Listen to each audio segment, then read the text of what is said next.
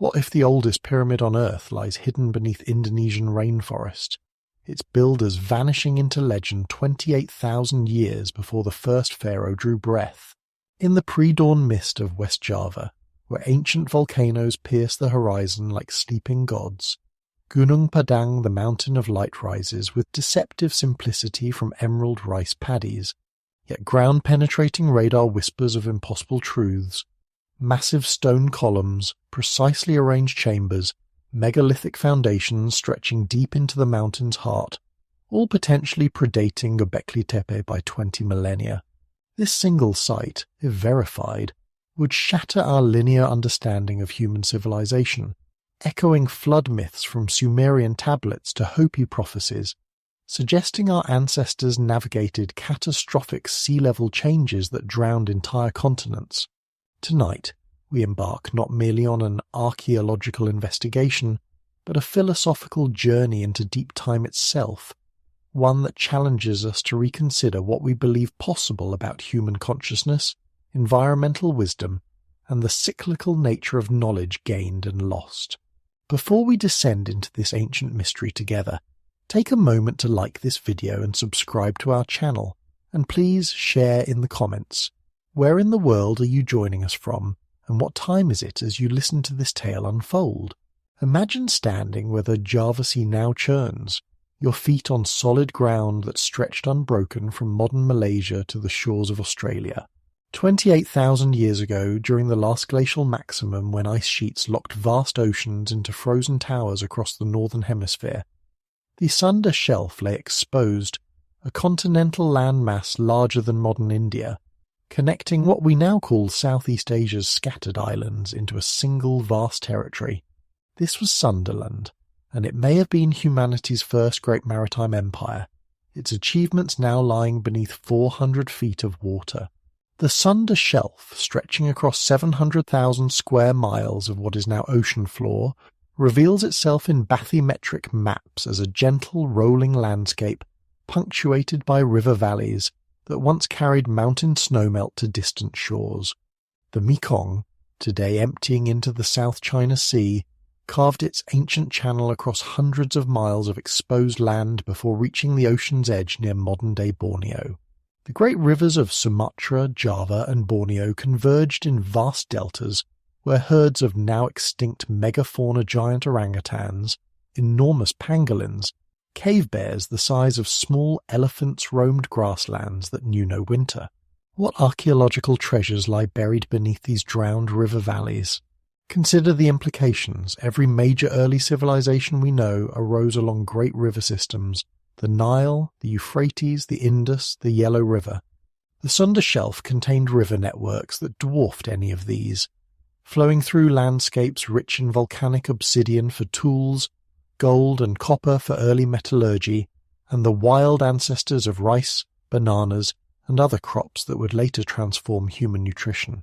If the builders of Gunung Padang truly worked stone 28 millennia ago, they did so not on isolated tropical islands, but across a continent-sized landmass perfectly positioned for the development of complex society. The Sahul Shelf tells a parallel story, connecting New Guinea to Australia across what Torres Strait now separates. Aboriginal Australian and Papuan oral traditions speak of walking between lands now divided by water, of hunting grounds where coral reefs now bloom, of sacred sites that disappeared beneath the waves. Modern genetic studies confirm these memories. The ancestors of Aboriginal Australians and Melanesians shared common territories, common hunting grounds, common sacred landscapes that survived in cultural memory long after the seas reclaimed the land. But here lies the archaeological tragedy of rising seas. 20,000 years of submersion have buried or destroyed the coastal settlements where early civilizations would most likely have flourished. Every harbour, every river mouth, every strategic peninsula where ancient builders might have established their great works now lies beneath layers of marine sediment, accessible only to the most advanced underwater archaeology. The few tantalizing glimpses we've caught geometric stone structures off Japan's Yonaguni Island, aligned megaliths scattered across Indonesia's modern coastlines, hint at architectural traditions that may stretch back to Sundaland's dryland days. What if the mysterious precision of Gunung Padang's deepest layers reflects not the isolated achievement of a single site, but the standardized building techniques of a civilization that spanned continents? The mathematical relationships between Indonesia's scattered megalithic sites, Gunung Padang, the Pasema Plateau, Nias Island stone villages, might make perfect sense if we imagine them as waypoints across a once-connected landscape, beacons for navigation across territories now divided by hundreds of miles of ocean. Sundaland occupied perhaps the most strategically advantageous position on Earth for the development of advanced maritime civilization. Picture this vast landmass as the crossroads of three worlds: Asia stretching northward into temperate climates, Australia extending southward into different seasonal patterns, and the vast Pacific spreading eastward toward the Americas. Ocean currents, monsoon patterns, and seasonal wind shifts made this region a natural training ground for the most sophisticated navigation techniques in human history. The environmental advantages bordered on the miraculous for early human development. While Northern Hemisphere populations struggled through the harsh conditions of the last glacial maximum scraping survival from frozen tundra, sheltering in caves from bitter winds that could kill the unprepared within hours, Sundaland enjoyed relatively stable tropical and subtropical climates.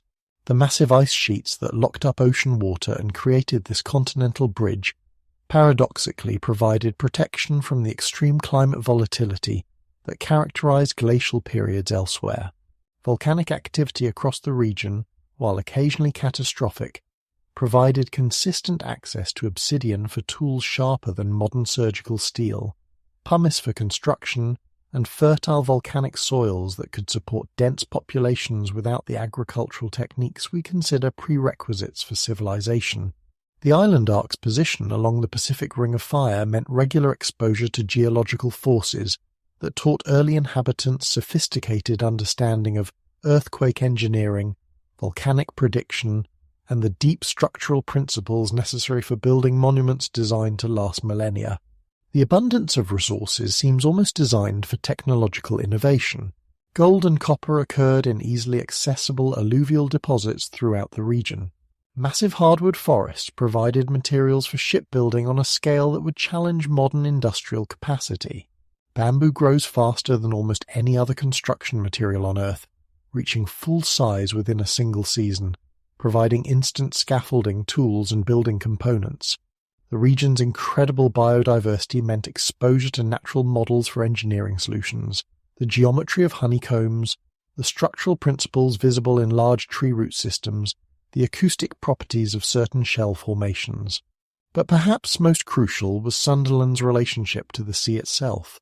This was not a continental civilization cut off from oceanic influences, but a maritime empire where land and sea interpenetrated across thousands of miles of coastline, river estuaries, and inland waterways. The monsoon system, with its predictable seasonal reversals, provided a natural school for understanding large-scale weather patterns, astronomical cycles, and the deep relationships between celestial movements and earthly phenomena. The skills required for navigation across Sundaland's vast distances reading ocean, swells, wind patterns, seasonal star positions, the subtle signs in cloud formations and bird behavior that indicate land beyond the horizon, represent cognitive achievements as sophisticated as any monumental architecture. If the builders of Gunung Padang possessed such navigation skills 28,000 years ago, the precision required for astronomical alignment of stone structures becomes not mysterious, but inevitable. Indigenous traditions across modern Indonesia preserve fragments of this navigational wisdom. The Bugis navigators of Sulawesi still use star compass techniques that divide the horizon into complex geometrical relationships. Traditional Balinese calendars integrate solar, lunar, and stellar cycles, with agricultural and ceremonial schedules of stunning mathematical complexity. Dayak communities maintain oral traditions describing river systems and territorial relationships that perfectly match the topography of the exposed Sunda Shelf, as if these mental maps were transmitted across 20,000 years of cultural memory. What emerges is the picture of a civilization uniquely positioned to develop both the practical skills necessary for monumental construction and the philosophical sophistication to integrate astronomical knowledge with spiritual practice, environmental wisdom with technological innovation. Sundaland was not merely a geographic platform for civilization, it was an educational system that taught its inhabitants to think simultaneously across vast scales of time and space. Sometime around 19,000 years ago, the great ice sheets began their retreat, and humanity faced its first truly global catastrophe, the return of the waters. Meltwater Pulse 1a, occurring approximately 14,600 years ago, saw global sea levels rise more than 40 feet within a few centuries, a geological incident that would have appeared to human populations as the end of the world itself. Imagine witnessing shorelines advancing inland at rates visible within a single lifetime, forcing entire populations into desperate migrations toward higher ground. The psychological impact of such rapid environmental change cannot be overstated. Communities that had developed sophisticated coastal settlements, harbour systems, and maritime trade networks suddenly found their entire economic and social infrastructure disappearing beneath advancing waves. River mouths that had served as natural harbours for millennia became submerged. Coastal plains that supported dense populations transformed into shallow seas. The very landscape that had shaped cultural identity, spiritual practice, and technological innovation vanished beneath waters that rose relentlessly, season after season, generation after generation. Archaeological evidence suggests these rising seas didn't bring gradual adaptation, but rather catastrophic displacement events that scattered populations across vast distances. Genetic studies reveal sudden population movements during this period, maritime peoples spreading rapidly across the Pacific, carrying with them cultural practices, navigational techniques, and possibly architectural knowledge developed during Sundaland's continental period. The remarkable similarities between megalithic traditions scattered from Indonesia to Easter Island, Madagascar to the Americas, might reflect not independent invention, but the dispersal of a single sophisticated building tradition by refugees from a drowning continent. The builders of Gunung Padang's deepest layers would have witnessed the early stages of this transformation. If carbon dating of 28,000 years proves accurate, these architects worked during the last glacial maximum's fullest extent, when sea levels reached their lowest point and Sundaland achieved its greatest territorial extent. They would have built knowing through generational observation of ice sheet behavior, careful attention to astronomical cycles, or simply the accumulated wisdom of previous climate fluctuations, that the waters would eventually return. This knowledge might explain Gunung Padang's most puzzling feature. Why build a massive megalithic complex and then deliberately conceal it beneath layers of earth and subsequent construction? If the builders understood that catastrophic environmental change was inevitable, the site begins to make sense not as a monument to power or religious devotion, but as a time capsule, a repository of knowledge and cultural achievement designed to survive the very catastrophe that would scatter its creators across the ocean. The great migration patterns forced by rising seas created the template for human expansion that continues to this day. Maritime populations driven from their coastal homeland became humanity's most adventurous explorers, carrying advanced navigation skills to every corner of the Pacific. The Austronesian expansion, which anthropologists date to around 3,000 years ago, may have been merely the most recent wave of a process that began with Sundaland's submersion 15,000 years earlier. Indigenous flood traditions across the Indonesian archipelago preserve startling specific details about this catastrophic period. Javanese legends speak of Atlantis-like kingdoms beneath the Java Sea. Dayak oral histories describe the Great Dispersal, when the first people scattered to high mountains and distant islands. These aren't vague mythological references to universal flood symbolism. They contain precise geographical information, navigational landmarks, and seasonal timing that matches the archaeological and geological record of post-glacial sea level rise.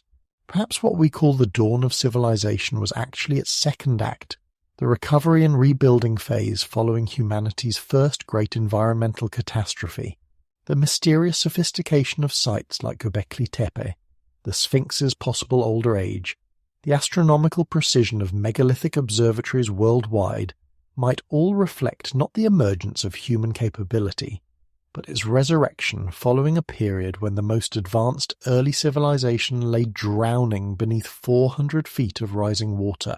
Standing today on Gunung Padang's terraced slopes, looking out across the Java Sea toward horizons that once connected Indonesia to Malaysia by dry land, we confront a humbling truth. Entire continents of human achievement have vanished beneath the waves, taking with them whatever wisdom their builders accumulated about living sustainably on a planet where ice ages and warming periods alternate with clockwork precision across scales of deep time that dwarf the span of any individual civilization. What if everything we thought we knew about the beginnings of human civilization has been written in the wrong language entirely? In 2010, Indonesian geologist Dr. Danny Hilman Natawijaja approached a grass-covered hill in West Java with equipment that reads, "The Earth like an ancient text ground-penetrating radar, electrical resistivity sensors, seismic instruments that listen to the planet's deeper secrets." What these machines whispered back would send tremors through the archaeological establishment that continue reverberating today. Gunung Padang had long been known to locals as a place of power, its terraced slopes dotted with megalithic stones that conventional archaeology comfortably dated to the classical Indonesian period, perhaps 2,000 years old. But Natawijaja, trained in the geological deep time that measures mountain building and continental drift, approached the site with different eyes. Where archaeologists saw scattered remnants of known civilizations, he perceived the signature of something far older, far more sophisticated, and far more challenging to accepted timelines of human development.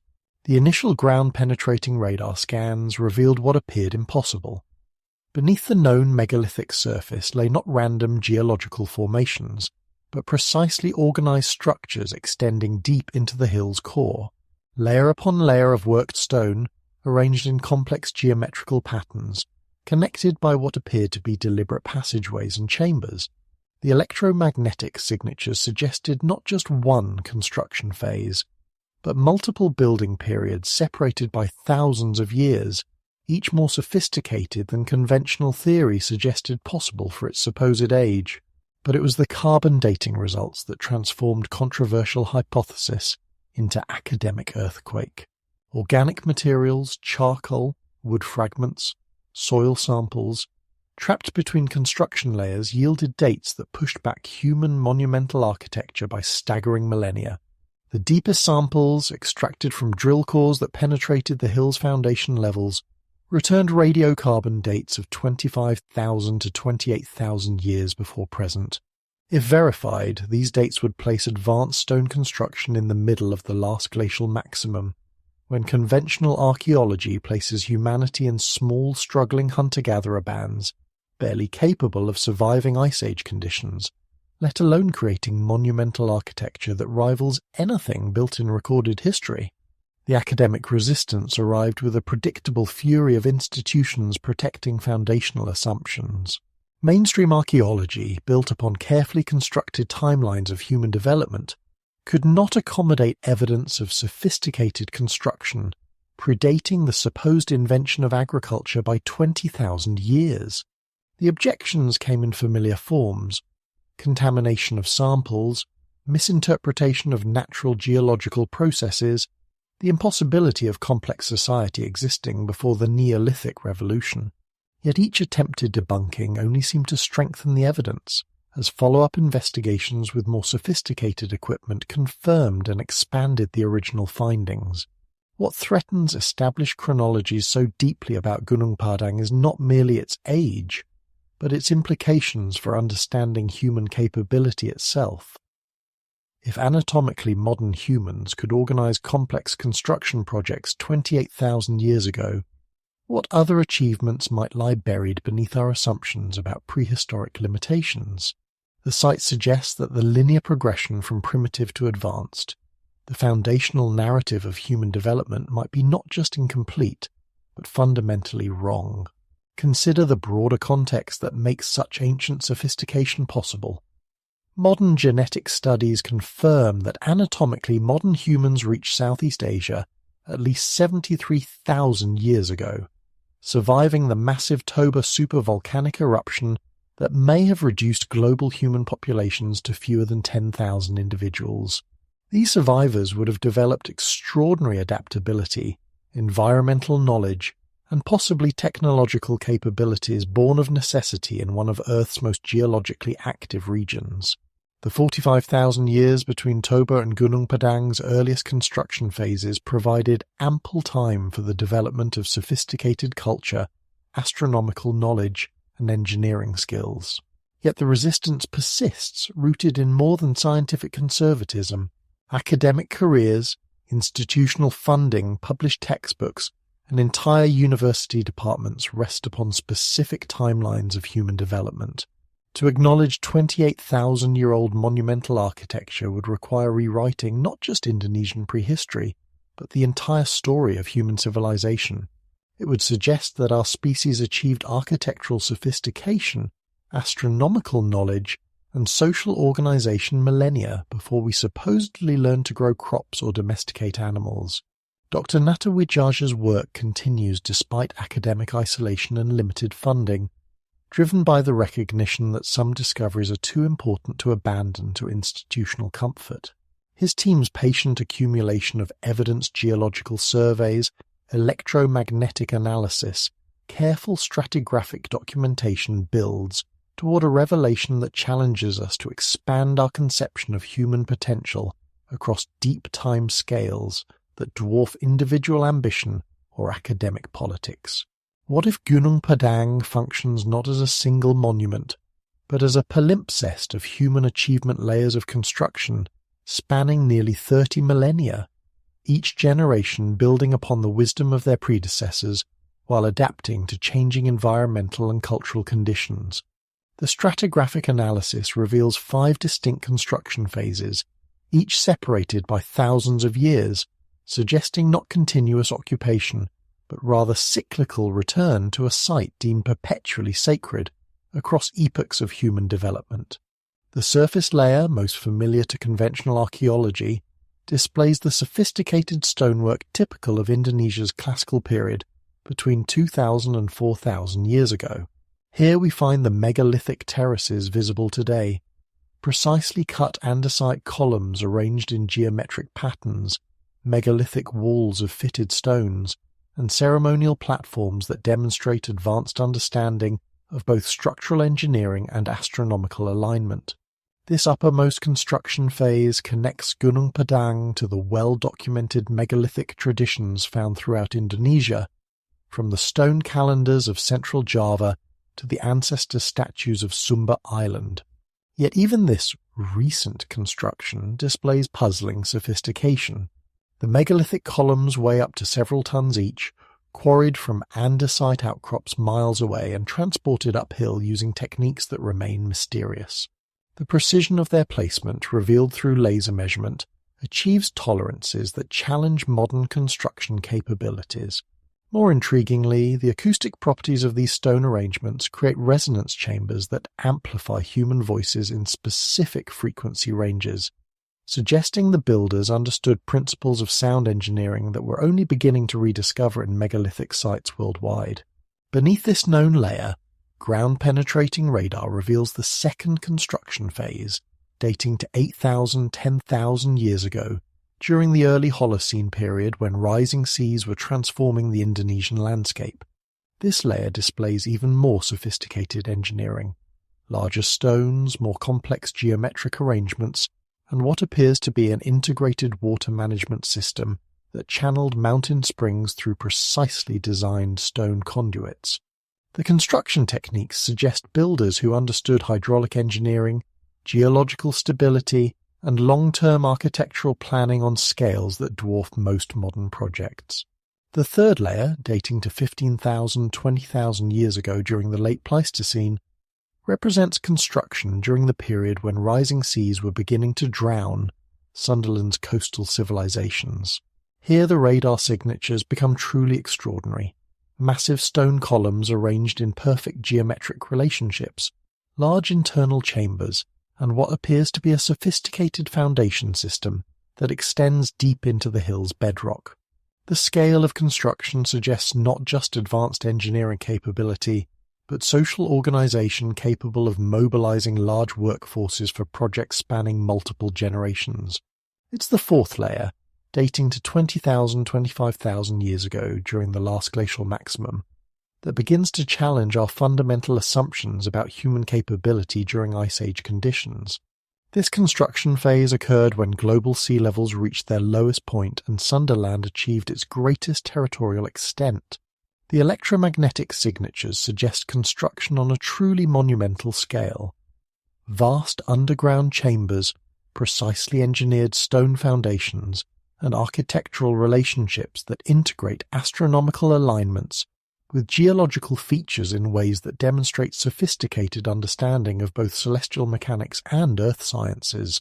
But it's the fifth and deepest layer, 25,000 to 28,000 years old, that represents perhaps the most profound mystery in human prehistory. This foundational construction phase occurred near the peak of the last glacial maximum, when conventional archaeology places humanity in small nomadic groups struggling for basic survival. Yet the radar and seismic evidence suggests construction that surpasses all subsequent phases in both scale and sophistication. Enormous worked stone foundations, complex chamber systems, and architectural relationships that suggest the builders possessed advanced mathematical knowledge, astronomical understanding, and engineering capabilities that we struggle to match today. What emerges from this stratigraphic analysis is not the conventional narrative of gradual human progress from primitive to advanced, but rather something far more complex and challenging, a cyclical pattern of achievement, abandonment, and rediscovery spanning nearly 30 millennia. Each construction phase builds upon the achievements of its predecessors while adapting to changing environmental conditions and cultural circumstances. The earliest builders created foundations so sophisticated that subsequent generations, despite their own considerable abilities, chose primarily to build upon rather than replace these ancient achievements. The implications extend far beyond a single Indonesian site. If humans were capable of such sophisticated construction 28,000 years ago, what other achievements lie buried beneath our assumptions about prehistoric limitations? The pattern revealed at Gunung Padang advanced early achievement followed by long periods of abandonment and gradual rediscovery might characterize human development far more accurately than the linear progression narratives that dominate conventional archaeology. This layered construction suggests something profound about the relationship between human capability and environmental circumstance.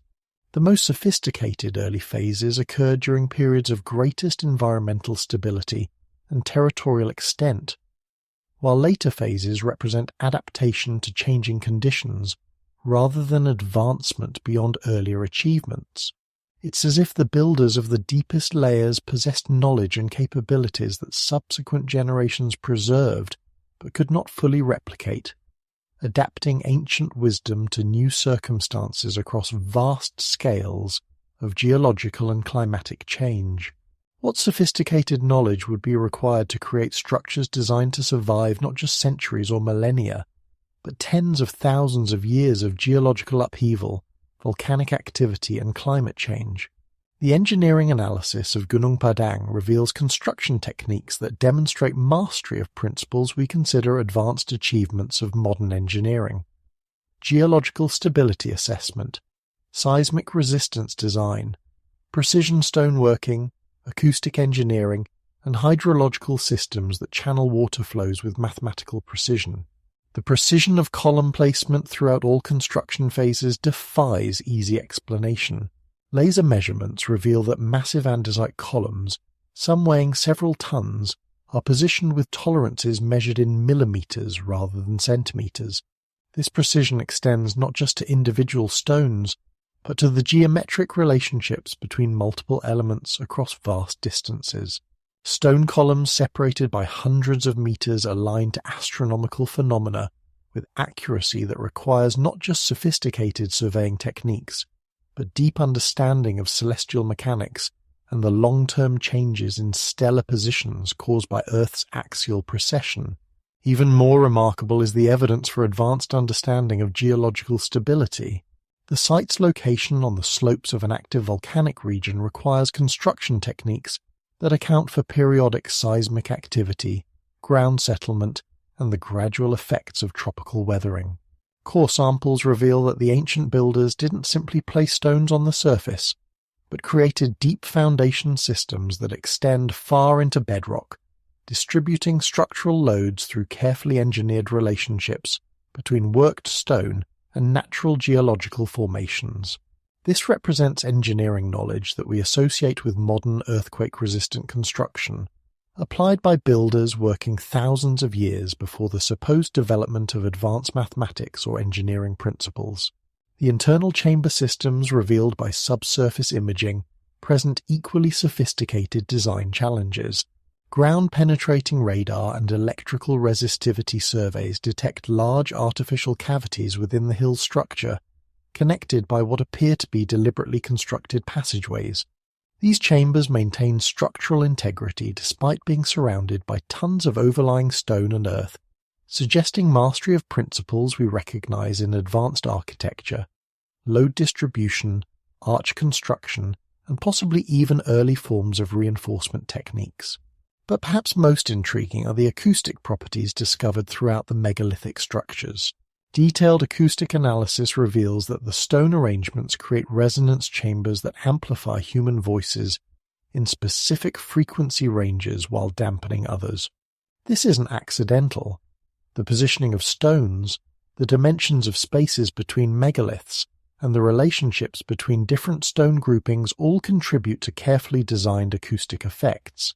Similar acoustic engineering has been documented at megalithic sites worldwide, from Stonehenge to the Hypogeum of Malta, suggesting that ancient builders possessed sophisticated understanding of sound physics and its applications to human consciousness and ritual practice. The water management systems represent perhaps the most practically impressive engineering achievement. Electromagnetic surveys reveal extensive networks of stone-lined channels, drainage systems, and what appear to be underground water storage facilities. These systems channel natural springs and seasonal rainfall through precisely engineered stone conduits, preventing erosion while maintaining controlled water flow throughout different seasonal cycles. The mathematical precision of these hydrological systems demonstrates understanding of fluid dynamics, geological hydrology, and long-term maintenance requirements that rivals modern civil engineering projects. Quality of stone working throughout all construction phases displays techniques that challenge our understanding of ancient tool capabilities. The andesite volcanic rock used throughout Gunung Padang is extremely hard, requiring considerable technological sophistication to cut, shape, and finish to the precision standards evident throughout the site. Yet there's no evidence of metal tools advanced enough to achieve such precision, suggesting either technologies we haven't yet understood or techniques for working stone that we've lost to historical amnesia. The integration of all these engineering systems into a unified architectural vision represents perhaps the greatest achievement. The builders of Gunung Padang didn't simply master individual technologies, precision stone cutting, acoustic engineering, hydrological systems, seismic resistance, but integrated these capabilities into structures that function simultaneously as astronomical observatories, ceremonial centers, and possibly repositories for preserving knowledge across vast timescales. This represents systems thinking and project management capabilities that we associate with the most advanced civilizations in recorded history, applied by builders working during periods when conventional archaeology places humanity in small, technologically limited societies. What becomes clear through detailed engineering analysis is that the builders of Gunung Padang possessed not just advanced individual technologies, but sophisticated understanding of how these technologies could be integrated to create structures capable of preserving their achievements across geological timescales. They built not just for their own generation, but for a future they might never see, embedding their knowledge in stone arrangements that continue teaching anyone capable of reading their sophisticated architectural language. What psychology drives a civilization to deliberately hide its greatest achievements, burying monumental architecture beneath layers of earth and subsequent construction? The evidence at Gunung Padang suggests not accidental concealment through natural processes, but deliberate camouflaging strategies that transform the site from obvious monument to natural-appearing hill. This concealment represents perhaps the most intriguing aspect of the entire complex. Builders sophisticated enough to create structures rivaling any in human history, yet wise enough to make them invisible to casual observation. Stratigraphic analysis reveals clear evidence of intentional burial throughout multiple construction phases. Between major building periods, thick layers of soil, smaller stones, and organic material were carefully placed over previous construction, creating barriers that protected underlying structures while providing foundations for subsequent building phases. This isn't the gradual accumulation of sediment over abandoned ruins. The layering patterns, material composition, and careful placement all suggest deliberate concealment strategies that required considerable planning and labor investment. The camouflage techniques display remarkable sophistication. Rather than simply covering megalithic structures with random earth and debris, the builders created layers that mimic natural geological processes. Soil composition matches local patterns. Stone placement follows natural erosion and deposition patterns. Organic materials are distributed in ways that support natural vegetation growth, ensuring that the concealed structures would quickly develop natural camouflage through plant growth. The overall effect transforms monumental architecture into landscape that appears naturally formed to all but the most sophisticated investigation. This concealment strategy finds parallels in hidden-in-plain-sight monuments worldwide, suggesting a shared wisdom tradition about the preservation of sacred knowledge. Göbekli Tepe in Turkey was deliberately buried beneath tons of fill material around 8000 BCE, preserving the site's sophisticated stone circles until modern rediscovery. The Sphinx in Egypt shows evidence of being buried and re-excavated multiple times throughout history. Massive stone structures throughout the Amazon were concealed beneath forest canopy that researchers are only now penetrating with LiDAR technology. Serpent Mound in Ohio was camouflaged as a natural ridge until detailed survey revealed its artificial construction. The pattern suggests a global understanding among ancient builders that certain knowledge and achievements needed protection from periods of cultural disruption, environmental catastrophe, or social collapse. Rather than relying on written records or cultural transmission, both vulnerable to political upheaval, natural disaster, or simple forgetfulness, these builders embedded their achievements in stone and earth arrangements designed to survive massive timescales while remaining hidden from those who might misuse or destroy such knowledge. But why choose concealment over display? Modern civilizations build monuments to demonstrate power, celebrate achievement, or ensure cultural memory. The psychology behind Gunung Padang's concealment suggests builders who understood their achievements differently, not as expressions of cultural dominance, but as repositories of knowledge that needed protection, across periods when such knowledge might be dangerous, misunderstood, or simply lost to social chaos. The environmental context provides crucial clues to this concealment psychology. The builders of the earliest phases worked during the last glacial maximum, when climate stability was rare and catastrophic environmental change occurred with regularity. They witnessed or inherited cultural memory of massive environmental disruptions, volcanic supereruptions, rapid sea level changes, climate shifts that could destroy civilizations within generations. Under such conditions, preserving knowledge becomes more important than displaying it, and concealment becomes a survival strategy for cultural achievements. The sophisticated timing of concealment phases suggests builders who understood long-term environmental cycles and social patterns. Major concealment events at Gunung Padang correlate with periods of global environmental stress. The Younger Dryas climate reversal, major volcanic eruptions, rapid sea level rise events. It's as if the builders possessed knowledge of recurring catastrophic cycles and developed concealment strategies specifically designed to preserve their achievements through predictable periods of chaos and cultural collapse.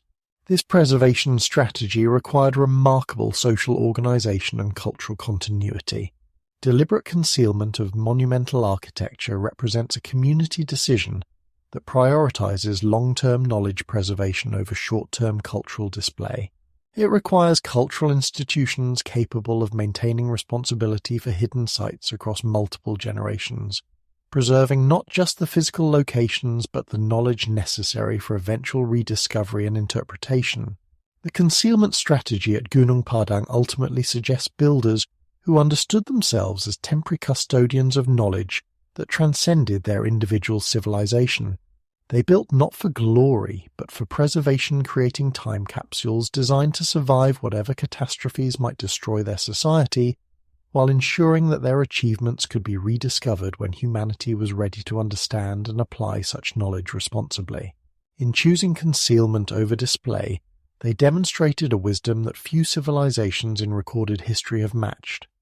The understanding that true achievement lies not in impressing contemporaries, but in preserving knowledge for futures they would never see. What if Gunung Padang represents not an isolated achievement of a single forgotten civilization, but rather the keystone of a vast architectural network that once spanned Indonesia's 17,000 islands, like a constellation of stone wisdom scattered across the world's largest archipelago? As we expand our investigation beyond the Mountain of Light's terraced slopes, a pattern emerges that transforms our understanding from the story of one remarkable site to the revelation of an entire civilization whose monuments dot the Indonesian landscape, from Sumatra's western shores to Papua's eastern highlands. The scope of Indonesia's megalithic heritage staggers the imagination. Archaeological surveys, many conducted during Dutch colonial periods and subsequently forgotten in academic archives, document sophisticated stone structures across virtually every major Indonesian island.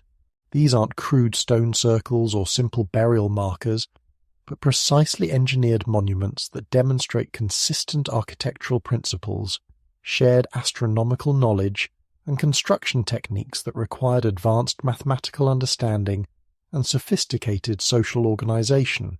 On Sumatra's Pasma Plateau, massive stone sculptures emerge from tropical forests like granite dreams made manifest. Here, enormous boulders weighing dozens of tons have been carved into intricate reliefs depicting warriors, elephants, and serpents with artistic sophistication that rivals classical Greek sculpture. But these aren't merely artistic achievements. The positioning of these carved monuments follows precise astronomical alignments, creating observatories that track solstices, equinoxes, and complex lunar cycles with accuracy that requires generations of careful observation and mathematical calculation. The astronomical precision of Pasma's megaliths connects them unmistakably to Gunung Padang's sophisticated alignments.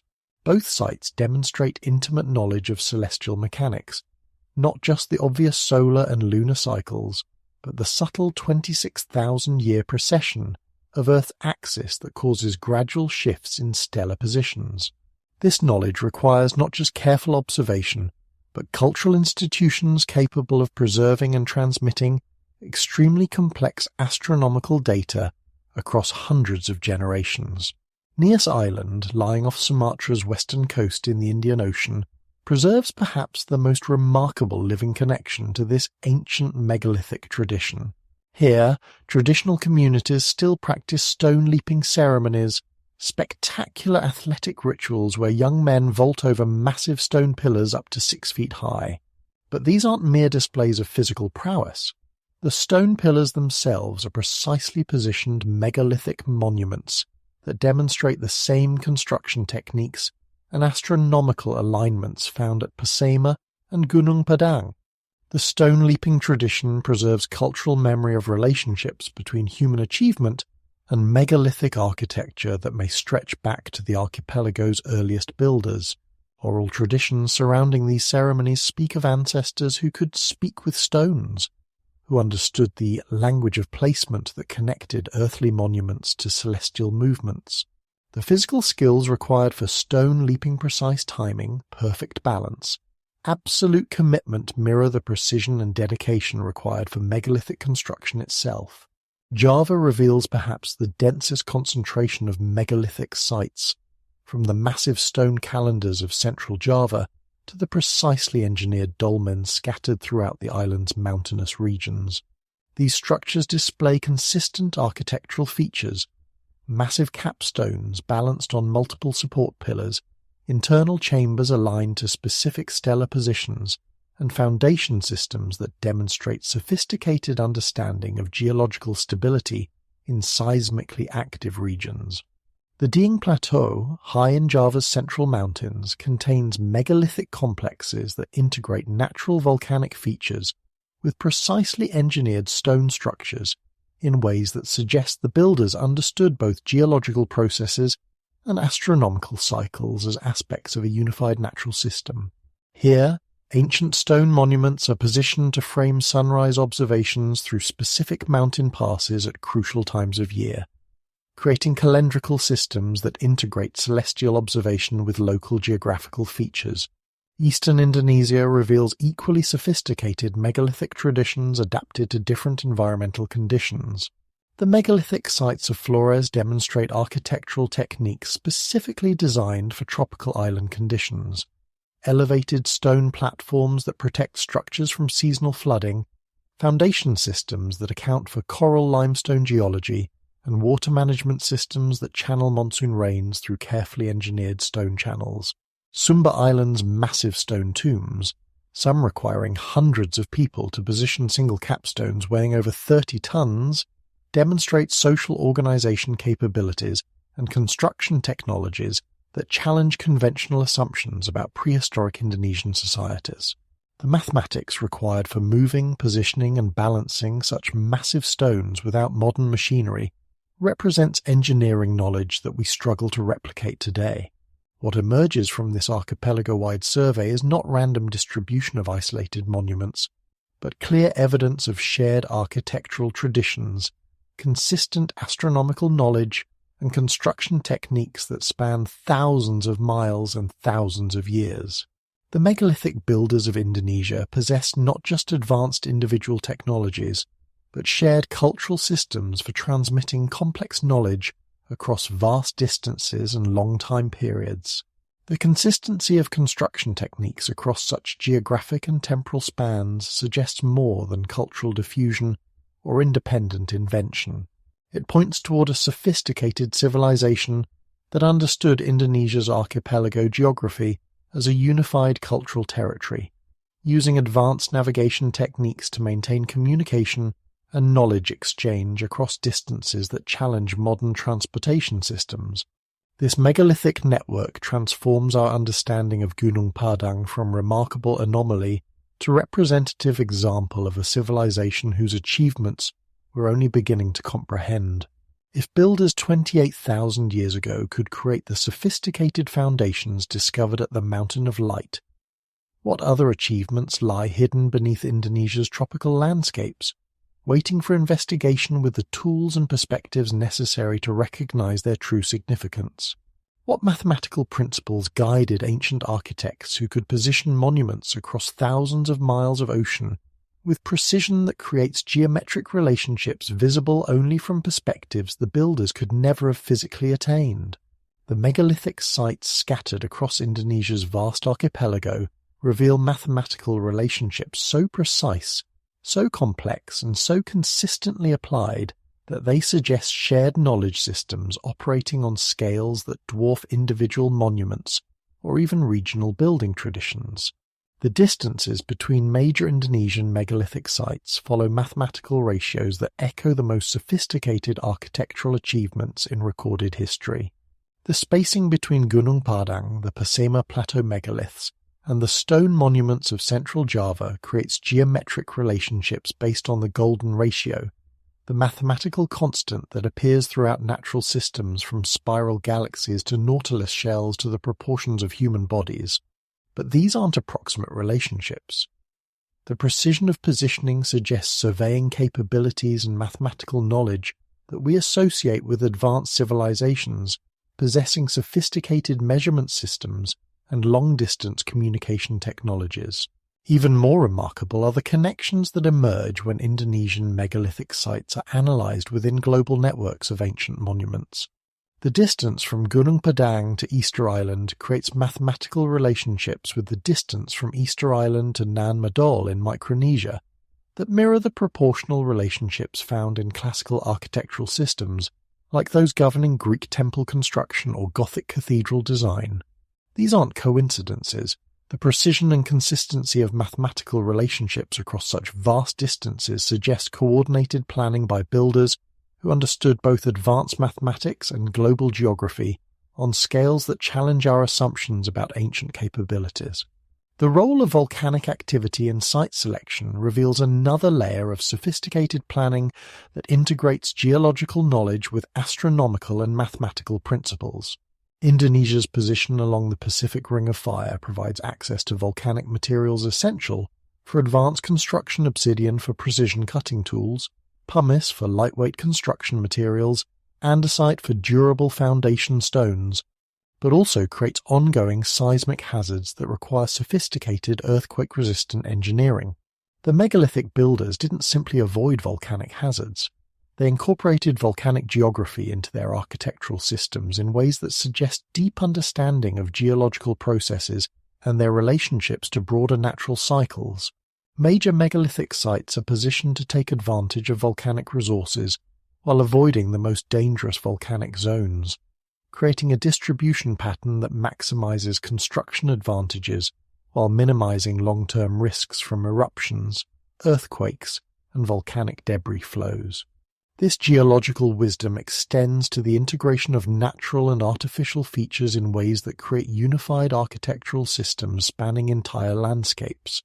At the Dieng Plateau, megalithic monuments are positioned to work with natural volcanic features, crater lakes, hot springs, naturally occurring stone formations, creating observatories and ceremonial spaces that blend human engineering with geological processes. The result is architecture that appears to grow from the landscape rather than being imposed upon it, suggesting philosophical approaches to construction that understood human achievement as enhancement of natural systems rather than domination over them. The astronomical alignments of Indonesian megaliths reveal mathematical relationships that connect earthly monuments to celestial mechanics with precision that requires not just careful observation, but sophisticated mathematical modelling of complex astronomical cycles. The builders understood not just obvious patterns like solar and lunar cycles, but subtle long-term variations like the 26,000-year precession cycle that causes gradual shifts in stellar positions, the 41,000-year cycle of changes in Earth's axial tilt, and the 100,000-year cycle of orbital eccentricity that drives ice age patterns. The integration of water flow patterns into megalithic site design reveals mathematical understanding of fluid dynamics that rivals modern hydraulic engineering. Ancient architects positioned monuments to work with seasonal water flows, creating systems where monsoon rains, mountain springs, and river systems flow through carefully calculated stone channels that prevent erosion while creating precisely controlled water features for ceremonial and practical purposes. These hydrological systems demonstrate understanding of mathematical relationships between rainfall patterns, topographical features, and human water needs that enabled sustainable habitation of monuments across thousands of years of changing environmental conditions. The precision of these calculations suggests not just practical engineering knowledge, but philosophical integration of human communities with natural water cycles in ways that supported both practical needs and spiritual practices. Each stone circle across Indonesia's archipelago functioned simultaneously as sanctuary and beacon, a sacred space for local communities and a navigation marker for long-distance travellers who understood the mathematical relationships connecting monuments across vast oceanic distances.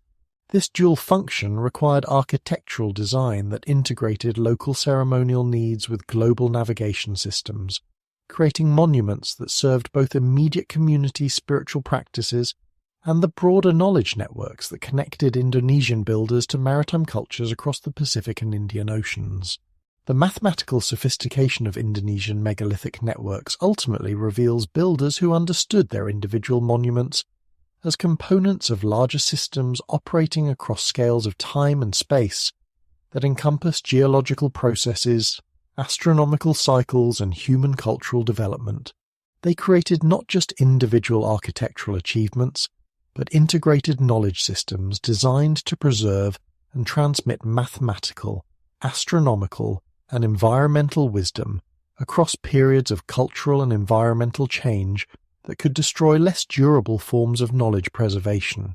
What navigation techniques would enable ancient builders to transport massive stone monuments across hundreds of miles of open ocean, coordinate construction projects spanning thousands of islands, and maintain cultural continuity across an archipelago that challenges modern transportation systems. The megalithic evidence scattered across Indonesia's 17,000 islands reveals maritime capabilities that predate conventional timelines of seafaring development by millennia, suggesting that the builders of these monuments possessed navigation technologies and oceanic knowledge that we're only beginning to understand. The sheer logistics of megalithic construction across Indonesia's archipelago demands advanced maritime capabilities. The andesite stones used at Gunung Padang were quarried from sites dozens of miles away, requiring transportation across rivers, valleys, and possibly ocean channels. The massive capstones at Sumba's megalithic tombs weigh over 30 tons each. Moving such stones across water requires shipbuilding technology, understanding of buoyancy and stability, and navigation skills that enable precise positioning of heavy cargo across unpredictable ocean conditions. But the evidence suggests capabilities far beyond basic transport logistics. The mathematical relationships connecting megalithic sites across vast oceanic distances require navigation techniques capable of establishing precise geographical positions across thousands of miles of open water. This level of precision demands understanding of celestial navigation that goes beyond simple dead reckoning, to include sophisticated knowledge of stellar positions, ocean current patterns, seasonal wind variations, and the subtle environmental indicators that enable accurate long-distance ocean travel. Indigenous navigation traditions preserved across the Pacific provide glimpses of the sophisticated techniques ancient mariners developed for long-distance ocean travel. Marshall Islands navigators still use stick charts that map ocean swell patterns with mathematical precision, creating three-dimensional models of wave interactions that enable navigation across thousands of miles without instruments. Micronesian navigators memorize star compass systems that divide the horizon into 32 directional points, integrating stellar positions with seasonal wind patterns and ocean current data in mental maps of extraordinary complexity. But Indonesian megalithic networks suggest navigation capabilities that exceed even these sophisticated traditional techniques. The coordination required for synchronized construction projects across multiple islands demands communication systems that enable planning and resource coordination across vast distances. This implies either regular travel circuits that connected megalithic building communities, or possibly even more advanced communication technologies that we haven't yet recognized in the archaeological record. The Austronesian expansion, which conventional archaeology dates to around 3,000 years ago, may represent merely the most recent wave of a maritime tradition that extends back to the earliest megalithic builders. Genetic studies reveal population movements across the Pacific that began far earlier than previously recognized, with DNA evidence suggesting transoceanic contact between Indonesian populations and distant Pacific communities during periods when such contact was supposedly impossible. The sophisticated understanding of monsoon patterns required for successful navigation across Indonesian waters suggests builders who understood large-scale meteorological systems and their relationships to seasonal agricultural cycles, astronomical phenomena, and long-term climate patterns. Indonesian megalithic sites are positioned to take advantage of seasonal wind patterns that enable efficient travel between islands during specific times of year, creating transportation networks that integrate monument construction with natural sailing seasons. Advanced seafaring capabilities would have enabled the spread of megalithic building techniques across the Pacific in ways that explain the remarkable similarities between Indonesian monuments and sophisticated stone structures found from Easter Island to Madagascar. The precision-cut stones at Easter Island, the artificial islands of Nan Madol, the sophisticated megalithic platforms of Polynesia, all demonstrate construction techniques and astronomical knowledge that suggest shared cultural traditions spread by maritime peoples possessing advanced navigation capabilities. The integration of navigation knowledge with astronomical observation created feedback systems where megalithic monuments functioned simultaneously as ceremonial centers, agricultural calendars, and navigation beacons for long-distance travelers. This multifunctional design enabled sustainable maintenance of monument networks across vast distances and long time periods, creating infrastructure that supported both local communities and the broader maritime networks that connected Indonesian builders to Pacific-wide cultural systems. Ocean current knowledge preserved in traditional Indonesian navigation suggests understanding of global circulation patterns that enabled transoceanic travel during periods when sea levels, wind patterns, and current systems differed significantly from modern conditions. During the last glacial maximum, when major megalithic construction occurred at Gunung Padang, oceanic conditions provided navigation opportunities that disappeared as rising seas and changing climate systems altered traditional travel routes. The megalithic builders of Indonesia ultimately reveal themselves as maritime masters whose capabilities extended far beyond monument construction to encompass sophisticated understanding of oceanic systems, astronomical navigation, and the complex relationships between geological processes, climate patterns, and human cultural development. Their achievements suggest maritime civilizations whose knowledge systems integrated practical navigation skills with spiritual practices, environmental wisdom with technological innovation, creating cultural traditions that preserved essential knowledge across vast scales of time and space. Navigation techniques that enabled long-distance monument building required not just individual sailing skills, but cultural institutions capable of preserving complex technical knowledge across generations, maintaining supply networks across thousands of miles, and coordinating construction projects that spanned multiple islands and extended across centuries or millennia. This reveals social organization capabilities and cultural sophistication that challenge our assumptions about prehistoric societies and their capacity for large-scale coordination and long-term planning. What happens when 28,000 years of architectural wisdom survives not in written records or archaeological remains, but in the living practices of communities who continue building with techniques their ancestors developed before the pyramids, before Stonehenge, before any monument in recorded history? Across Indonesia's vast archipelago, traditional communities preserve megalithic building knowledge that provides direct windows into construction techniques, spiritual practices, and environmental relationships that may stretch back to the earliest builders of Gunung Padang. The Toraja people of South Sulawesi maintain architectural traditions that demonstrate direct connections to Indonesia's ancient megalithic heritage. Traditional Toraja houses, called tonkonan, display construction principles that mirror the sophisticated engineering found at ancient megalithic sites. These elevated structures utilize precise joinery techniques that require no metal fasteners, creating buildings capable of withstanding earthquakes, tropical storms, and decades of weathering through mathematical relationships between wooden components that distribute structural loads with engineering precision. But the tonkonan represent more than architectural achievement. They embody philosophical relationships between human communities and natural systems that provide insight into the worldview of Indonesia's earliest builders. Toraja construction traditions understand buildings as living entities that must be properly integrated with landscape features, seasonal cycles, and spiritual practices. The orientation of houses follows astronomical alignments that connect daily activities to celestial movements, while the proportional relationships between different structural elements follow mathematical principles that create harmonious integration between human-built and natural environments. The ceremonial aspects of Toraja construction preserve cultural knowledge about community organization and spiritual practices that may reflect traditions stretching back to megalithic periods.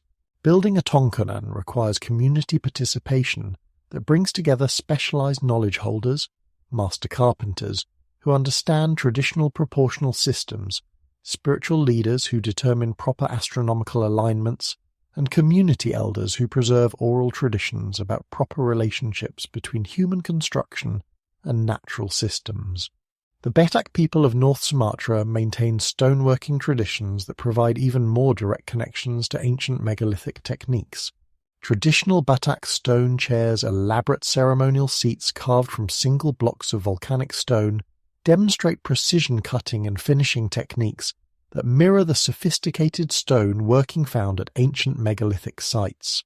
The mathematical relationships governing the proportions of these stone seats follow the same principles visible in ancient megalithic monuments, suggesting preservation of extremely ancient mathematical knowledge in living cultural traditions. Batak ceremonial practices surrounding stone chair construction preserve oral traditions that describe the spiritual and practical knowledge required for working with stone. These traditions speak of understanding stone spirits and the proper relationships between human builders and geological materials. Knowledge systems that may preserve ancient understanding of geological processes, stone selection techniques, and the integration of spiritual practices with technical construction skills. The ceremonial significance of Batak stone chairs extends beyond individual communities to broader networks of traditional knowledge that connect communities across vast distances. The installation of new stone chairs requires participation by knowledge holders from multiple communities, creating cultural exchanges that preserve and transmit traditional architectural knowledge across regional networks. This system of knowledge preservation may reflect ancient cultural institutions that enabled coordination of megalithic construction across Indonesia's vast archipelago. Traditional Indonesian communities throughout the archipelago maintain building traditions that demonstrate consistent principles of mathematical proportion, astronomical alignment, and environmental integration that connect directly to ancient megalithic sites. From the elevated houses of the Dayak people in Borneo to the stone platforms of traditional Javanese communities, these living traditions preserve construction knowledge that provides practical insight into techniques used by Indonesia's earliest builders. The colonial period brought catastrophic disruption to these traditional knowledge systems. Dutch colonial administrators, followed by Japanese occupation and Indonesian modernization efforts, systematically undermined traditional cultural institutions, educational systems, and community practices that preserved ancient architectural knowledge. Many traditional building specialists were forced to abandon their practices for wage labor, while younger generations were educated in modern systems that provided no context for understanding traditional knowledge. Yet remarkable preservation efforts by traditional communities have maintained critical elements of ancient building wisdom. Community leaders recognized that traditional architectural knowledge represented cultural treasures that needed active protection from modernization pressures. Deliberate efforts to preserve traditional construction techniques, maintain ceremonial practices, and transmit specialized knowledge to younger generations have kept alive cultural traditions that provide irreplaceable insights into Indonesia's megalithic heritage. Modern research collaborations between traditional knowledge holders and academic investigators are beginning to document and understand these preserved traditions in ways that illuminate the sophisticated knowledge systems of Indonesia's earliest builders. Traditional master builders possess practical understanding of construction techniques, material properties, and environmental relationships that complement archaeological investigation with knowledge that no amount of excavation could provide.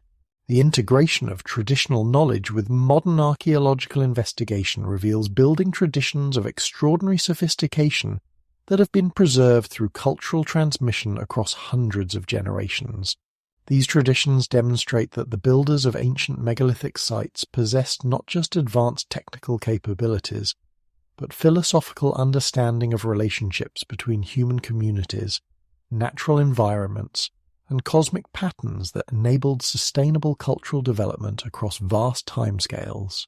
Living traditions ultimately provide the most direct connection to the wisdom of Indonesia's ancient builders, preserving in active cultural practice the knowledge systems that created monuments like Gunung Padang. These traditions reveal that the sophisticated capabilities evident in Indonesia's megalithic sites reflect not mysterious lost technologies, but sustainable knowledge systems that integrated technical skill with spiritual understanding, practical construction techniques with environmental wisdom, creating cultural traditions capable of preserving essential knowledge across the vast timescales that connect ancient builders to contemporary communities still practicing their architectural wisdom. What if the most profound archaeological discoveries lie not buried beneath Indonesian soil, but preserved within the living memory of communities whose oral traditions have carried 28,000 years of history through an unbroken chain of storytellers, each generation adding their voice to narratives that stretch back to the earliest builders of stone monuments? Across Indonesia's vast archipelago, traditional communities maintain oral histories that speak with startling specificity about ancient builders, their technologies, their spiritual practices, and their ultimate fate during the great catastrophes that transformed the region's geography and scattered their descendants across distant islands. The Javanese traditions surrounding the Wali Pitu, the seven sacred saints who brought Islam to Java, contain layers of older narratives that describe master builders whose capabilities exceeded anything seen in recorded history. These stories, preserved in the shadow puppet traditions of Wayang Kulit and the court chronicles of Javanese kingdoms, speak of architects who could speak with stones, who understood the language of placement that connected earthly monuments to celestial movements, and who possessed knowledge of construction techniques that enabled them to build structures designed to survive catastrophic environmental changes. The oral traditions describe these ancient builders not as primitive peoples struggling with crude tools, but as sophisticated masters of both practical and spiritual technologies. They understood mathematical principles that enabled precise astronomical alignments, possessed metallurgical knowledge that produced tools capable of working the hardest volcanic stones, and maintained cultural institutions that coordinated construction projects across vast distances and extended time periods. Most intriguingly, the traditions consistently describe these builders as temporary custodians of knowledge that belong not to their individual communities, but to humanity across vast scales of time.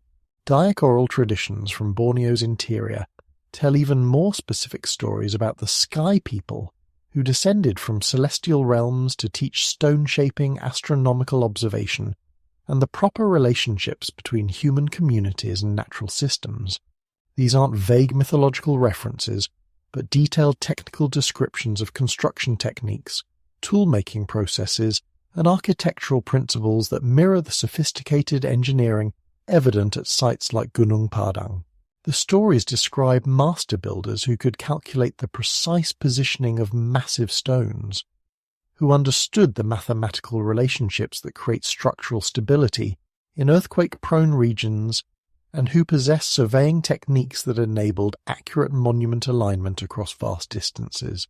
The Dayak traditions preserve remarkable details about the social organization required for megalithic construction. They describe coordinated work parties that brought together specialized knowledge holders from communities separated by hundreds of miles, temporary settlements established near construction sites to house workers during multi-year building projects, and ceremonial practices that integrated practical construction work with spiritual observances designed to ensure the long-term stability and protection of completed monuments. Perhaps most significantly, Dayak oral histories describe the deliberate concealment strategies employed by ancient builders as environmental conditions changed and social circumstances required protection of sacred sites. The stories tell of master architects who understood that certain knowledge needed preservation across periods of cultural disruption, who developed techniques for camouflaging monuments as natural landscape features, and who established cultural institutions responsible for maintaining hidden sites across generations, when such knowledge might be dangerous or misunderstood. Balinese Lontar palm leaf manuscripts contain written records of oral traditions that describe pre-flood civilizations with technological and spiritual capabilities that surpassed later historical periods. These texts, inscribed in ancient scripts that require specialized knowledge to interpret, describe kingdoms that existed when Java, Sumatra, and Borneo were connected by land bridges. The remarkable consistency of these oral traditions across Indonesia's diverse linguistic and cultural boundaries suggests preservation of authentic historical memory rather than mythological speculation. Javanese, Dayak, and Balinese communities developed independently for thousands of years, yet their oral traditions describe virtually identical ancient building techniques, social organization patterns, and spiritual practices surrounding megalithic construction. This consistency across cultural boundaries that prevented regular interaction suggests that all three traditions preserve elements of shared historical experience from periods when Indonesia's geography enabled greater cultural unity. Comparative analysis reveals that Indonesian oral traditions preserve technical details about ancient construction that match archaeological evidence from megalithic sites worldwide. Descriptions of precision stone cutting, acoustic engineering, astronomical alignment techniques, and foundation systems that account for seismic activity correspond precisely to capabilities evident at sites from Easter Island to Stonehenge, suggesting that Indonesian oral traditions preserve authentic memory of technological achievements that characterized a globally connected civilization of unprecedented sophistication. The oral histories consistently describe the ancient builders as possessing wisdom that integrated practical technological capabilities with sophisticated understanding of natural systems, human psychology, and the long-term cycles that govern both environmental and cultural change. They weren't simply advanced engineers, but philosophers who understood their achievements as temporary contributions to knowledge systems that transcended individual civilizations and required protection across scales of time that encompassed geological processes, astronomical cycles, and the unpredictable catastrophes that periodically reset human cultural development. These traditions ultimately preserve not just historical information about ancient achievements, but ongoing wisdom about sustainable relationships between human communities and the natural systems that support them.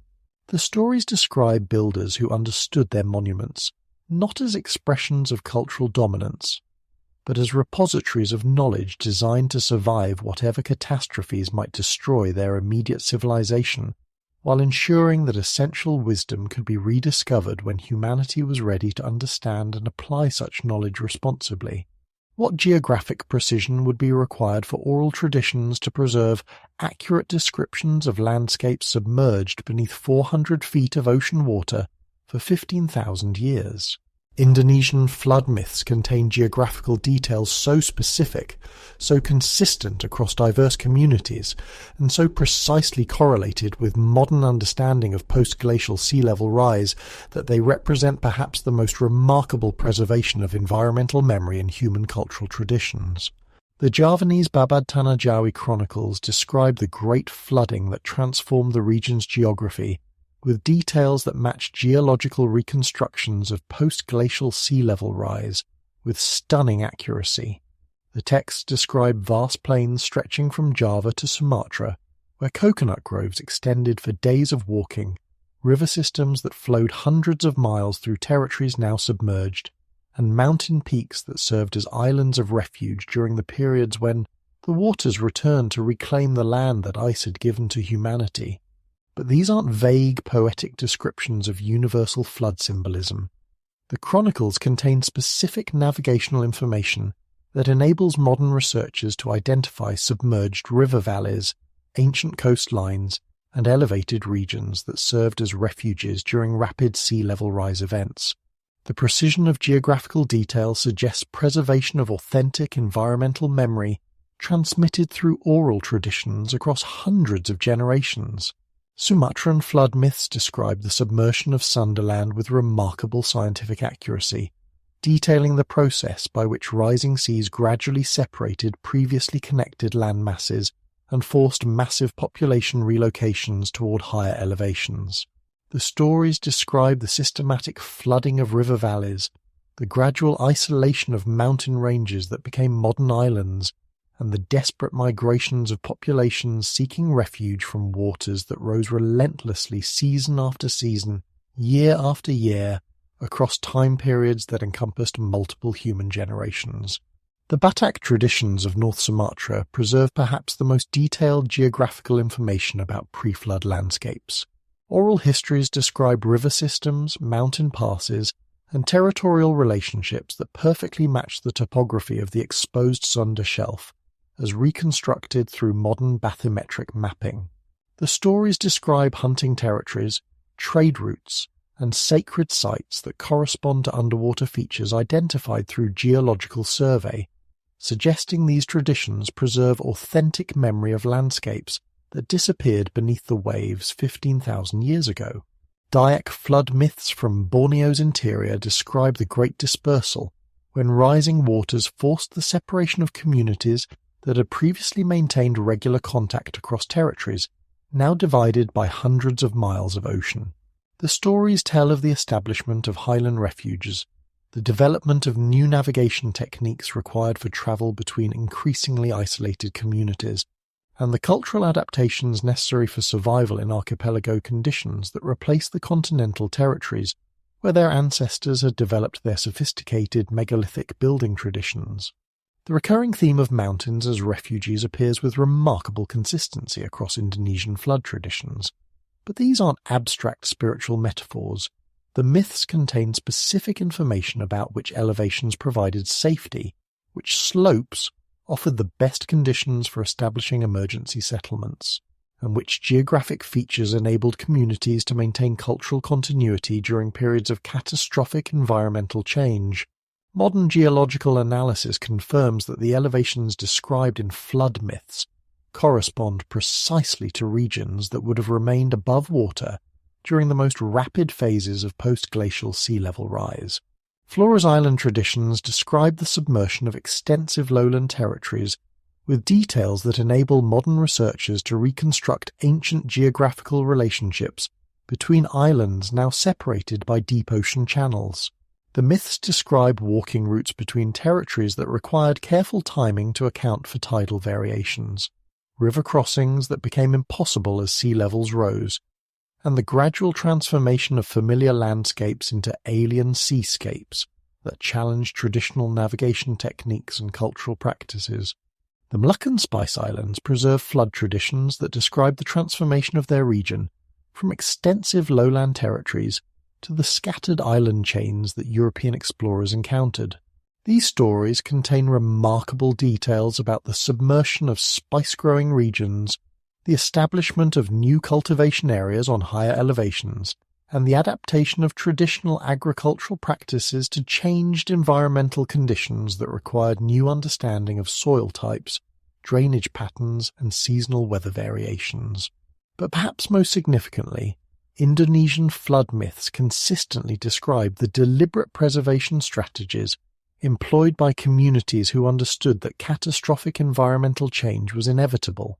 The stories tell of master builders who prepared hidden refuges, who developed techniques for preserving essential knowledge across periods of social disruption, and who established cultural institutions designed to maintain critical information during times when normal educational and cultural transmission systems might be overwhelmed by survival priorities. These preservation strategies described in flood myths correspond precisely to the archaeological evidence for deliberate concealment found at sites like Gunung Padang. The myths describe communities who understood environmental cycles, who possessed knowledge of recurring catastrophic events, and who developed cultural technologies specifically designed to preserve essential achievements across periods that would test the survival of human civilization itself. The geographical precision of Indonesian flood myths ultimately demonstrates that oral traditions can preserve accurate environmental memory across timescales that exceed written historical records by an order of magnitude. These stories represent not mythological speculation about universal flood themes, but authentic cultural preservation of humanity's most catastrophic environmental experience. the transformation of vast continental territories into island archipelagos through rising seas that fundamentally altered the conditions for human cultural development. How rising sea levels became embedded in cultural memory reveals sophisticated understanding of the relationships between environmental change and cultural adaptation. Indonesian communities developed oral tradition systems specifically designed to preserve crucial geographical information, environmental knowledge, and cultural wisdom across the catastrophic disruptions that periodically reset the conditions for human civilization. These traditions demonstrate that our ancestors possessed both the practical knowledge and the philosophical wisdom necessary to prepare for, survive, and recover from environmental catastrophes that would challenge the survival of any civilization. What cultural institutions would be required to preserve sophisticated architectural knowledge across 28,000 years of environmental catastrophe, social upheaval, and cultural transformation? Across Indonesia's archipelago, traditional communities maintain specialized roles for master builders, knowledge keepers, and cultural guardians whose responsibilities extend far beyond individual construction projects to encompass preservation of ancient wisdom systems that connect contemporary communities to the achievements of their earliest ancestors. The Undagi of Bali represent perhaps the most sophisticated preservation of ancient architectural traditions still functioning in the modern world. These traditional master architects maintain knowledge systems that integrate mathematical principles, astronomical calculations, and spiritual practices in ways that directly mirror the capabilities evident at ancient megalithic sites. An Undagi's training requires decades of study that encompasses not just practical construction techniques, but deep understanding of proportional relationships, ceremonial requirements, and the proper integration of built environments with natural landscape features. Traditional Undagi training preserves measurement systems that demonstrate direct connections to Indonesia's megalithic heritage. The asta measurement based on the length of the human forearm appears throughout Indonesian traditional architecture, in proportional relationships that create the mathematical harmonies evident in ancient stone monuments. But these aren't simple linear measurements. Undagi traditions preserve complex proportional systems that integrate multiple measurement units in mathematical relationships that account for astronomical cycles, seasonal variations, and the specific geographical features of individual building sites. The sacred measurements preserved by Undagi traditions extend beyond individual buildings to encompass larger landscape relationships that suggest preservation of knowledge originally developed for megalithic site networks spanning vast distances. Traditional Balinese temple complexes demonstrate positioning principles that create mathematical relationships with distant temples, mountain peaks, and water sources in ways that mirror the sophisticated landscape integration evident at ancient megalithic sites across the archipelago. Javanese court chronicles preserve architectural knowledge through dalang master puppeteers, whose shadow puppet performances maintain cultural memory of building techniques, spiritual practices, and historical events that extend far beyond the Islamic period into prehistoric times. The Mahabharata and Ramayana epics, performed in traditional wayang kulit, contain detailed descriptions of architectural achievements that correspond to capabilities evident at megalithic sites, but exceed anything documented in historical periods. The training of traditional dalang involves memorization of thousands of character voices, story variations, and cultural details that function as sophisticated memory systems for preserving complex cultural information. Within these performance traditions, architectural knowledge appears not as technical instruction, but as cultural narrative that preserves understanding of proportional relationships, construction sequences, and ceremonial practices surrounding monument building in forms that resist forgetting even during periods of social disruption. The role of court chronicles in preserving deep history extends throughout traditional Indonesian societies, from the Babad chronicles of Javanese kingdoms to the Pararaton texts of East Java to the Hikayat traditions of Malay courts. These written records, often dismissed by modern historians as mythological speculation, contain remarkably consistent descriptions of architectural achievements, technological capabilities, and cultural practices that correspond to evidence from Indonesia's megalithic sites. Traditional knowledge preservation systems demonstrate sophisticated understanding of the challenges involved in maintaining complex cultural information across long time periods and unpredictable social circumstances. Indonesian communities developed multiple overlapping systems for preserving essential knowledge, specialized educational traditions for training master builders, ceremonial practices that embedded technical knowledge in spiritual observances, written records that documented cultural achievements, and performance traditions that made complex information memorable across generations. Modern attempts to document these vanishing knowledge systems reveal their extraordinary sophistication and their direct connections to Indonesia's most ancient cultural achievements.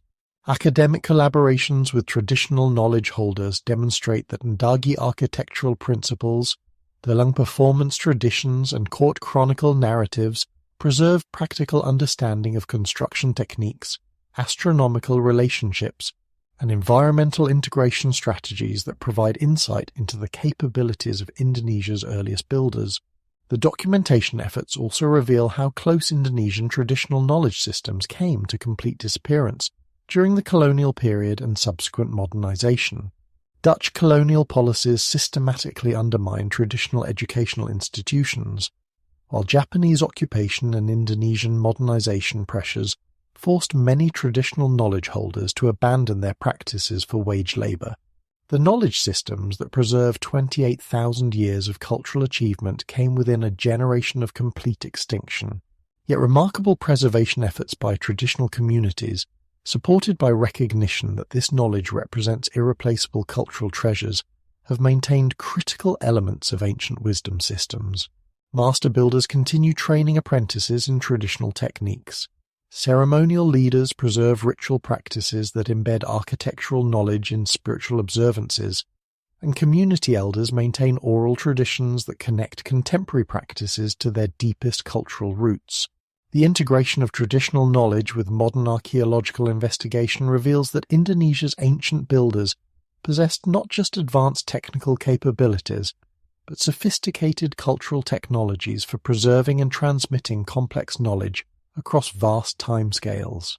The same communities that created monuments like Gunung Padang developed cultural institutions capable of maintaining essential wisdom across 28,000 years of environmental and social change. These preservation systems ultimately demonstrate that the sophisticated capabilities evident in Indonesia's megalithic sites reflect not mysterious lost technologies, but sustainable knowledge systems that understood cultural achievement as temporary contribution to wisdom traditions that transcended individual civilizations. The builders created not just monuments, but cultural institutions designed to preserve essential knowledge across whatever catastrophes might destroy their immediate society, while ensuring that future generations could access and apply such wisdom when conditions permitted its responsible use. Traditional knowledge keepers preserve understanding that the greatest achievements of ancient builders lay not in their individual technological capabilities, but in their wisdom about sustainable relationships between human communities, natural environments, and the long-term cycles that govern both cultural development and environmental change. This wisdom, embedded in cultural practices that continue functioning in contemporary Indonesian communities, represents perhaps the most valuable inheritance from humanity's most ancient and sophisticated civilization. What if the great mythological narratives preserved across Indonesian culture function not as fantasy literature, but as sophisticated geographical encoding systems that preserve precise information about ancient landscapes, cultural territories, and the locations of significant sites now hidden beneath tropical forests or submerged beneath rising seas? The integration of mythological studies with modern archaeological investigation reveals that traditional Indonesian narratives contain geographical details so specific, so consistent, and so accurately correlated with physical evidence that they represent perhaps the most sophisticated mapping systems ever developed by human cultures. The Ramayana's Indonesian sections describe geographical relationships, cultural territories, and architectural achievements with precision that enables modern researchers to identify specific locations, archaeological sites, and cultural features that correspond exactly to the epic's narrative descriptions. The story's detailed accounts of kingdoms, palaces, and sacred sites provide not mythological speculation, but practical geographical information that functions as cultural mapping system, preserving knowledge of Indonesia's ancient cultural landscape. Traditional Javanese interpretations of the Ramayana identify specific locations for the epic's major events. Alenka, Lanka, corresponds to areas of East Java where sophisticated archaeological sites demonstrate cultural achievements that match the epic's descriptions of advanced architecture and technological capabilities. The description of Rama's bridge connecting different territories corresponds to land bridges that existed during periods of lower sea levels, suggesting the epic preserves geographical memory from periods when Indonesia's current archipelago was connected by exposed continental shelves. The archaeological potential of Ramayana locations extends throughout Indonesia's islands, from Sumatra's identification with various kingdoms described in the epic, to Bali's temple complexes that claim direct connections to sites mentioned in traditional narratives. Modern archaeological investigation of locations identified through mythological analysis consistently reveals sophisticated cultural remains that correspond to the epic's descriptions of advanced civilizations, suggesting that traditional narratives preserve authentic historical and geographical information rather than pure fantasy. Buddhist Jataka tales referencing Indonesian kingdoms contain even more specific geographical information that enables identification of lost cultural sites and ancient territorial relationships. These stories describe trade networks, cultural exchanges, and architectural achievements that correspond to archaeological evidence for sophisticated Indonesian civilizations that maintained contact with broader Asian cultural networks during periods conventionally considered prehistoric. The Jataka references to Indonesian spice trade, sophisticated harbour systems, and cultural achievements that impressed visitors from throughout Asia suggest preservation of authentic historical memory about Indonesian civilizations that achieved remarkable sophistication during periods when conventional archaeology places the region in prehistoric conditions. The stories contain navigational information, seasonal timing data, and cultural details that provide practical guidance for modern archaeological investigation. Dayak oral traditions from Borneo's interior preserve mythological narratives that function as detailed topographical maps of territories now submerged or dramatically altered by environmental change. The stories describe river systems, mountain relationships, and territorial boundaries that correspond precisely to the geography of the exposed Sunda shelf, suggesting these narratives preserve authentic geographical knowledge transmitted across 15,000 years of environmental transformation. The mythological geography preserved in Dayak traditions includes information about the locations of ancient cultural sites, the territorial relationships between different communities, and the environmental features that supported sophisticated cultural development during periods when Borneo was connected to mainland Southeast Asia. Modern geographic analysis confirms the accuracy of geographical relationships described in these mythological narratives, demonstrating their function as cultural mapping systems rather than pure fantasy. Balinese Lontar texts contain mythological narratives that encode sophisticated astronomical information, geographical relationships, and cultural achievements in story forms that preserve complex information in memorable formats. The texts describe kingdoms, architectural achievements, and cultural practices that correspond to archaeological evidence, while embedding this information in narrative structures that resist forgetting even during periods of social disruption. The integration of astronomical knowledge with geographical information in Balinese mythological texts creates mapping systems that connect earthly locations with celestial phenomena in ways that provide both practical navigation information and philosophical understanding of relationships between human communities and cosmic patterns. These texts demonstrate that mythological narratives can preserve multiple levels of information simultaneously: practical geographical data, technical astronomical knowledge, and philosophical wisdom about sustainable cultural development.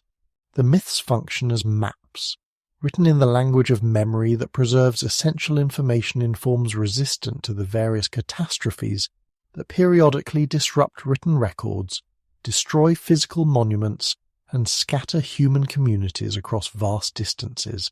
Mythological narratives survive because they embed crucial information in story forms that people want to repeat, that communities value preserving, and that remain meaningful across changing cultural circumstances. Modern archaeological investigation guided by mythological geographical analysis consistently discovers sophisticated cultural remains at locations identified through traditional narratives.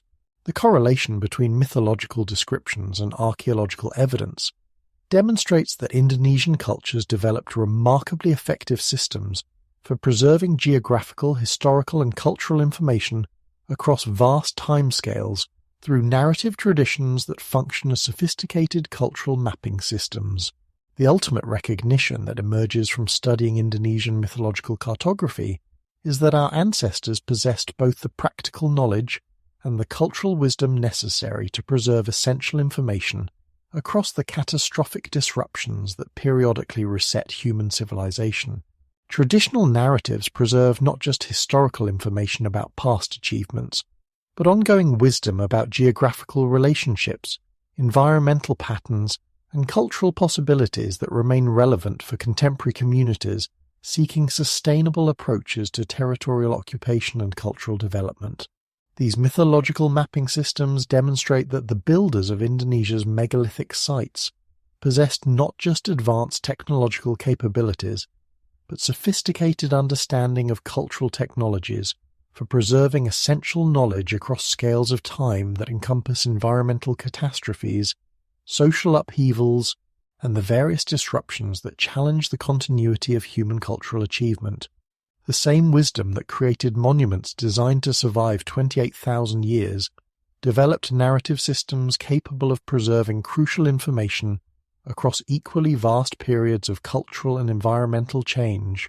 What happens when 21st century technology encounters 28,000-year-old mysteries, when instruments capable of seeing through solid stone meet monuments built by architects whose capabilities challenge our understanding of human prehistory? The scientific investigation of Gunung Padang represents perhaps the most sophisticated archaeological analysis ever applied to a single site. Yet each technological revelation only deepens the fundamental questions about who built these structures, when they accomplished such engineering feats, and why they chose to conceal their achievements beneath layers of earth and subsequent construction. Ground-penetrating radar surveys of Gunung Padang reveal subsurface structures so precisely organized, so mathematically sophisticated, and so extensive in their underground complexity that they challenge every assumption about prehistoric building capabilities. The electromagnetic signatures penetrating deep into the hill's interior detect massive worked stone columns arranged in geometric patterns, artificial chambers connected by deliberate passageways, and foundation systems that extend far beyond the visible surface structures into the hill's bedrock core. But these aren't crude stone arrangements or random cave systems.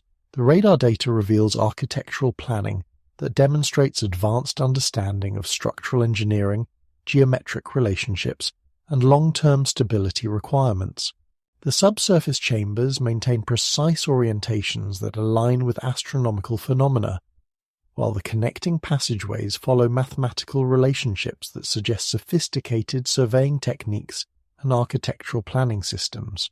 The scale of hidden construction dwarfs the visible megalithic surface features, indicating that what tourists observe today represents merely the uppermost layer of a monumental complex whose full extent remains largely concealed. Electrical resistivity tomography provides even more detailed mapping of the hidden chamber systems, using variations in electrical conductivity to distinguish between solid rock, hollow spaces, and areas where different materials create distinct electromagnetic signatures. This technology reveals not just the presence of artificial cavities, but detailed information about their dimensions, internal structures, and the materials used in their construction. The resistivity data confirms the presence of large artificial chambers within the hill's interior, some comparable in size to the great halls of medieval cathedrals, all maintaining structural integrity despite being surrounded by tons of overlying stone and earth. The precision of chamber construction revealed through resistivity mapping demonstrates engineering capabilities that we associate with advanced civilizations, possessing sophisticated mathematical knowledge, construction technologies, and project management systems. The chambers aren't roughly hewn caves, but precisely engineered spaces with carefully calculated dimensions, deliberately positioned openings, and architectural relationships that suggest specific functional purposes, whether ceremonial, practical, or possibly both. Seismic surveys detecting artificial cavities provide three-dimensional mapping of the site's internal structure, using sound waves that penetrate deep into the hill's geological foundation. These acoustic investigations reveal the most startling evidence yet. The artificial structures extend far deeper than initially suspected, with worked stone construction reaching depths that would require excavation through solid bedrock, using techniques that challenge our understanding of prehistoric tool capabilities. The seismic data reveals construction phases that descend through multiple geological layers, indicating building activities that spanned enormous time periods during which the site's environmental conditions changed dramatically. The deepest artificial structures lie beneath geological deposits that accumulated over millennia, yet maintain architectural relationships with surface features that suggest coordinated planning across vast timescales that encompass multiple environmental and cultural transitions. Perhaps most remarkably, the acoustic surveys detect evidence of acoustic engineering within the hidden chamber systems, internal structures that appear designed to manipulate sound in ways that create specific acoustic effects. This mirrors the sophisticated sound engineering documented at megalithic sites worldwide. From the resonance chambers of Stonehenge to the acoustic properties of Malta's hypogam, suggesting that the builders of Gunung Padang possessed advanced understanding of sound physics and its applications to human consciousness and ceremonial practice. The challenge of conducting non-invasive archaeology in a living landscape adds complex layers to the scientific investigation.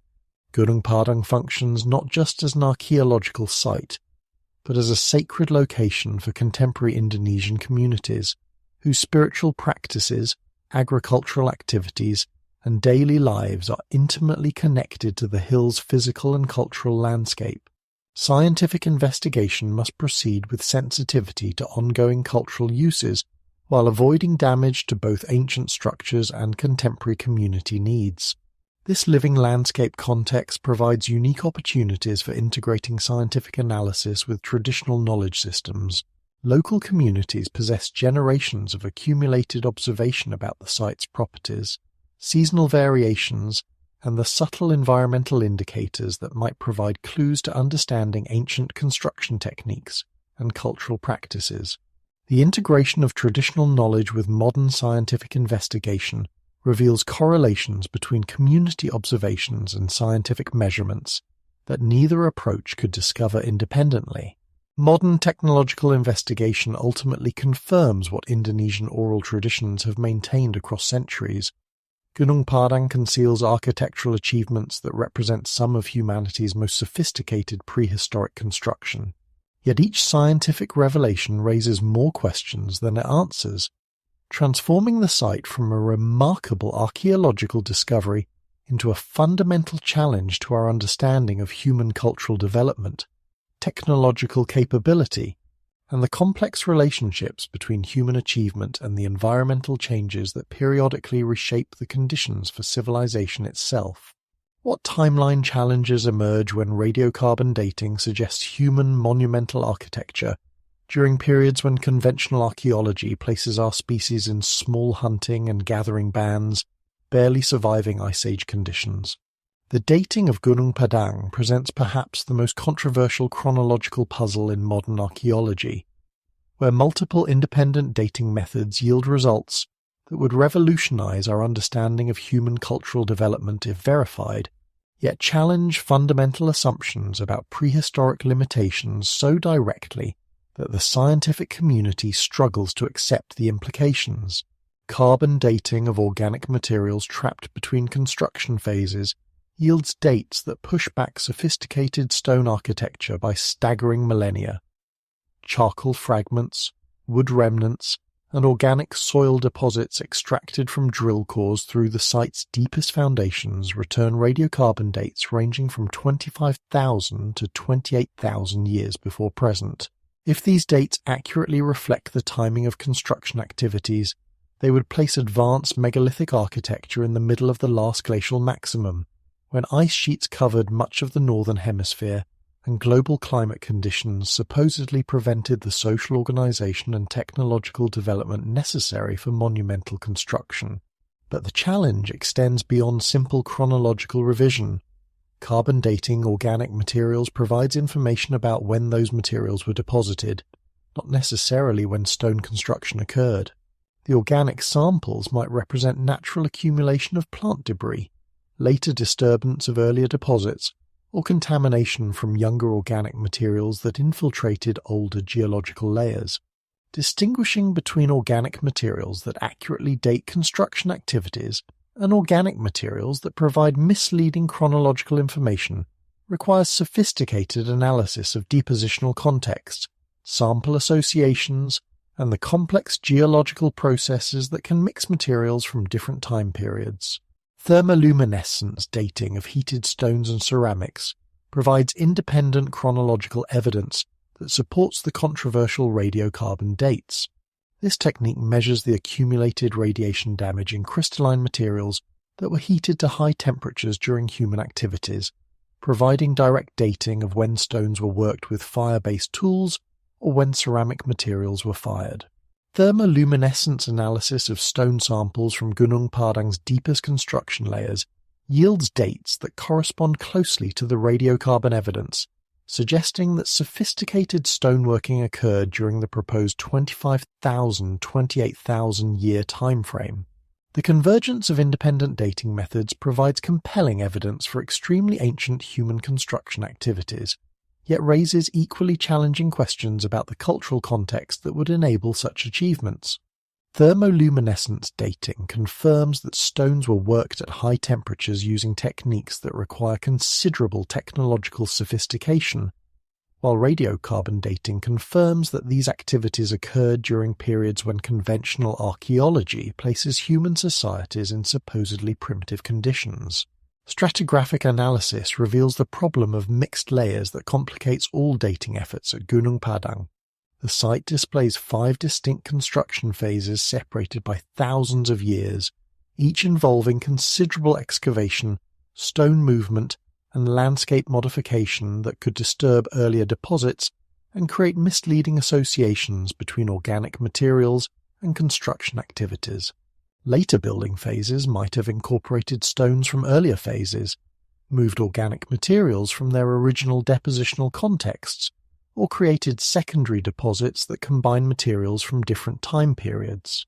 The complex stratigraphy requires dating strategies that account for the site's long construction history and the various processes that could create chronologically mixed deposits. Simple correlation between organic materials and nearby stone construction becomes unreliable when multiple building phases disturbed earlier deposits across thousands of years of construction activity. Advanced stratigraphic analysis attempts to identify primary depositional contexts where organic materials maintain reliable associations with specific construction phases, but this process involves considerable interpretation and remains vulnerable to various sources of error. Why conventional dating methods struggle with sites like Gunung Padang reveals fundamental limitations in archaeological chronology when applied to extremely ancient monumental architecture. Most dating techniques were developed for analyzing sites with relatively simple depositional histories and clear associations between datable materials and cultural activities. Gunung Padang's complex multi-phase construction history, combined with the controversial implications of extremely ancient dates, pushes conventional dating methods beyond their intended applications and reliable ranges. The dating dilemma extends beyond technical challenges to encompass broader questions about the relationships between different types of evidence and the interpretive frameworks that guide archaeological analysis. Conventional archaeology developed chronological frameworks based on specific assumptions about the progression of human cultural development, the environmental conditions necessary for complex society, and the technological prerequisites for monumental architecture. Dates that challenge these foundational assumptions require not just technical verification, but fundamental reconsideration of the theoretical frameworks that guide archaeological interpretation.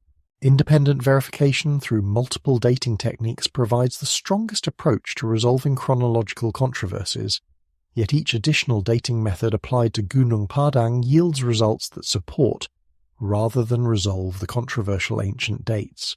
Optical stimulated luminescence dating of quartz grains, paleomagnetism analysis of stone orientations, and uranium series dating of mineral deposits all provide evidence that supports construction activities during the proposed 25,000 to 28,000 year time frame.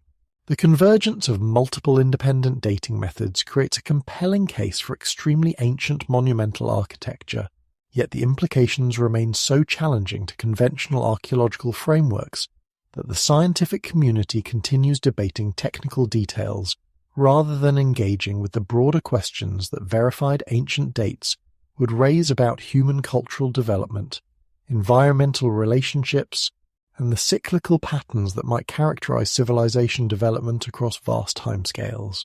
The dating dilemma ultimately transforms from a technical challenge into a philosophical question about the nature of human achievement and our assumptions about prehistoric limitations. If anatomically modern humans could organize sophisticated construction projects 28,000 years ago, what other capabilities might our species have developed during the 200,000 years of human evolution that preceded recorded history? The chronological evidence from Gunung Padang suggests possibilities that challenge not just archaeological timelines, but our fundamental understanding of human potential across the vast scales of geological time that dwarf individual civilizations and the brief span of recorded history. What microscopic evidence remains when master stonemasons work volcanic rock with tools and techniques that predate metallurgy by 20 millennia? And how can modern forensic analysis distinguish between natural geological processes and human modification of stone across timescales that encompass ice ages, volcanic eruptions, and the gradual weathering that erases surface features while preserving deeper structural modifications? The geological investigation of Gunung Padang applies forensic techniques originally developed for criminal investigation to the analysis of stone surfaces, internal structures, and geological relationships that preserve evidence of human activities across unprecedented timescales. Distinguishing natural rock formations from worked stone requires microscopic analysis of surface textures, internal fracture patterns, and the subtle modifications that result from human tool use versus natural weathering processes. Natural stone surfaces display characteristic patterns created by geological processes, weathering that follows mineral grain boundaries, fractures that reflect structural stresses, and surface textures that result from chemical and physical erosion. Human-worked stone surfaces display different patterns that reflect tool marks, deliberate shaping, and surface modifications that follow geometric rather than natural principles. The megalithic stones at Gunung Padang display clear evidence of human modification throughout all construction phases, but the techniques used to shape these stones challenge conventional understanding of prehistoric tool capabilities. Microscopic analysis reveals precise cutting marks, smooth finished surfaces, and geometric modifications that require sophisticated tools and considerable technical skill to achieve. The precision of stoneworking evident throughout the site suggests access to cutting tools capable of working extremely hard volcanic rock with accuracy that rivals modern stoneworking equipment. Toolmark analysis on megalithic surfaces provides direct evidence of the technologies used by ancient builders, preserving microscopic signatures of cutting, grinding, and finishing techniques in the modified stone surfaces themselves. Different tools create characteristic marks that remain identifiable even after thousands of years of weathering. Metal tools create different signatures than stone tools, while different cutting techniques leave distinct patterns that reveal information about both the tools used and the skill levels of their operators. The tool marks preserved on Gunung Padang's megalithic surfaces suggest construction techniques that exceed the supposed capabilities of prehistoric societies. The precision of cuts, the smoothness of finished surfaces, and the complexity of geometric modifications all indicate access to sophisticated tools and advanced technical knowledge. Yet there's no evidence of metal tools adequate for such precision work, creating a technological puzzle that challenges our understanding of prehistoric capabilities. Quarry site identification reveals the logistics challenges involved in Gunung Padang's construction, while providing additional evidence of sophisticated planning and execution. The andesite volcanic rock used throughout the site's construction was quarried from specific geological formations located miles away from the construction site, requiring identification of suitable stone sources, extraction techniques capable of producing large blocks, and transportation systems that could move multi-ton stone blocks across difficult terrain. Geological analysis identifies the specific quarry sites used for different construction phases based on distinctive mineral compositions, crystal structures, and trace element signatures that function as geological fingerprints, connecting finished stones to their original sources. This analysis reveals that ancient builders possessed sophisticated understanding of stone properties, selecting specific volcanic formations based on their structural characteristics, weathering resistance, and suitability for different construction applications. Transportation logistics from identified quarry sites to the construction location demonstrates engineering capabilities and social organization that challenge conventional assumptions about prehistoric societies. Moving multi-ton stone blocks across miles of mountainous terrain requires sophisticated planning, specialized equipment, and coordinated labor forces that exceed the supposed organizational capabilities of hunter-gatherer societies. The scale of stone transportation evident at Gunung Padang indicates social systems capable of mobilizing large workforces for extended periods while maintaining sophisticated technical knowledge about construction planning and execution. The role of volcanic activity in both preservation and destruction creates complex geological relationships that both protect and threaten archaeological evidence at Gunung Padang. Volcanic ash layers provide protective coverings that preserve stone surfaces while creating stratigraphic markers that help establish chronological relationships between different construction phases. However, volcanic activity also creates seismic stresses, chemical weathering, and periodic destruction that can damage or destroy archaeological evidence. Volcanic geology analysis reveals that Gunung Padang's builders possessed sophisticated understanding of geological processes and seismic risks. The site's construction techniques demonstrate engineering approaches specifically designed to withstand earthquake damage, volcanic ash accumulation, and the long-term geological stresses that characterize Indonesia's seismically active environment. The foundation systems, structural designs, and construction materials all reflect advanced understanding of geological engineering that enabled the site to survive thousands of years of environmental challenges. Chemical analysis of stone surfaces reveals evidence of surface treatments, protective coatings, and modification techniques that enhance the durability and appearance of worked stones. Some megalithic surfaces show evidence of treatments that improved weather resistance, while others display modifications that enhanced acoustic properties or created specific visual effects. These surface treatments demonstrate sophisticated understanding of stone chemistry and the long-term processes that affect carved stone surfaces. Geological forensics ultimately reveals that the builders of Gunung Padang possessed not just advanced stoneworking capabilities, but sophisticated understanding of geological processes, material properties, and the long-term environmental factors that affect monumental construction. Their techniques demonstrate integration of practical engineering knowledge with deep understanding of natural systems that enabled construction of monuments designed to survive the various environmental challenges that periodically threaten human cultural achievements.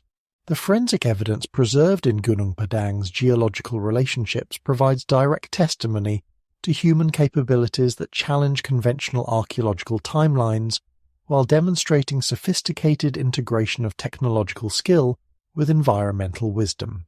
The stones themselves preserve evidence of human achievement that transcends the limitations we assume characterized prehistoric societies, revealing capabilities that suggest our ancestors possessed knowledge systems of remarkable sophistication and environmental integration.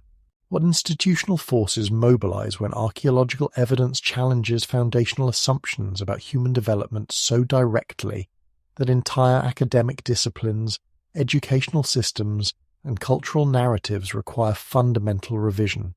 The resistance to Gunung Padang's implications reveals the profound institutional investments that modern civilization has made in specific stories about human prehistory. Investments so extensive that evidence contradicting these narratives threatens not just academic theories, but the economic, political, and cultural systems built upon particular understandings of human capability and historical development. Academic opposition to pre-Holocene monumental architecture reflects deeply embedded assumptions about the progression of human cultural development that permeate every aspect of modern educational and research institutions. Archaeological textbooks, university curricula, museum exhibitions, and popular educational programs all assume that sophisticated architecture, advanced mathematics, and complex social organization developed only after the supposed invention of agriculture around 10,000 years ago. Evidence for monumental construction 28,000 years ago would require rewriting not just archaeological timelines, but the entire narrative framework that connects human prehistory to contemporary civilization. The institutional resistance operates through multiple mechanisms that effectively isolate controversial evidence from mainstream academic consideration. Research funding agencies prioritize investigations that build upon established frameworks rather than challenging fundamental assumptions. Academic journals apply peer review processes that favor conventional interpretations over revolutionary evidence. University promotion systems reward scholars who advance accepted paradigms rather than those who propose fundamental revisions to established knowledge. These institutional mechanisms create powerful incentives for archaeological researchers to interpret ambiguous evidence within conventional frameworks, rather than pursuing implications that could challenge established paradigms. A career archaeologist faces considerable professional risks in advocating for interpretations that contradict foundational assumptions, while facing limited risks in offering conventional interpretations of even controversial evidence.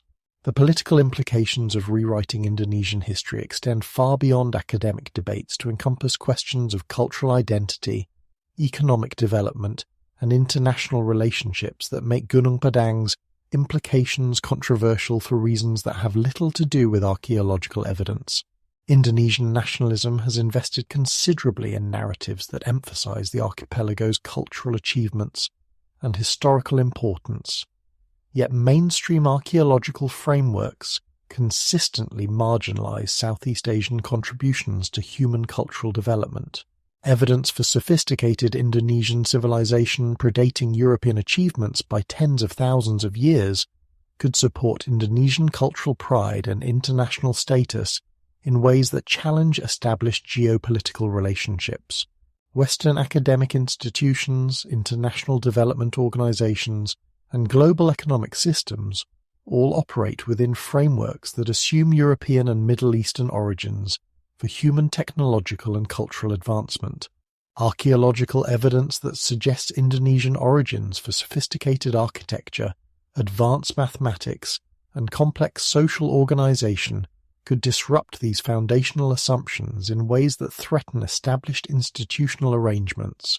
Sometimes the most important discoveries are indeed the ones that make us most uncomfortable, forcing recognition that our ancestors possessed capabilities we've forgotten, achieved sophistication we struggle to match, and understood relationships between human communities and natural systems that our technological civilization has lost.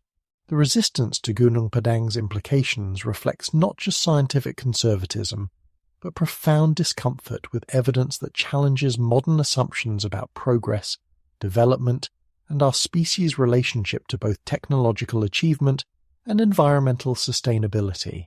International institutions controlling academic narratives operate through funding mechanisms, publication systems, and educational programs that effectively determine which archaeological interpretations receive serious consideration and which remain marginalized regardless of their evidential support.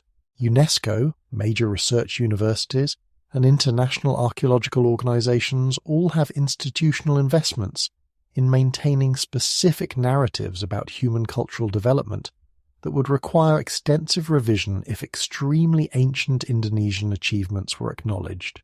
The role of these international institutions extends beyond simple academic control to encompass broader cultural and economic relationships that connect archaeological narratives to contemporary political arrangements. Educational systems throughout the developed world teach specific stories about human prehistory that support particular understandings of cultural superiority, technological development, and the relationships between different world regions.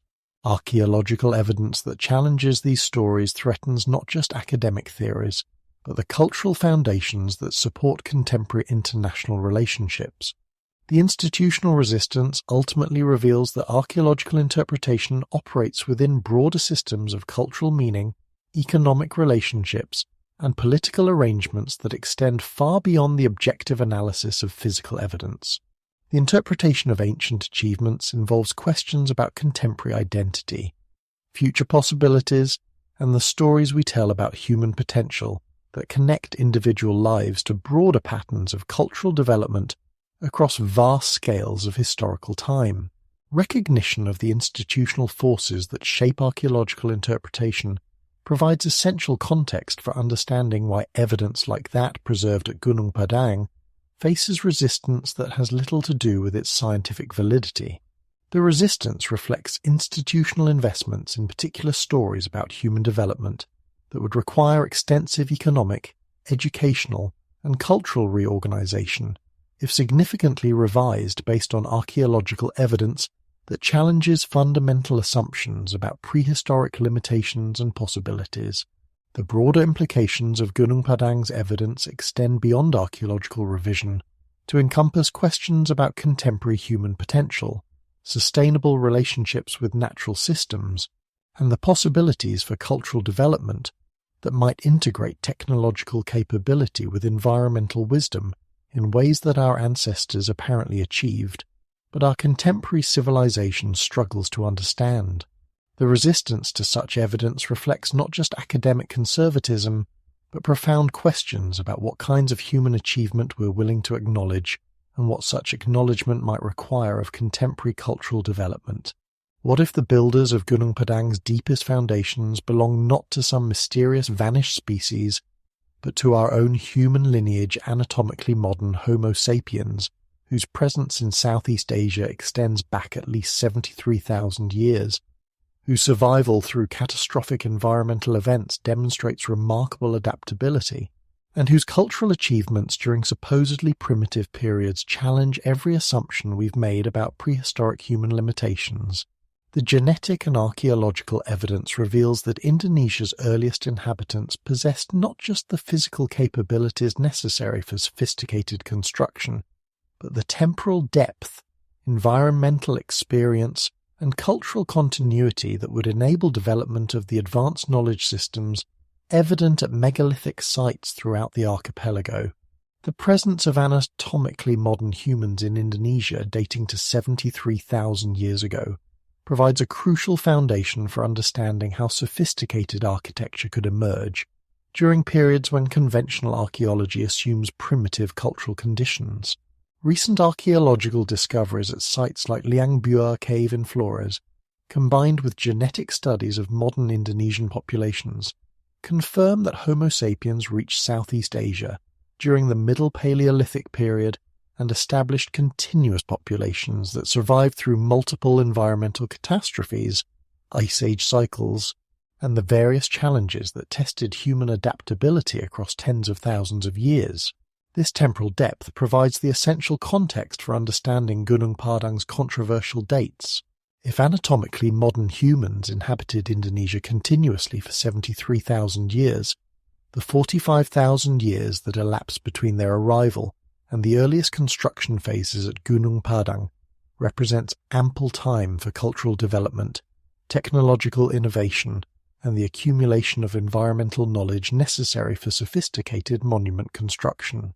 The assumption that hunter-gatherer societies lack the social organization necessary for monumental architecture dissolves when we consider populations that had 45 millennia to develop specialized knowledge, cultural institutions, and technological capabilities. The Toba supervolcanic eruption 74,000 years ago provides perhaps the most dramatic example of human survival through catastrophic environmental change that would test the adaptability of any civilization. This massive eruption, centered in northern Sumatra, ejected thousands of cubic kilometers of volcanic material into the atmosphere, creating global climate disruption that may have reduced worldwide human populations to fewer than 10,000 individuals. Yet genetic evidence confirms that Southeast Asian populations not only survived this catastrophe, but recovered and flourished in its aftermath. The implications of Toba survival extend far beyond simple demographic recovery to encompass the cultural innovations and technological adaptations that would enable human communities to thrive in one of Earth's most geologically active regions. Populations that survived supervolcanic eruption would necessarily develop sophisticated understanding of geological processes, environmental prediction, and the construction techniques necessary for building structures capable of surviving periodic seismic activity, volcanic ash accumulation, and the various environmental challenges that characterize Indonesia's position along the Pacific Ring of Fire. Genetic studies revealing ancient population bottlenecks and recoveries provide additional evidence of the remarkable adaptability that characterized Indonesia's earliest human populations. DNA analysis of modern Indonesian communities reveals genetic signatures of multiple population contractions, followed by rapid demographic expansion patterns that suggest populations repeatedly survived environmental catastrophes that would destroy less adaptable societies, then quickly recovered to levels that could support sophisticated cultural development. These genetic patterns indicate populations that developed exceptional resilience, environmental knowledge, and possibly cultural technologies specifically designed to preserve essential knowledge and social organization through catastrophic disruptions. The same adaptability that enabled survival through supervolcanic eruption would facilitate the development of cultural institutions capable of maintaining sophisticated knowledge systems across the various environmental changes that periodically challenged human cultural continuity. Evidence for behavioral modernity earlier than previously thought emerges throughout Southeast Asian archaeological sites, revealing sophisticated tool technologies, artistic achievements, and complex symbolic behaviors that predate similar developments in other world regions by tens of thousands of years. The cave paintings of Sulawesi, dating to at least 45,000 years ago, represent some of humanity's earliest known artistic achievements. The sophisticated stone tool technologies found throughout Indonesian archaeological sites demonstrate advanced technical knowledge and possibly even early metallurgy that challenges conventional assumptions about prehistoric technological limitations. But perhaps most significantly, the early evidence for sophisticated maritime capabilities suggests that Indonesia's earliest inhabitants developed advanced navigation technologies, boat-building techniques, and oceanic knowledge that enabled regular travel across water barriers that would challenge modern transportation systems. The initial human colonization of Southeast Asia required crossing significant ocean channels, even during periods of lower sea levels, indicating technological capabilities that exceed simple coastal following or accidental drift voyaging. The integration of advanced maritime capabilities with sophisticated artistic achievements, complex tool technologies, and survival through catastrophic environmental events creates a profile of early Indonesian populations that possessed all the prerequisites necessary for sophisticated cultural development. These weren't primitive hunter-gatherer societies struggling for basic survival, but adaptable, technologically sophisticated populations with tens of thousands of years of accumulated cultural knowledge and environmental experience. The temporal scope of human presence in Indonesia ultimately provides the essential context for understanding how the sophisticated achievements evident at Gunung Padang could emerge during periods conventionally considered prehistoric. 45,000 years of continuous cultural development, environmental adaptation, and technological innovation in one of Earth's most geologically active and resource-rich regions would provide ample opportunity for the development of advanced knowledge systems, sophisticated social organization, and the construction capabilities evident at Indonesia's megalithic sites.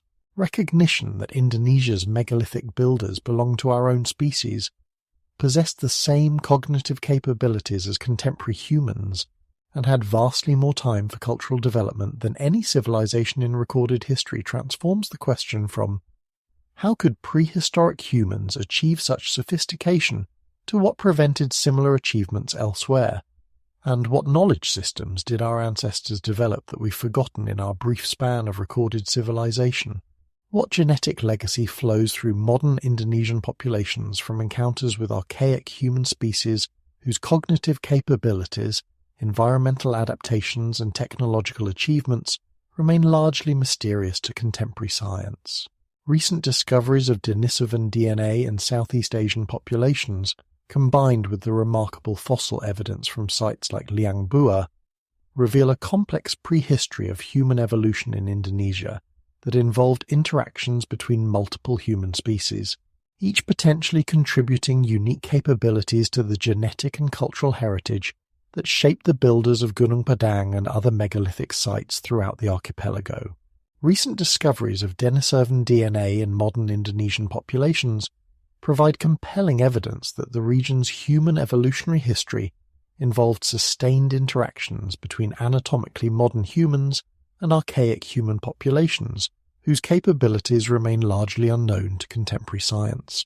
Genetic studies reveal that some Indonesian populations carry Denisovan genetic sequences at levels significantly higher than found anywhere else in the world, suggesting that Southeast Asia served as a crucial contact zone where different human lineages interacted, interbreed, and possibly exchanged cultural knowledge across thousands of years of coexistence.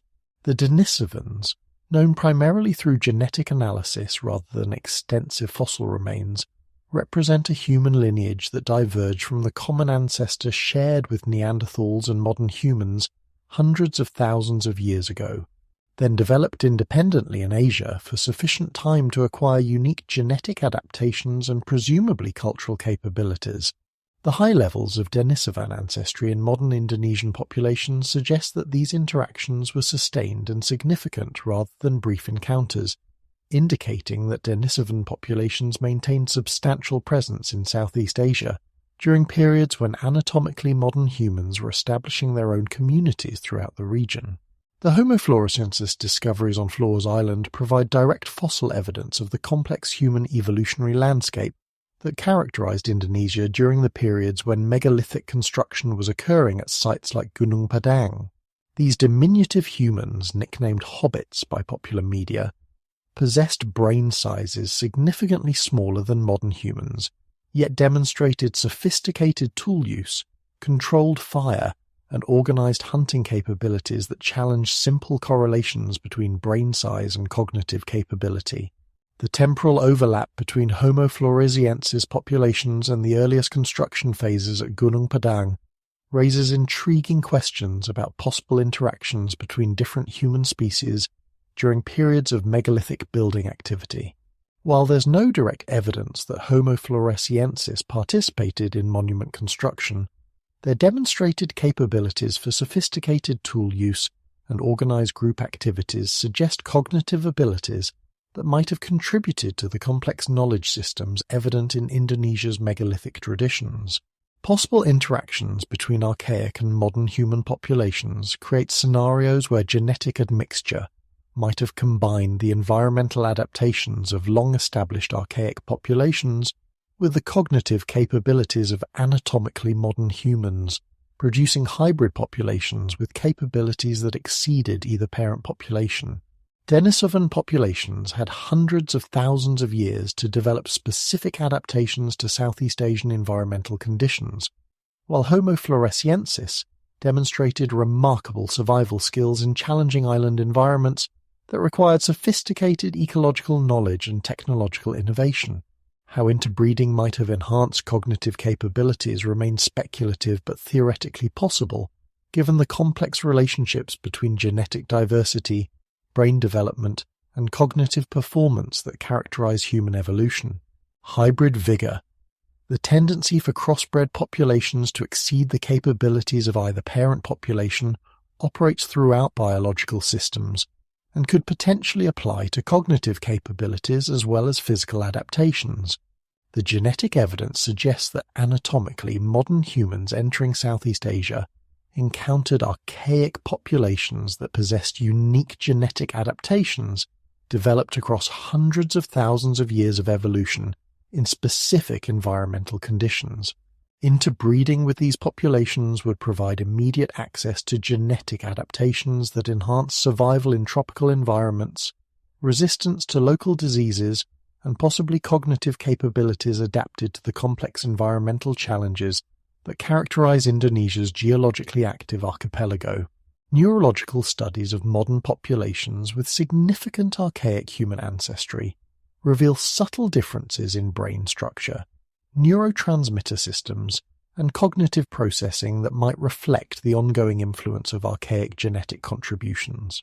While these differences are generally minor, they could potentially contribute to enhanced capabilities in specific cognitive domains: spatial reasoning, pattern recognition, environmental assessment, or other capabilities that would advantage populations developing sophisticated architectural and astronomical knowledge. The integration of multiple human lineages in Southeast Asia creates evolutionary scenarios where cultural exchange might have accompanied genetic mixing, enabling rapid transmission of technological knowledge, environmental understanding, and possibly sophisticated cognitive techniques between populations with different evolutionary backgrounds and accumulated cultural achievements. Modern humans entering the region would encounter not primitive populations, but established communities with hundreds of thousands of years of local adaptation and accumulated knowledge about regional environmental conditions. Archaeological evidence suggests that tool technologies, artistic achievements, and possibly even early architectural knowledge developed in Southeast Asia earlier than in most other world regions, potentially reflecting the cognitive advantages that resulted from interactions between multiple human lineages, each contributing unique capabilities to hybrid populations. The sophisticated maritime technologies, advanced artistic achievements, and complex symbolic behaviors evident in early Southeast Asian archaeological sites might reflect enhanced cognitive capabilities resulting from this unique evolutionary context.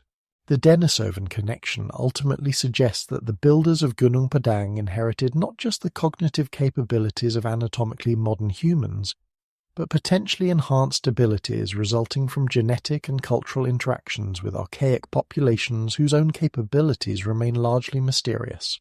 This complex evolutionary heritage, combined with tens of thousands of years of environmental adaptation and cultural development in one of Earth's most geologically active regions, could account for the sophisticated achievements evident in Indonesia's megalithic sites without requiring mysterious lost technologies or unknown human capabilities. The recognition that Indonesia's megalithic builders might have possessed enhanced cognitive capabilities resulting from unique evolutionary circumstances transforms questions about their achievements from mysterious anomalies into logical outcomes of specific historical, genetic, and environmental conditions that created unprecedented opportunities for sophisticated cultural development during periods conventionally considered prehistoric. What characteristics would enable a prehistoric civilization to achieve architectural sophistication rivaling recorded history's greatest monuments while maintaining sustainable relationships with natural systems that ensured long-term cultural survival? The lost civilization hypothesis, applied to Indonesia's megalithic builders, requires careful examination of the environmental, social, and technological conditions that could support advanced cultural development during Ice Age periods, while explaining both the remarkable achievements evident in the archaeological record and the ultimate disappearance of such sophistication from conventional historical narratives. Characteristics that would enable advanced early civilization in Indonesia include the unique combination of environmental stability, resource abundance, strategic geographical position, and temporal depth that characterized Southeast Asia during the last glacial maximum and subsequent transitional periods. Unlike Northern Hemisphere regions that experience severe climate instability during Ice Age conditions, Indonesia's tropical position provided relatively stable climate patterns, abundant rainfall, and consistent agricultural potential that could support dense populations and sophisticated cultural development. The environmental pressures that could spur rapid cultural development include the geological instability that characterizes Indonesia's position along the Pacific Ring of Fire, creating conditions where survival required sophisticated understanding of seismic patterns, volcanic prediction, and construction techniques capable of withstanding periodic catastrophic events. Populations developing in such challenging environments would necessarily acquire advanced knowledge systems, technological capabilities, and social organization patterns that exceeded those required in more stable geological regions. The role of island isolation in cultural innovation provides crucial context for understanding how sophisticated knowledge systems could develop and persist in Indonesian contexts, while remaining isolated from the cultural disruptions that affected continental populations. Island environments create natural laboratories for cultural development, where populations can pursue technological and social innovations across long time periods, without interference from external pressures, warfare, or the various disruptions that characterize continental cultural development. Indonesia's archipelago geography created thousands of separate island environments, where different communities could pursue specialized cultural development while maintaining contact through maritime networks that enabled knowledge exchange without cultural homogenization. This geographic pattern would facilitate rapid cultural innovation while providing the diversity of approaches and knowledge systems that characterizes the most sophisticated civilizational achievements. Comparing with known examples of rapid civilizational emergence reveals that advanced cultural development can occur with remarkable speed under appropriate environmental and social conditions. The emergence of sophisticated urban centers in Mesopotamia, the rapid development of monumental architecture in Egypt, and the quick appearance of complex mathematical and astronomical knowledge in various world regions demonstrate that human societies can achieve remarkable sophistication within relatively brief time periods when conditions support intensive cultural development. The Indonesian context provided advantages that exceeded those available to most known civilizations. Greater environmental stability, more abundant natural resources, superior geographic position for maritime development, longer temporal depth for cultural accumulation, and possibly enhanced cognitive capabilities resulting from unique evolutionary circumstances. These advantages would enable cultural development that exceeded the achievements of later civilizations operating under less favorable conditions. The maritime advantages of Indonesia's geographic position provided access to resources, cultural exchange opportunities, and environmental knowledge that would facilitate sophisticated technological and cultural development. Maritime civilizations developed different knowledge systems than continental cultures, emphasizing navigation, astronomy, environmental prediction, and the sophisticated social organization necessary for coordinating activities across vast oceanic distances. Advanced maritime capabilities would enable Indonesian civilizations to maintain contact with cultural developments throughout the Pacific and Indian Ocean regions, while developing specialized knowledge systems adapted to archipelago conditions. This combination of local specialization with global awareness creates optimal conditions for sophisticated cultural achievement that integrates practical technological capabilities with broad philosophical understanding of natural systems and human cultural development. Environmental knowledge systems developed through tens of thousands of years of adaptation to Indonesia's geologically active environment would provide understanding of natural cycles, catastrophic events, and sustainable resource management that exceeded the environmental knowledge of civilizations developing in more stable regions.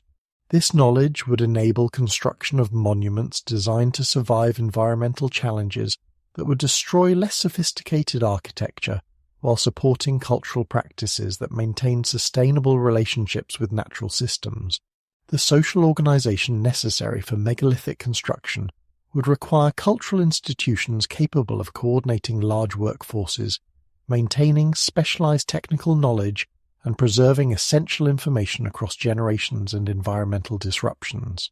These requirements would drive development of sophisticated educational systems, cultural preservation techniques, and social coordination mechanisms that would support advanced civilizational achievements while ensuring long-term cultural sustainability. The integration of technological capability with environmental wisdom represents perhaps the most crucial characteristic that would distinguish a successful lost civilization from the technological civilizations that characterize recorded history. Advanced early civilizations would necessarily develop cultural approaches that balance technological capability with ecological sustainability, creating achievements that enhanced rather than degraded the environmental conditions that supported their cultural development. The lost civilization hypothesis ultimately suggests that Indonesia's megalithic builders achieved sophisticated cultural development through unique combinations of favorable environmental conditions, advanced knowledge systems, and wisdom about sustainable cultural practices that enabled remarkable achievements while maintaining the ecological relationships necessary for long-term survival. Their ultimate disappearance from conventional historical narratives might reflect not civilizational failure, but successful adaptation to changing conditions through deliberate cultural transformation that preserved essential knowledge while abandoning less sustainable practices. What wisdom guides civilizations sophisticated enough to create monuments rivaling humanity's greatest architectural achievements, yet wise enough to choose invisibility over display, preservation over power, and sustainable cultural practices over the expansionist trajectories that characterize recorded history's most prominent civilizations? The disappearance of Indonesia's megalithic builders from conventional historical narratives may reflect not civilizational collapse, but deliberate cultural choices that prioritize knowledge preservation over political dominance, ecological sustainability over territorial expansion, and long-term wisdom over short-term achievement. Why advanced early civilizations might choose invisibility over prominence becomes comprehensible when we consider the relationship between technological capability and environmental responsibility that would characterize populations with tens of thousands of years of experience surviving in geologically unstable regions. Civilizations that developed sophisticated understanding of environmental cycles, catastrophic events, and the long-term consequences of human activity would recognize that visible achievements often attract destructive attention, create targets for conquest or destruction, and can become liabilities during periods of environmental stress or social upheaval. The relationship between technological capability and wisdom represents perhaps the most crucial factor distinguishing sustainable civilizations from the expansionist societies that dominate recorded history. Populations with advanced technological capabilities and deep environmental knowledge would understand that true achievement lies not in displaying power or accumulating resources, but in developing cultural approaches that enhance, rather than degrade, the environmental and social conditions that support long-term human flourishing. Advanced early civilizations would possess sufficient environmental knowledge to recognize the cyclical nature of climate change, geological instability, and the various natural processes that periodically reset environmental conditions and challenge human cultural continuity. Environmental catastrophes as civilizational reset events provides crucial context for understanding why sophisticated early civilizations might develop cultural approaches that prioritize preservation over display. Populations that experience supervolcanic eruptions, rapid climate changes, catastrophic flooding, and other environmental disruptions would understand that visible achievements, monuments, cities, accumulated wealth, often become liabilities during catastrophic periods when survival depends on mobility, adaptability, and the ability to abandon fixed installations quickly. The pattern of concealment evident at Gunung Padang and other Indonesian megalithic sites reflects sophisticated understanding of how to preserve cultural achievements across catastrophic disruptions that could destroy more visible cultural expressions. Buried monuments, hidden knowledge systems, and camouflaged architectural achievements represent cultural technologies specifically designed for survival across environmental and social upheavals that would destroy conventional civilizational expressions. Perhaps they knew something about sustainability that we've forgotten. The recognition that true civilizational achievement lies not in accumulating power, resources, or visible monuments, but in developing cultural approaches that maintain sustainable relationships with natural systems while preserving essential knowledge across whatever disruptions might threaten human cultural continuity. This wisdom would drive development of civilizations that achieved remarkable sophistication while maintaining ecological balance and social stability. The relationship between technological advancement and ecological destruction that characterizes modern civilization represents a relatively recent development in human cultural history. Advanced early civilizations, developing over tens of thousands of years in close relationship with natural systems, would necessarily develop cultural approaches that enhanced rather than degraded environmental conditions. Their technological achievements would reflect integration of human capability with natural processes rather than domination over environmental systems. Cultural strategies that prioritize knowledge preservation over political expansion would enable civilizations to achieve remarkable sophistication without creating the territorial conflicts, resource competition, and social disruptions that characterize the expansionist societies documented in recorded history. Maritime civilizations like those that developed in Indonesia's archipelago would possess natural advantages for avoiding territorial conflicts while maintaining the cultural exchange necessary for sophisticated knowledge development. The deliberate choice of invisibility over prominence would require cultural institutions sophisticated enough to maintain advanced knowledge systems while avoiding the social structures, centralized political authority, territorial control, resource accumulation that create targets for conquest or destruction during periods of social upheaval. This would necessitate development of distributed knowledge systems, decentralized social organization, and cultural practices that could preserve essential achievements without creating vulnerable concentrations of power or resources. Long-term thinking across geological timescales would characterize civilizations that understood their achievements as contributions to knowledge systems that transcended individual societies and required protection across environmental and social disruptions that could destroy less sustainable cultural approaches. This perspective would drive development of cultural technologies specifically designed for preserving essential knowledge across scales of time that encompass ice age cycles, catastrophic environmental events, and the various disruptions that periodically challenge human cultural continuity. The transformation from visible to invisible achievement might represent not civilizational decline, but successful adaptation to changing environmental and social conditions that required different strategies for maintaining cultural sophistication. As environmental conditions changed and population pressures increased, advanced early civilizations might have deliberately adopted cultural approaches that maintained essential knowledge while abandoning less sustainable practices. The ultimate wisdom of Indonesia's megalithic builders may lie in their understanding that sustainable civilization requires integration of technological capability with ecological wisdom, social organization that preserves essential knowledge without creating destructive power concentrations, and cultural approaches that prioritize long-term sustainability over short-term achievement. Their disappearance from conventional historical narratives represents not failure, but successful transformation that preserved essential wisdom while adapting to changing conditions that required different approaches to cultural development and knowledge preservation. What if Indonesia's megalithic achievements represent not isolated accomplishments, but key nodes in a prehistoric network of sophisticated monuments that spans the Pacific Ocean from Easter Island to Madagascar, connected by maritime peoples whose navigation capabilities exceeded anything documented in recorded history.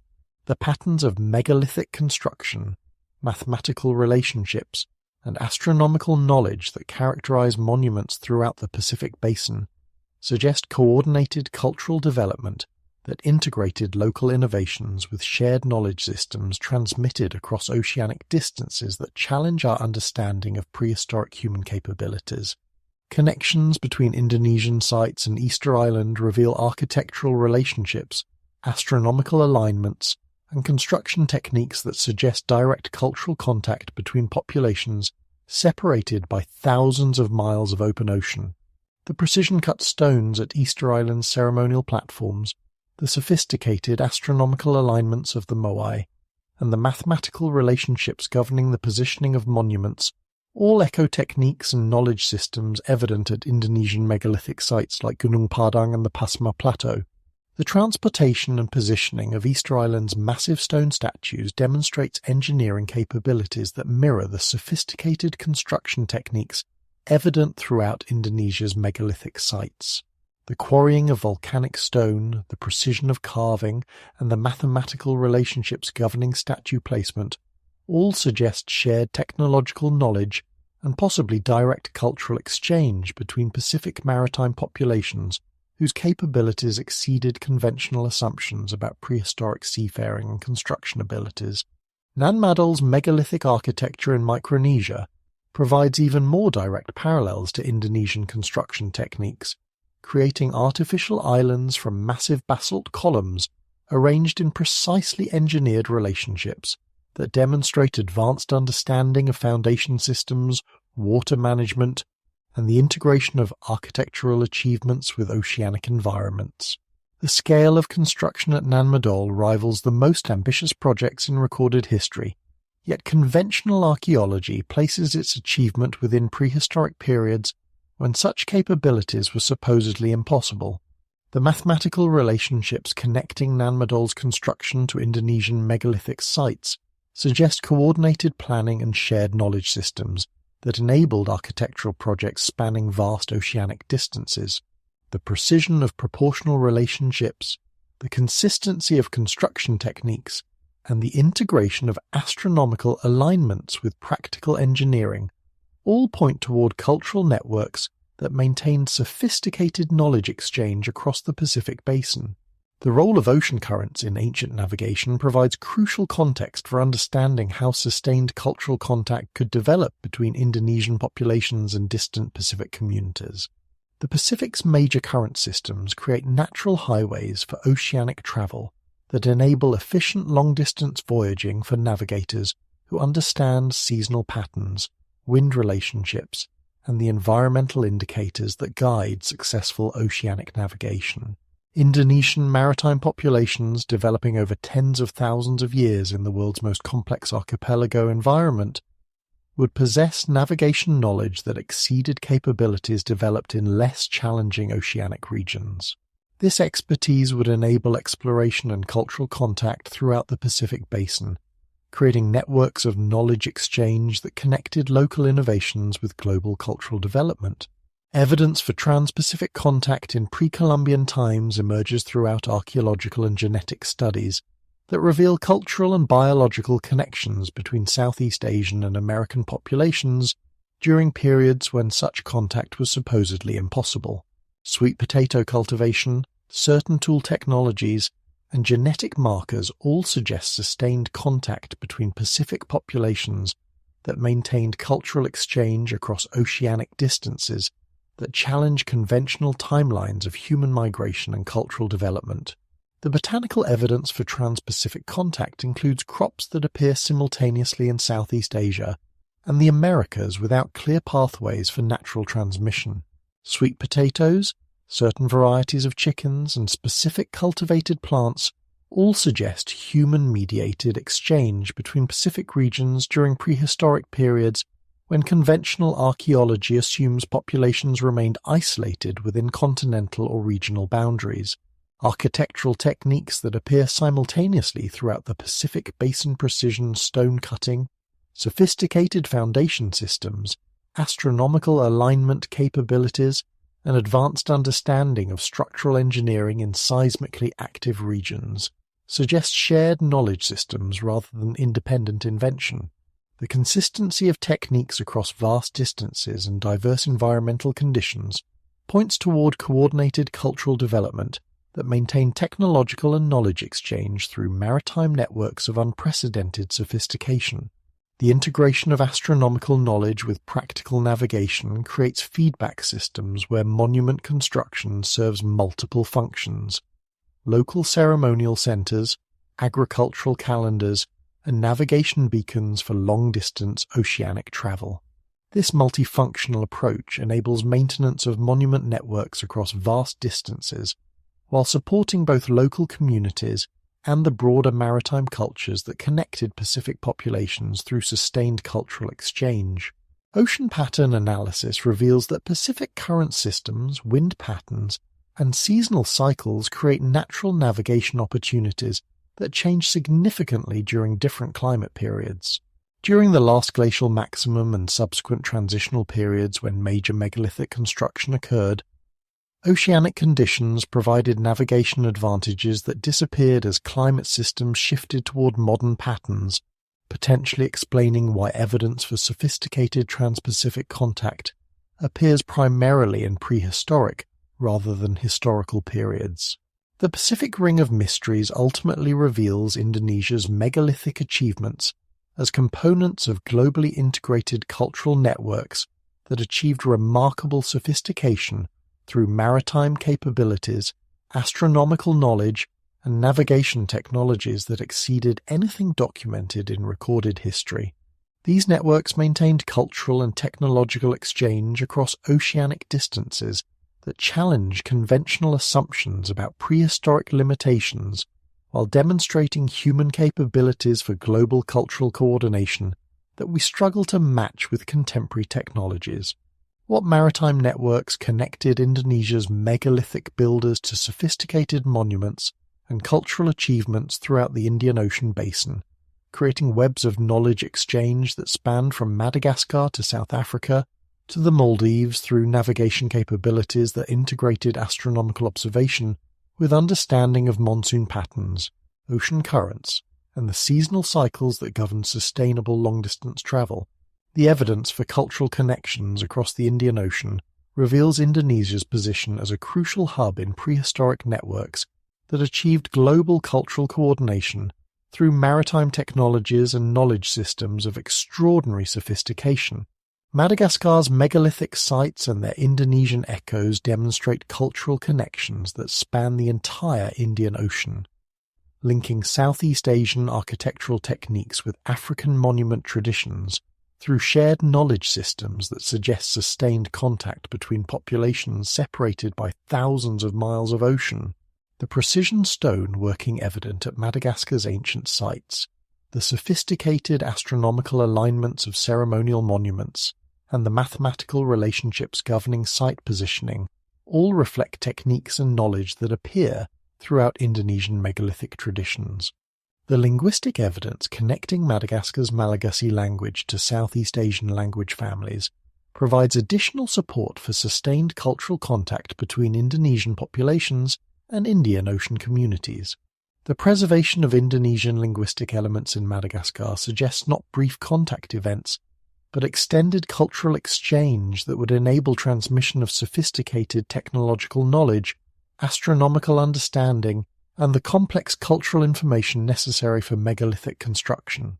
The Maldives' mysterious ruins present perhaps the most intriguing evidence of prehistoric cultural networks that connected Indonesian megalithic traditions to Indian Ocean monument building. Submerged stone structures throughout the Maldives archipelago display construction techniques, proportional relationships, and site positioning that mirror patterns found at Indonesian sites, while their current submersion provides direct evidence of construction during periods when sea levels remained significantly lower than contemporary conditions.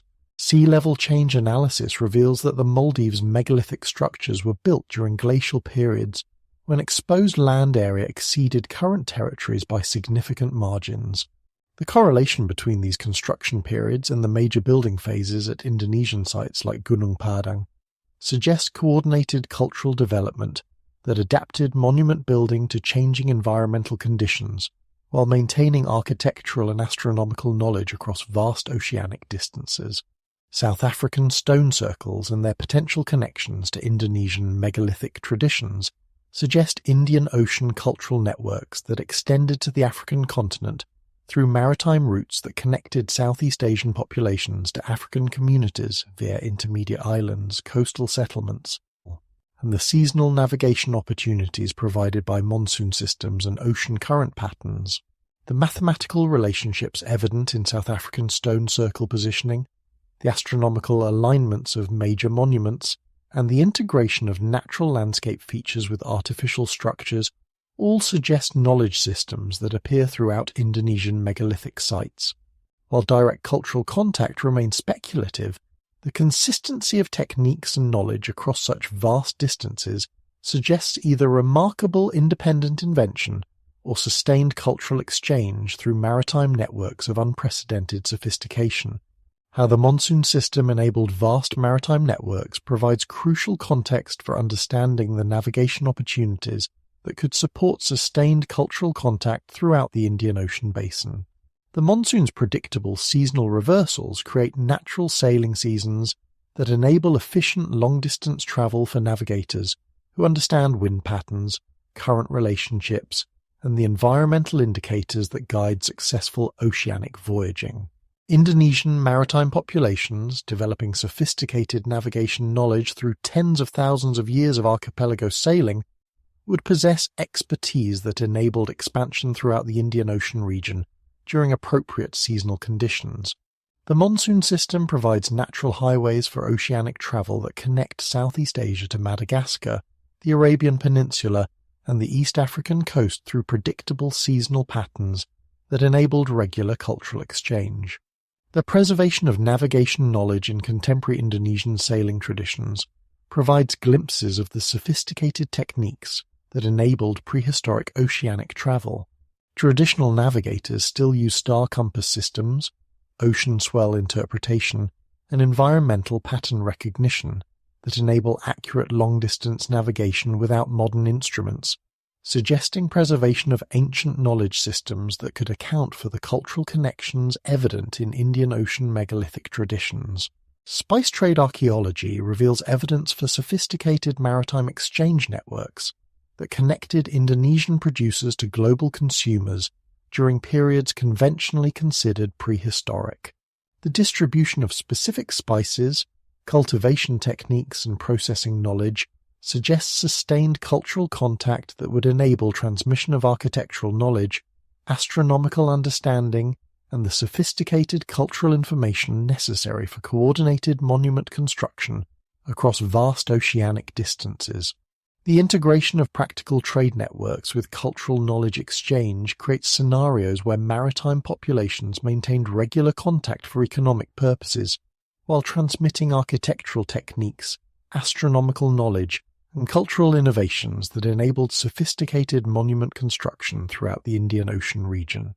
These networks would support both local cultural development and global knowledge coordination through maritime capabilities that exceeded anything documented in recorded history. Harbour system analysis throughout the Indian Ocean reveals evidence for sophisticated port facilities, navigation infrastructure, and maritime support systems that would enable regular long-distance oceanic travel. The positioning of these facilities, their integration with astronomical alignments, and their relationship to megalithic monuments suggest coordinated development of maritime infrastructure that supported sustained cultural and economic exchange across the entire Indian Ocean basin. The Indian Ocean Web ultimately reveals Indonesia's megalithic builders as participants in global cultural networks that achieved unprecedented coordination of knowledge, technology, and cultural development through maritime capabilities that we struggle to understand using conventional assumptions about prehistoric limitations. These networks demonstrate human potential for global cultural coordination that integrated local innovations with worldwide knowledge exchange through navigation technologies and cultural institutions that preserved and transmitted sophisticated understanding across vast oceanic distances and extended time periods?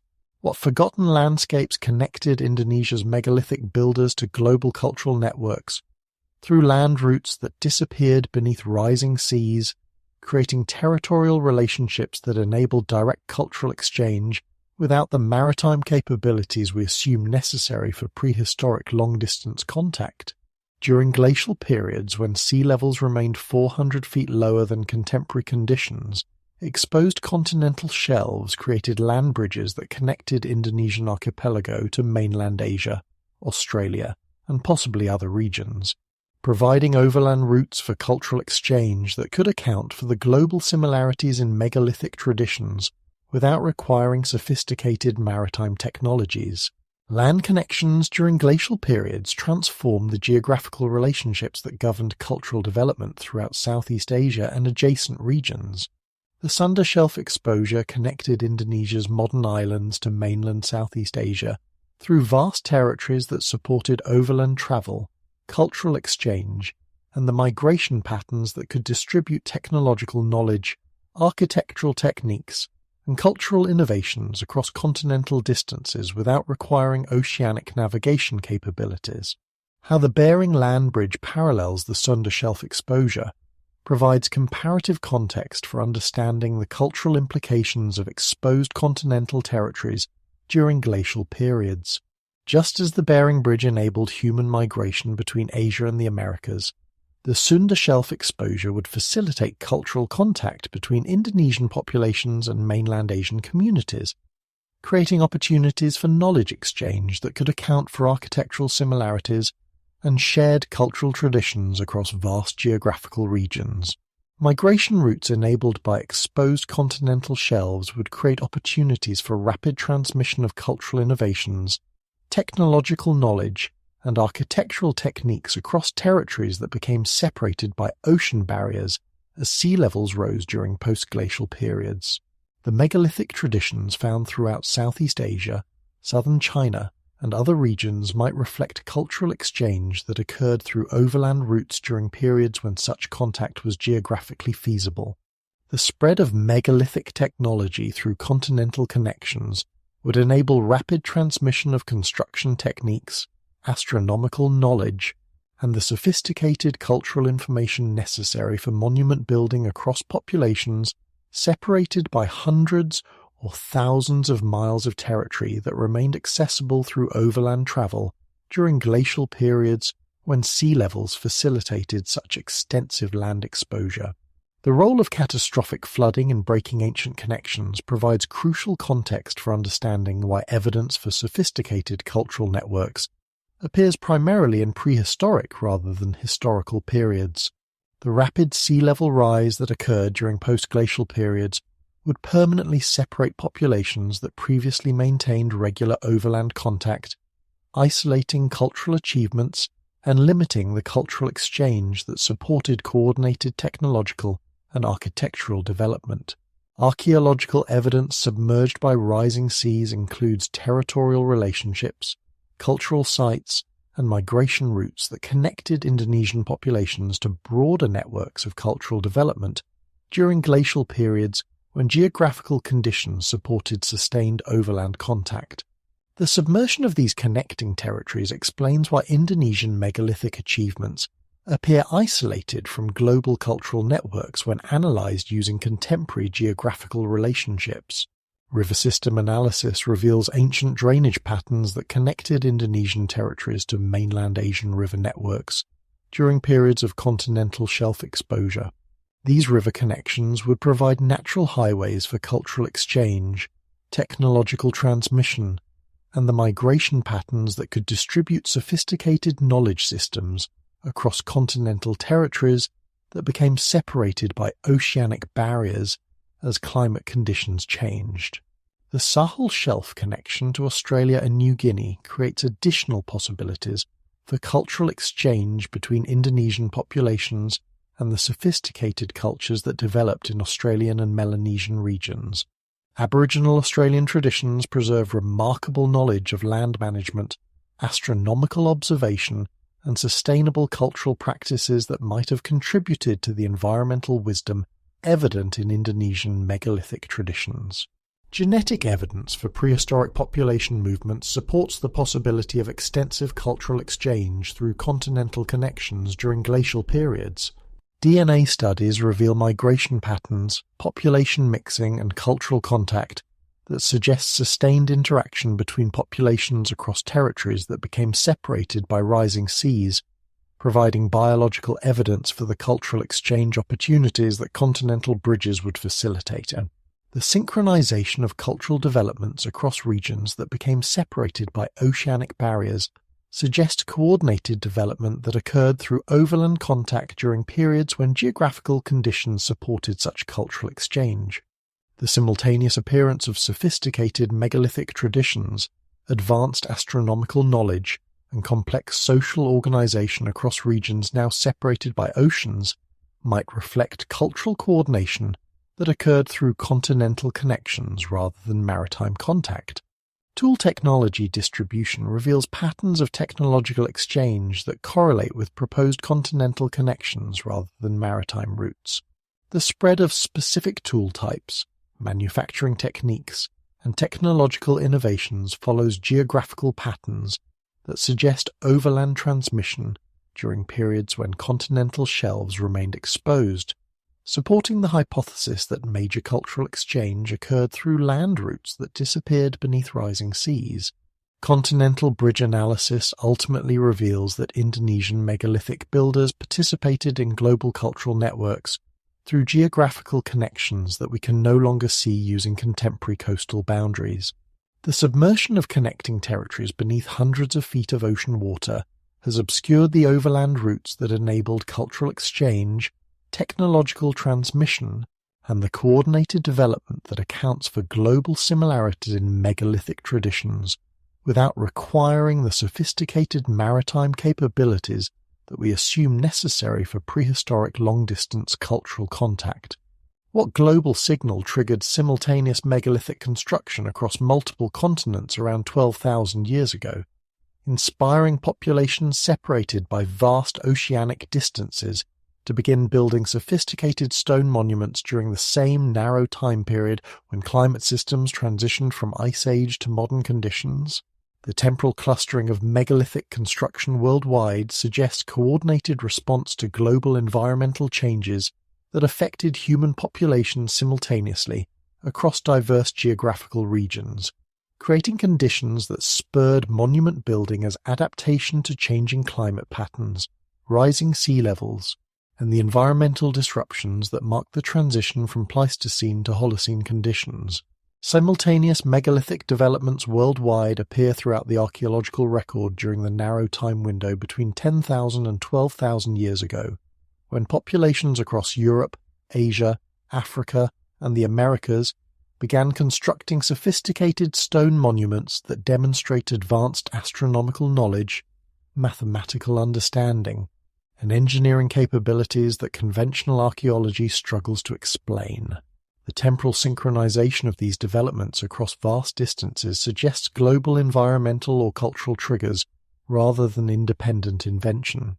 The 12,000-year threshold corresponds precisely to the Younger Dryas climate reversal, a dramatic return to Ice Age conditions that disrupted global climate systems for over 1,000 years before rapid warming initiated the Holocene period.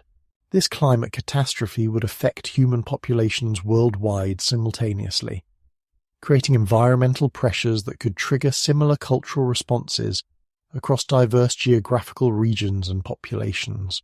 Climate change as a driver of monumental architecture provides the most compelling explanation for the global synchronization of megalithic construction. Populations facing rapid environmental change would require sophisticated understanding of climate patterns, astronomical cycles, and environmental prediction to maintain cultural survival during periods of unprecedented environmental disruption. Monument construction could represent adaptive responses that preserved essential knowledge while demonstrating cultural sophistication that enabled survival through catastrophic environmental changes. The correlation between major climate transitions and megalithic construction suggest that monument building represents cultural technology specifically designed for preserving essential knowledge across periods of environmental disruption.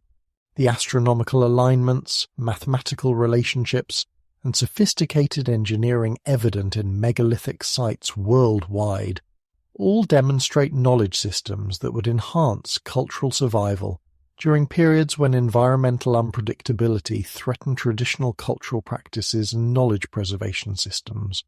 They all began building at the same time, as if answering the same call, a global environmental signal that triggered similar cultural responses across populations with no direct contact. The simultaneity suggests recognition of environmental patterns, astronomical cycles, or climate relationships that affected human cultures worldwide, creating conditions that required similar adaptive strategies regardless of local cultural traditions or technological capabilities. Environmental stress analysis reveals that the transition period between Ice Age and modern climate conditions created unprecedented challenges for human populations worldwide. Rising sea levels displaced coastal populations, changing precipitation patterns disrupted traditional agricultural systems, and shifting seasonal cycles required adaptation of cultural practices that had developed during thousands of years of relatively stable Ice Age conditions. The global environmental disruption would necessitate development of cultural technologies capable of preserving essential knowledge across periods of environmental unpredictability. Monument construction provides durable repositories for astronomical knowledge, mathematical understanding, and environmental information that could support cultural survival when traditional knowledge preservation systems were disrupted by rapidly changing environmental conditions.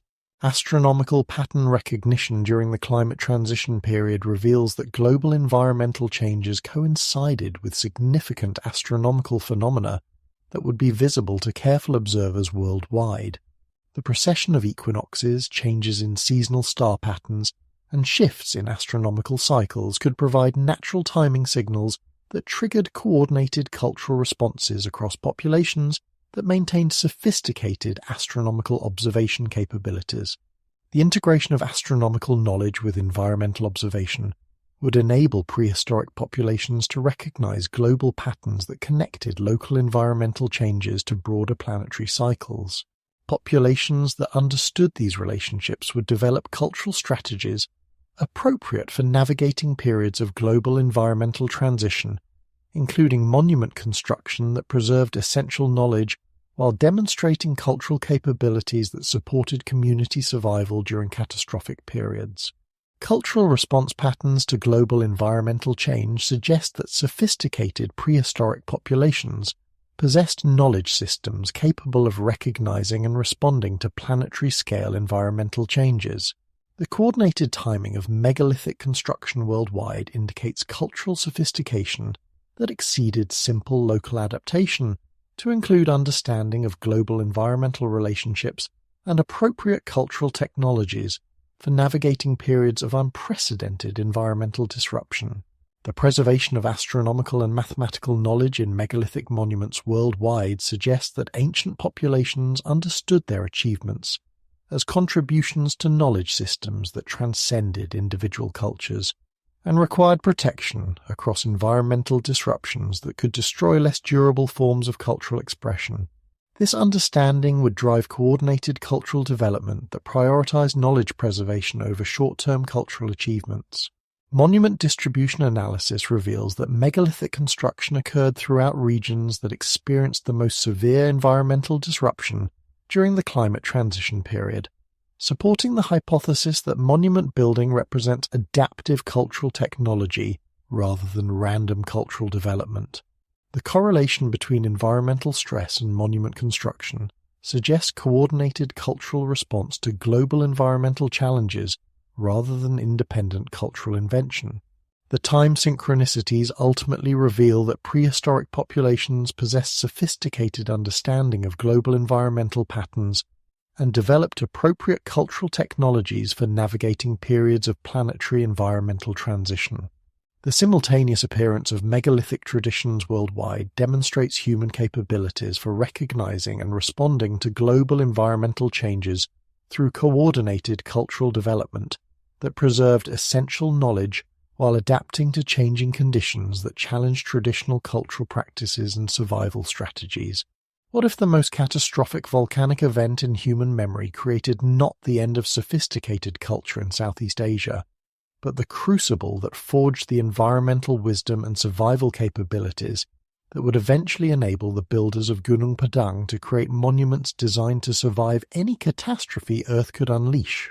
74,000 years ago, the Toba supervolcanic eruption in northern Sumatra released energy equivalent to thousands of nuclear weapons, ejecting over 800 cubic kilometers of volcanic material into the atmosphere and creating a volcanic winter that dropped global temperatures by 35 degrees Celsius for several years. Yet the human populations that survived this planetary catastrophe emerged with enhanced adaptability, environmental knowledge, and possibly the cultural foundations for the sophisticated civilizations that would later create Indonesia's megalithic monuments. The most recent supervolcanic event in human history provides crucial context for understanding how Indonesian populations developed the environmental knowledge, construction techniques, and cultural wisdom evident in megalithic sites throughout the archipelago. Toba's eruption created global climate disruption that reduced worldwide human populations to an estimated 3,000 to 10,000 individuals. Yet genetic evidence confirms that Southeast Asian populations not only survived this near-extinction event, but recovered to support the sophisticated cultural developments evident in the region's archaeological record. The survival of Indonesian populations through supervolcanic catastrophe would necessitate development of environmental prediction capabilities, construction techniques suitable for geologically unstable regions, and cultural institutions capable of preserving essential knowledge through periods of extreme environmental disruption. These survival adaptations could account for the sophisticated understanding of geological processes, seismic engineering, and long-term environmental planning evident in megalithic sites like Gunung Padang. Its impact on global climate and human populations created selective pressures that would favor communities possessing advanced environmental knowledge, sophisticated social organization, and technological capabilities that enabled survival during periods of unprecedented environmental stress. The populations that survived Toba's effects would necessarily develop cultural technologies specifically designed for navigating catastrophic environmental change, preserving essential knowledge across periods of social disruption, and maintaining cultural continuity during times when normal cultural institutions might be overwhelmed by survival priorities. The genetic bottleneck created by Toba's global effects reveals that contemporary human populations descend from survivors who possessed exceptional adaptability, environmental knowledge, and cultural sophistication that enabled survival through conditions that destroyed less adapted populations worldwide. Southeast Asian populations show genetic evidence of rapid recovery following Toba, suggesting cultural and technological capabilities that not only enabled survival but facilitated demographic expansion that could support sophisticated cultural development. How Sumatra's landscape was permanently altered by the eruption provides direct evidence of the environmental challenges that Indonesian populations learned to navigate successfully. The massive caldera created by Toba's collapse, the redistribution of volcanic materials across thousands of square miles, and the long-term changes in regional geology and hydrology all created new environmental conditions that required sophisticated adaptation strategies and possibly innovations in construction techniques, agricultural practices.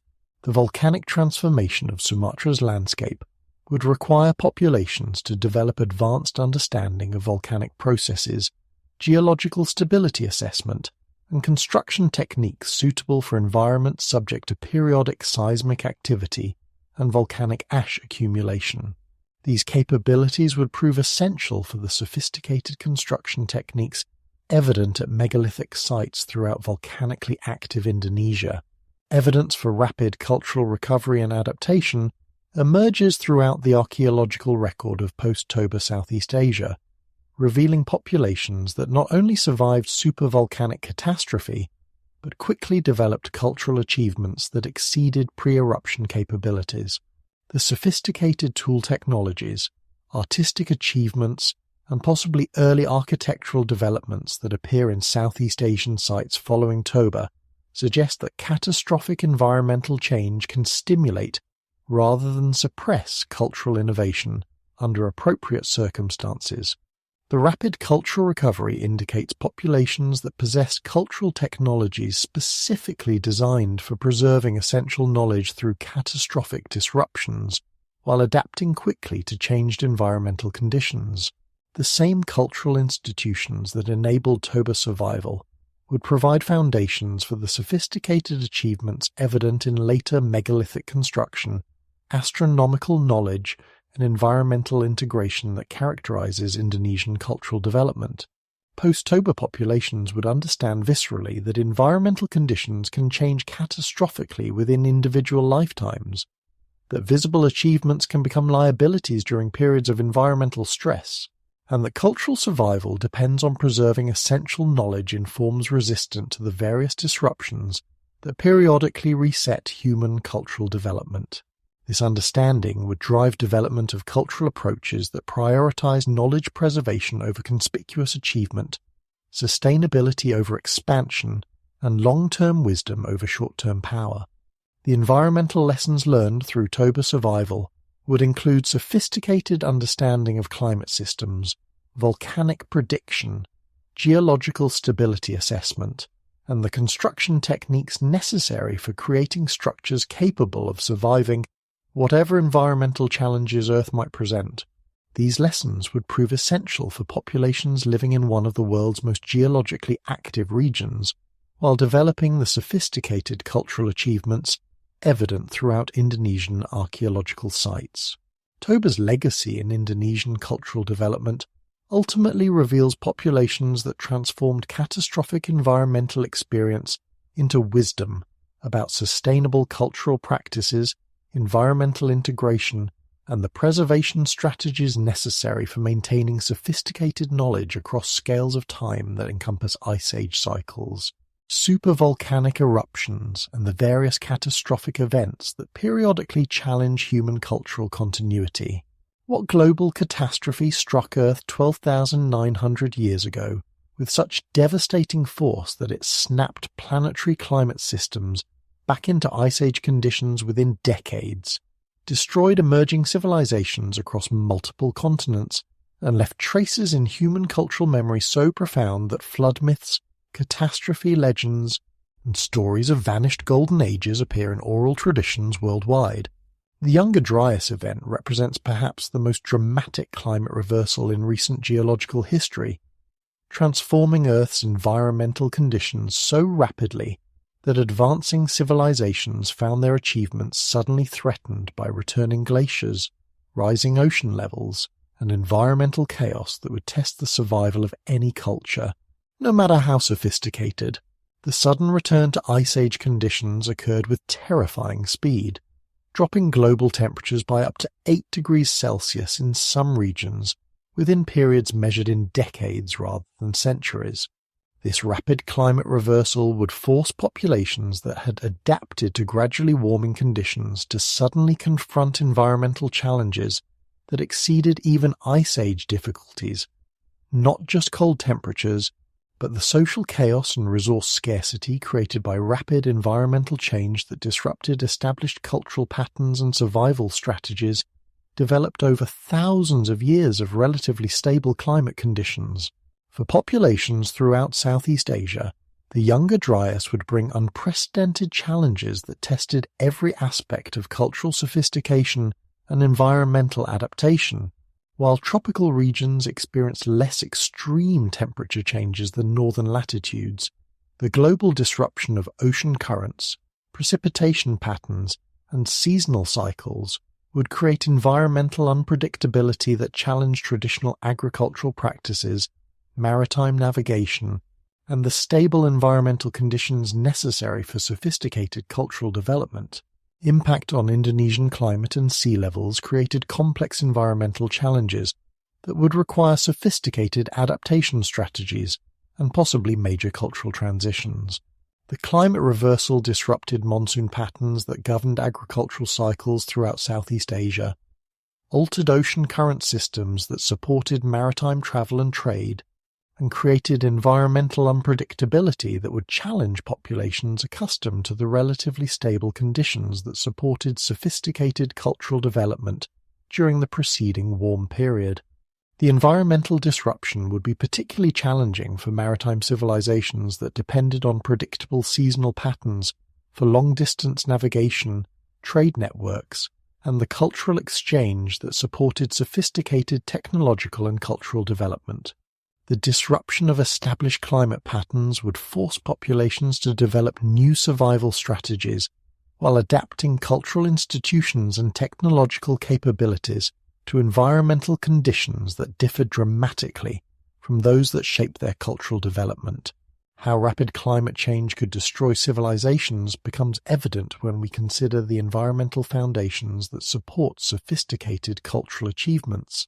Advanced civilizations require stable agricultural systems, predictable resource availability, and environmental conditions that enable long-term planning and cultural investment in monumental architecture, complex social institutions, and the cultural technologies that preserve and transmit sophisticated knowledge across generations.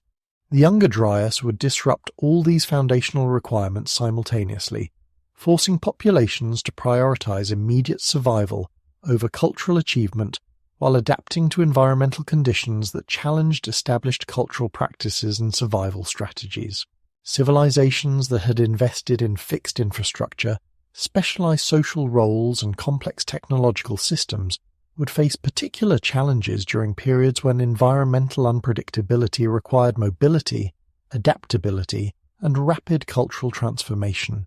Advanced civilizations might respond to such environmental challenges through deliberate cultural strategies that preserved essential achievements while adapting to changing conditions that required different approaches to survival and cultural development. The concealment strategies evident at sites like Gunung Padang might represent adaptive responses to environmental catastrophes like the Younger Dryas, preserving cultural achievements through periods when visible monuments could become liabilities during environmental chaos. The correlation between climate catastrophe and mythological memory provides compelling evidence that human cultural traditions preserve authentic environmental history across scales of time that exceed written records by thousands of years. The global distribution of flood myths, catastrophe legends, and stories of vanished civilizations correlates remarkably with the environmental disruptions that characterize the Younger Dryas period, suggesting that oral traditions function as sophisticated cultural technologies for preserving essential environmental knowledge across vast timescales. Indonesian flood traditions contain specific details about environmental changes, population movements, and cultural adaptations that correspond to environmental conditions that would result from Younger Dryas climate reversal. The stories describe rapid environmental changes, forced migrations to higher elevations, and the cultural strategies that enabled survival through periods of unprecedented environmental chaos details that match scientific reconstructions of Younger Dryas effects with remarkable accuracy. The preservation of such specific environmental memory in oral traditions demonstrates sophisticated cultural institutions capable of maintaining essential knowledge across periods of environmental and social disruption that would overwhelm less sophisticated knowledge preservation systems. The same cultural capabilities that preserved environmental memory across 13,000 years could preserve technological knowledge, astronomical understanding, and cultural wisdom across the various catastrophic events that periodically challenge human cultural continuity. Younger Dryas effects on global civilization development would explain why sophisticated cultural achievements appear to emerge simultaneously worldwide around 11,700 years ago, when the climate catastrophe ended and environmental conditions stabilized into modern patterns. The synchronized emergence of megalithic construction, complex social institutions, and sophisticated cultural achievements worldwide might represent recovery and rebuilding following the Younger Dryas, rather than initial development of human cultural capabilities. This interpretation suggests that the Younger Dryas represents a civilizational reset event that forced sophisticated cultures to adapt their achievements to changed environmental conditions while preserving essential knowledge through the crisis period. The global emergence of megalithic construction following the Younger Dryas could represent cultural recovery that drew upon knowledge systems preserved through the catastrophic period by populations sophisticated enough to maintain essential cultural achievements during unprecedented environmental challenges. The environmental lessons embedded in human cultural memory through Younger Dryas experience would include understanding of rapid climate change, the environmental triggers that precede catastrophic events, and the cultural strategies necessary for preserving essential achievements through periods that challenged the survival of sophisticated civilization. This knowledge would prove essential for populations developing in environmentally unstable regions, while maintaining cultural sophistication across scales of time that encompass recurring catastrophic events. What happened to entire civilizations when 4 centuries of ice sheets collapsed with such overwhelming force that global sea levels rose over 400 feet, drowning continental territories larger than modern Europe and forcing the greatest population relocations in human history? The great melting that followed the Younger Dryas climate catastrophe transformed Earth's geography so dramatically that vast territories supporting sophisticated cultures vanished beneath advancing oceans, creating refugee crises on scales that dwarf any disruption documented in recorded history while permanently concealing archaeological evidence of humanity's most ancient achievements beneath hundreds of feet of ocean water. Rapid sea level rise and its effects on coastal civilizations would create unprecedented challenges for any populations that had developed sophisticated cultural achievements in coastal territories during the preceding glacial periods. The most favorable locations for early civilization development, river deltas, coastal plains, natural harbors, and the interfaces between terrestrial and marine environments would become the first casualties of rising seas that advance relentlessly across landscapes that had supported human cultural development for thousands of years. The psychological impact of witnessing familiar territories disappear beneath advancing waters would profoundly affect survivor populations, creating cultural trauma that would influence development strategies for subsequent civilizations.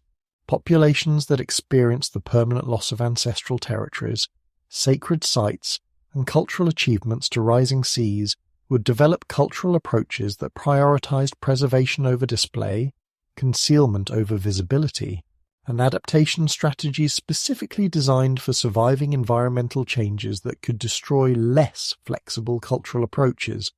The submersion of vast areas of the Sunda Shelf eliminated territories larger than contemporary India that had supported whatever sophisticated cultures developed during the 100,000 years of human presence in Southeast Asia, during glacial periods when these territories remained above water. The archaeological implications of this territorial loss cannot be overstated. Entire civilizations, their achievements, technologies, and cultural developments lie buried beneath marine sediments that accumulated over thousands of years of submersion. Modern bathymetric mapping reveals the drowned landscapes that once supported human cultural development across territories that connected modern Indonesia's scattered islands into continent-sized land masses. River valleys, coastal plains, and the natural harbour systems that would support sophisticated maritime development all lie beneath current ocean levels, taking with them whatever archaeological evidence they might preserve of early human cultural achievements in Southeast Asia. The scale of territorial loss during the Great Melting explains why Indonesian cultural achievements appear isolated from global cultural networks when analysed using contemporary geographical relationships. The land bridges, coastal territories, and connecting landscapes that enabled cultural exchange and technological transmission during glacial periods disappeared beneath rising seas, severing the geographical connections that supported coordinated cultural development across regions now separated by hundreds of miles of ocean. How entire populations would have been forced to relocate creates scenarios for cultural transmission that could account for the global distribution of similar technological knowledge architectural techniques, and astronomical understanding that appear simultaneously in widely separated regions during the post-melting period.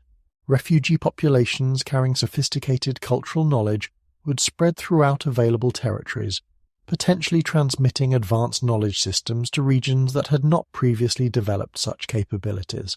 The forced migrations resulting from territorial submersion would create cultural mixing that could accelerate technological and cultural development in regions that received refugee populations carrying advanced knowledge systems developed in drowned territories. This cultural transmission mechanism could account for the simultaneous appearance of sophisticated achievements worldwide following the Great Melting without requiring independent invention of complex technologies and knowledge systems. Maritime adaptations developed by populations forced from terrestrial territories would create cultural advantages that enabled rapid expansion across oceanic territories, and possibly the development of navigation capabilities that exceeded anything documented in recorded history. Populations that lost terrestrial territories but developed advanced maritime capabilities could maintain cultural sophistication while adapting to archipelago conditions that required different survival strategies and technological approaches. Archaeological evidence now underwater or buried under sediment represents the greatest loss in human archaeological heritage, concealing potential evidence of sophisticated early civilizations whose achievements we can only infer from the cultural traditions, technological knowledge, and architectural capabilities that survived territorial submersion through cultural transmission and preservation strategies developed by survivor populations. Underwater archaeology throughout Southeast Asia reveals tantalizing glimpses of sophisticated cultural achievements that were submerged during post-glacial sea level rise. Stone structures, worked stone deposits, and artificial features detected on continental shelf areas suggest cultural achievements that would revolutionize understanding of early human capabilities if adequate archaeological investigation could be conducted in underwater environments. The technical challenges of underwater archaeology in tropical marine environments limit investigation of submerged archaeological sites, while marine sedimentation processes continue burying potential evidence beneath layers of accumulated material that make detection and excavation increasingly difficult. The archaeological treasures that might transform understanding of human cultural development remain largely inaccessible beneath ocean waters and marine sediments. Sediment analysis from continental shelf areas reveals organic materials, worked stone fragments, and artificial features that suggest sophisticated human activity in territories now submerged beneath hundreds of feet of ocean water. These tantalizing clues indicate archaeological sites of potentially enormous significance, while demonstrating the limitations of current technology for investigating submerged archaeological heritage. The Great Melting ultimately represents the greatest archaeological catastrophe in human history, concealing beneath rising seas whatever evidence might exist of sophisticated early civilizations whose achievements could revolutionize understanding of human cultural development, technological capabilities, and the environmental relationships that enabled sustainable cultural development across scales of time that encompass ice age cycles and the various environmental changes that periodically reset the conditions for human cultural achievement. The permanent concealment of these drowned landscapes beneath ocean waters means that our understanding of human cultural development remains fundamentally incomplete. Based upon the fragmentary evidence that survived territorial submersion, while the greatest archaeological treasures of human achievement lie forever beyond reach, beneath the waves that claimed humanity's first civilizations and their remarkable achievements. What extraordinary foresight would guide civilizations sophisticated enough to recognize environmental catastrophe approaching across generational timescales, wise enough to prioritize knowledge preservation over immediate glory, and technically capable of creating cultural time capsules designed to survive whatever disasters might destroy their immediate society? The preservation strategies evident at sites like Gunung Padang suggest builders who understood environmental cycles, predicted catastrophic changes, and developed cultural technologies specifically designed for maintaining essential knowledge across the environmental disruptions that periodically reset human cultural development, how advanced civilizations might prepare for catastrophe, reveal sophisticated understanding of environmental patterns, social vulnerabilities, and the cultural institutions necessary for preserving essential knowledge across periods that would challenge the survival of less prepared societies. The deliberate concealment strategies evident at megalithic sites worldwide suggest builders who understood that conspicuous achievements often become targets during periods of social chaos, while hidden achievements can preserve essential knowledge for recovery periods when conditions permit renewed cultural development. The integration of environmental prediction with cultural preservation strategies requires understanding of long-term environmental cycles, the social effects of environmental change, and the relationships between environmental conditions and human cultural development. Advanced civilizations would develop institutional knowledge about recurring catastrophic events, environmental triggers that precede major disruptions, and the cultural strategies that enable preservation of essential achievements through periods that destroy less sophisticated cultural expressions. Environmental monitoring capabilities that would enable long-term catastrophe prediction might include sophisticated astronomical observation, understanding of climate cycles, geological knowledge that enables earthquake and volcanic prediction, and cultural institutions that preserve environmental knowledge across generations and environmental changes that could disrupt normal cultural transmission systems. The concept of cultural time capsules represents perhaps the most sophisticated cultural technology ever developed, creating repositories of essential knowledge designed to survive environmental catastrophes, social upheavals, and the various disruptions that periodically challenge human cultural continuity, while ensuring that crucial information remains available for recovery by future populations capable of understanding and applying preserved knowledge. Cultural time capsules would require technologies that enable preservation of information across vast timescales, concealment strategies that protect repositories from destruction during catastrophic periods, and encoding systems that enable future populations to recognize and interpret preserved knowledge, even if cultural continuity is disrupted by environmental or social catastrophes.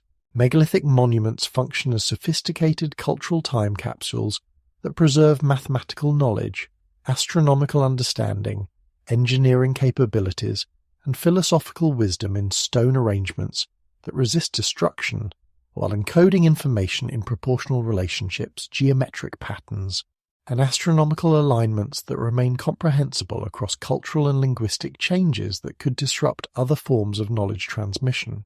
The architectural encoding of essential knowledge in megalithic arrangements creates preservation systems that maintain information accessibility across catastrophic disruptions that would destroy written records, cultural institutions, and the social systems that normally preserve and transmit sophisticated knowledge.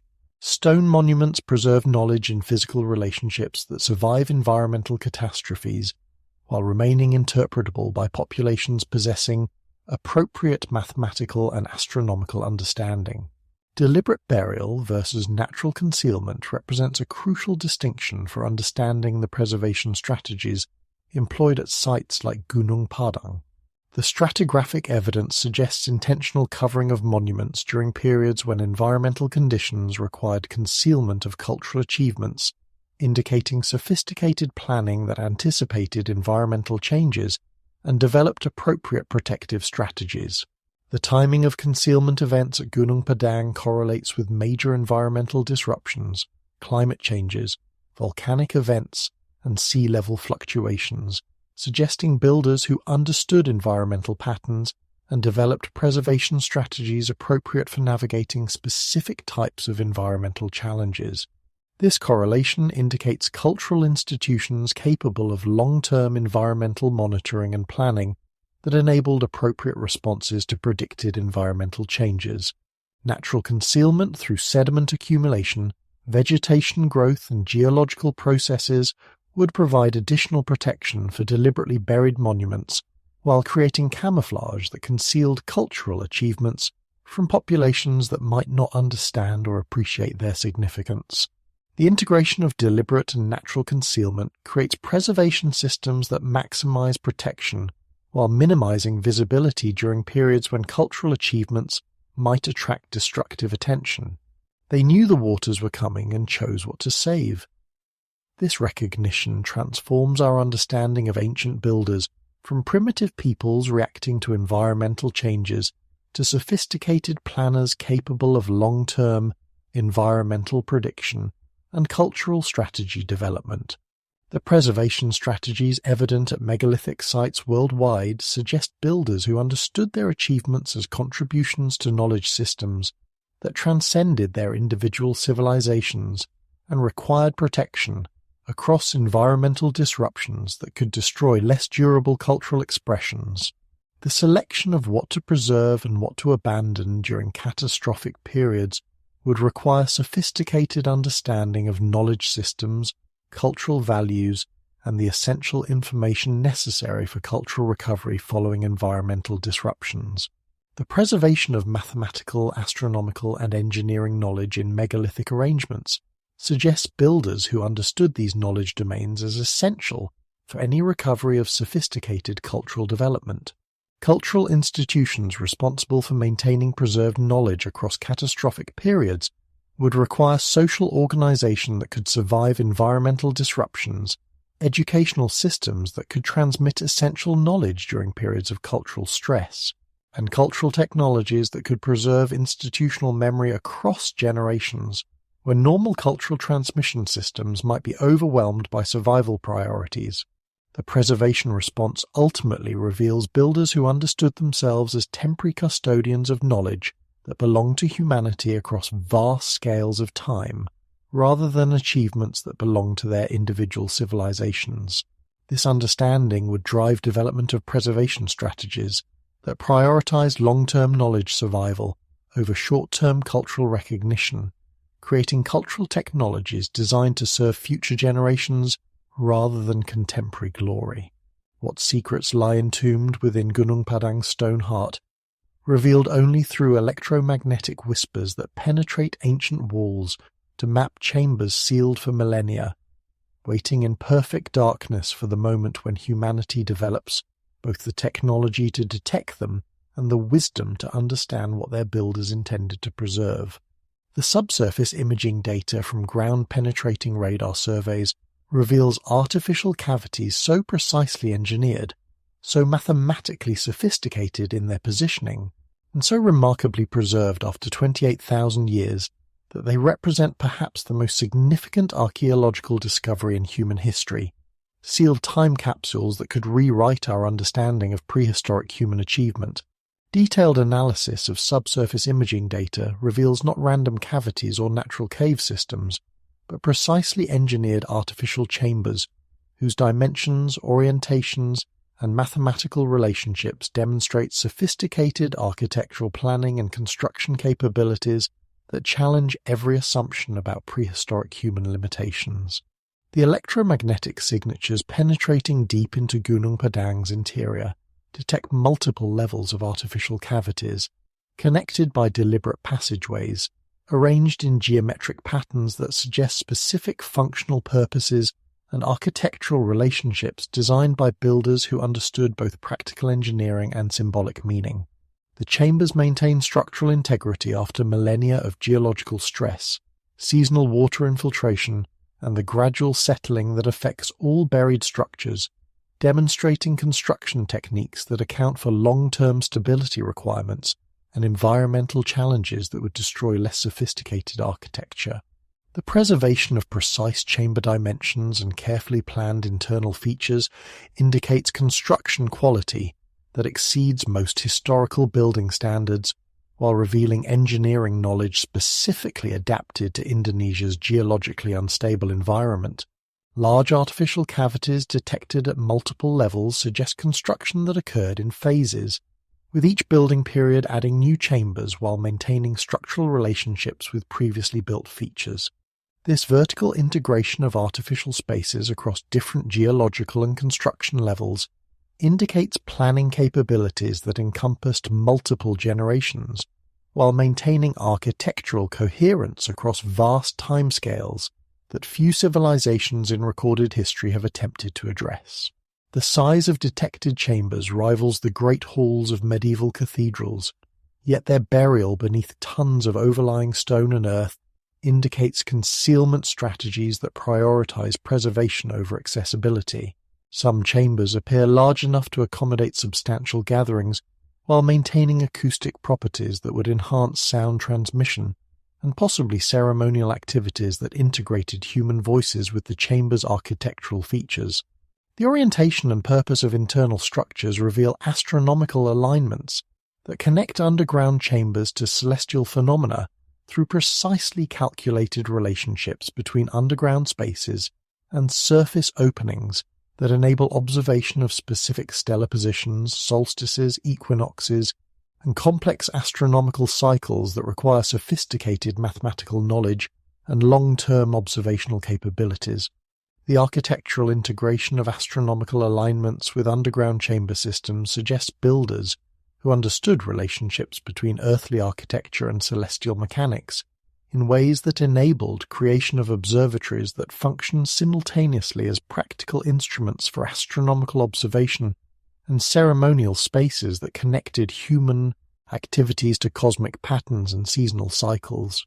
Internal structural features detected through electromagnetic analysis include what appear to be artificial platforms, carved surfaces, and possibly even preserved artifacts positioned within chamber spaces in ways that suggest specific ceremonial or practical functions that remain undisturbed after millennia of concealment beneath the hill's stone construction and accumulated earth deposits.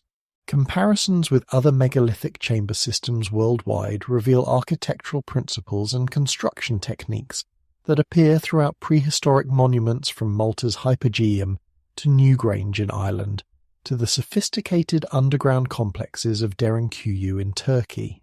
The consistency of architectural approaches across vast geographical distances and different time periods suggests shared knowledge systems or cultural transmission networks that enabled global coordination of chamber construction techniques. The acoustic properties suggested by chamber dimensions and internal features mirror the sophisticated sound engineering documented at megalithic sites worldwide, indicating builders who understood acoustic principles and designed underground spaces to enhance sound transmission, create resonance effects, and possibly support ceremonial activities that integrated human consciousness with architectural features designed to produce specific psychological and physiological responses. Air circulation systems suggested by passageway arrangements and chamber connections indicate understanding of ventilation requirements for underground spaces, while possibly serving astronomical observation functions that required precise control of airflow to prevent condensation that could obscure observation instruments or ceremonial features designed for long-term use in underground environments. Water management systems detected within the chamber complex suggest integration of natural spring water with architectural features in ways that provided both practical water supplies and possibly ceremonial functions that incorporated flowing water into underground observatories and gathering spaces designed for sustained human occupation during extended periods of use. The radar anomalies ultimately reveal Gunung Padang as containing sophisticated underground architecture that matches or exceeds the most remarkable achievements in recorded history, while demonstrating preservation strategies that enabled survival of precision-engineered chambers across timescales that encompass ice ages, volcanic eruptions, climate changes, and the various environmental challenges that would destroy less sophisticated construction, preserving within sealed chambers whatever artifacts, knowledge systems, or cultural achievements the builders deemed essential for humanity's long-term development. What pathways into Gunung Padang's hidden chambers remain concealed beneath megalithic stones, their locations encoded in astronomical alignments that reveal themselves only to observers who understand the celestial mechanics that guided ancient builders, and whose opening might require knowledge of traditional ceremonies preserved in oral traditions that connect contemporary Indonesian communities to their most ancient heritage. The search for chamber access points represents both a technical challenge requiring sophisticated archaeological investigation and a cultural journey that must integrate modern scientific capabilities with traditional knowledge systems that may preserve essential information about the builders' intended methods for accessing their underground achievements. Potential entrances hidden within the surface megalithic layer challenge archaeologists to distinguish between natural gaps in stone arrangements and deliberately constructed passageways that were designed to remain concealed while providing access for those who possessed appropriate knowledge about their location and opening mechanisms. The precision of megalithic construction throughout Gunung Padang's surface features creates numerous spaces between stone elements that could conceal passage entrances designed to remain invisible to casual observation.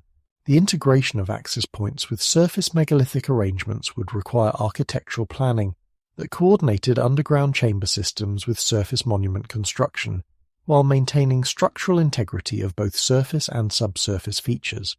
This integration suggests builders who understood complex relationships between different architectural levels and possessed construction capabilities that enabled precise coordination of multiple structural systems operating at different scales. Camouflaged entrance systems would require understanding of visual perception, human psychology, and the concealment techniques necessary for hiding functional passages within architectural arrangements that appear to serve purely ceremonial or symbolic functions. The builders would need to integrate practical access requirements with symbolic meanings while maintaining architectural beauty that concealed functional purposes from observers who lacked appropriate cultural knowledge. The role of astronomical alignments in revealing passages suggests that chamber access was designed to occur during specific celestial conditions, particular times of day, seasonal positions of stars or planets, or complex astronomical events that would indicate appropriate timing for chamber entry to those who understood the builder's astronomical encoding systems. Solar alignment systems could coordinate passage access with specific times of day when sunlight would illuminate concealed entrances, reveal hidden symbols that indicate passage locations, or create shadow patterns that provide visual cues for locating access points that remain invisible under different lighting conditions. This system would enable access by knowledge holders while maintaining concealment from those who lack understanding of appropriate timing requirements.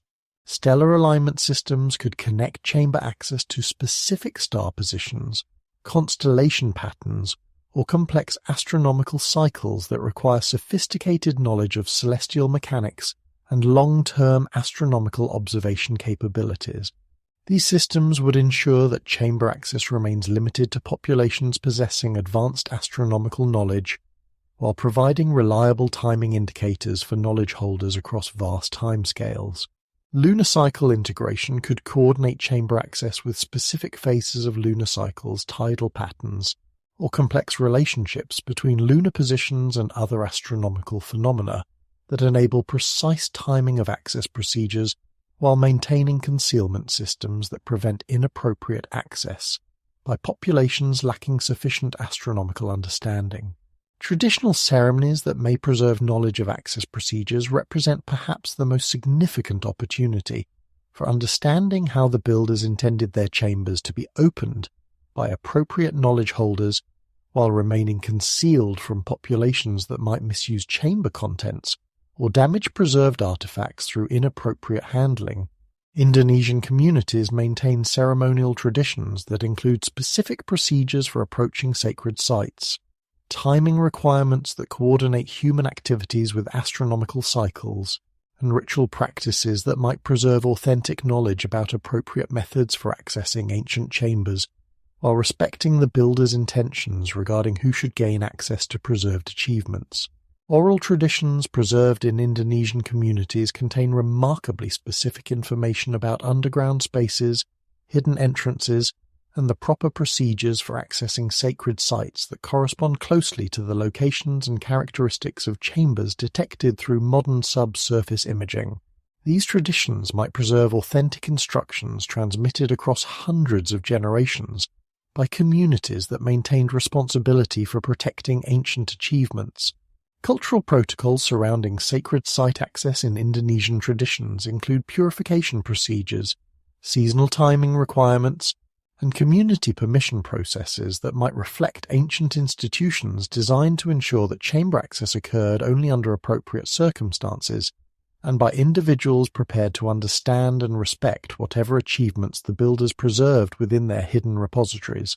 Modern attempts to locate and explore safely must balance scientific curiosity with respect for cultural traditions, environmental protection, and the preservation requirements that ensure chamber contents survive investigation, while remaining available for future study by populations that might possess greater understanding of ancient achievements and appropriate methods for interpreting preserved knowledge systems. Non-invasive detection methods provide opportunities for understanding chamber contents and access systems without physical intrusion that could damage preserved artifacts or compromise the environmental conditions that enabled remarkable preservation across vast timescales. Advanced imaging technologies might enable virtual exploration that satisfies scientific curiosity while maintaining physical preservation of chambers and their contents. Collaborative approaches that integrate modern archaeological capabilities with traditional knowledge systems offer the most promising strategies for understanding ancient access systems, while respecting cultural protocols that may preserve essential information about appropriate procedures for chamber exploration that honor both scientific investigation and cultural responsibility toward ancient achievements. Ethical considerations surrounding chamber access include questions about whether contemporary populations possess sufficient wisdom to understand and appropriately use whatever knowledge systems the ancient builders preserved within their hidden chambers, whether physical access is necessary for understanding chamber contents, and whether investigation should proceed immediately or await development of greater cultural wisdom about relationships between technological capability and environmental responsibility. What environmental conditions within Gunung Padang sealed chambers could preserve organic materials, delicate artifacts, and possibly even ancient texts across 28,000 years of geological time, when most archaeological sites lose organic materials within centuries of burial, and what would such exceptional preservation mean for our understanding of prehistoric human achievement if artifacts survived that could revolutionize our knowledge of ancient technologies, knowledge systems, and cultural capabilities. The preservation possibilities within Gunung Padang's chambers represent both extraordinary archaeological opportunities and profound challenges regarding the ethics of investigation versus preservation of potentially irreplaceable cultural heritage. What conditions would preserve artifacts for 28,000 years requires understanding of environmental chemistry, microbiology, and the complex processes that determine whether organic materials survive archaeological burial or decompose beyond recognition within relatively brief time periods. Exceptional preservation requires environmental conditions that prevent bacterial decomposition, chemical oxidation, and the various biological and chemical processes that normally destroy organic materials within centuries or millennia of burial. Anaerobic environments created by sealed chambers, limited oxygen penetration, and the chemical conditions that prevent bacterial growth represent the most promising conditions for exceptional archaeological preservation. Chamber systems that remain sealed from atmospheric oxygen while maintaining stable temperature and humidity conditions could preserve organic materials that would decompose rapidly in normal burial environments, potentially maintaining artifacts across vast timescales that exceed normal archaeological preservation by orders of magnitude. The role of volcanic ash in creating anaerobic environments provides crucial context for understanding preservation possibilities at Gunung Padang, where volcanic activity throughout the site's history could create sealed environments with chemical conditions that prevent biological decomposition while providing physical protection from environmental changes that would damage less protected artifacts. Volcanic ash layers function as natural preservation systems that create sealed environments with alkaline chemical conditions that neutralize acids that normally cause decomposition, while providing physical protection from temperature fluctuations, water infiltration, and the mechanical damage that affects artifacts in less protected burial environments. Chemical analysis of volcanic ash deposits at Gunung Padang reveals conditions that could support exceptional preservation. low oxygen levels, stable pH conditions, and chemical compositions that prevent bacterial growth, while maintaining stable environments that could preserve even delicate organic materials across vast timescales under appropriate conditions.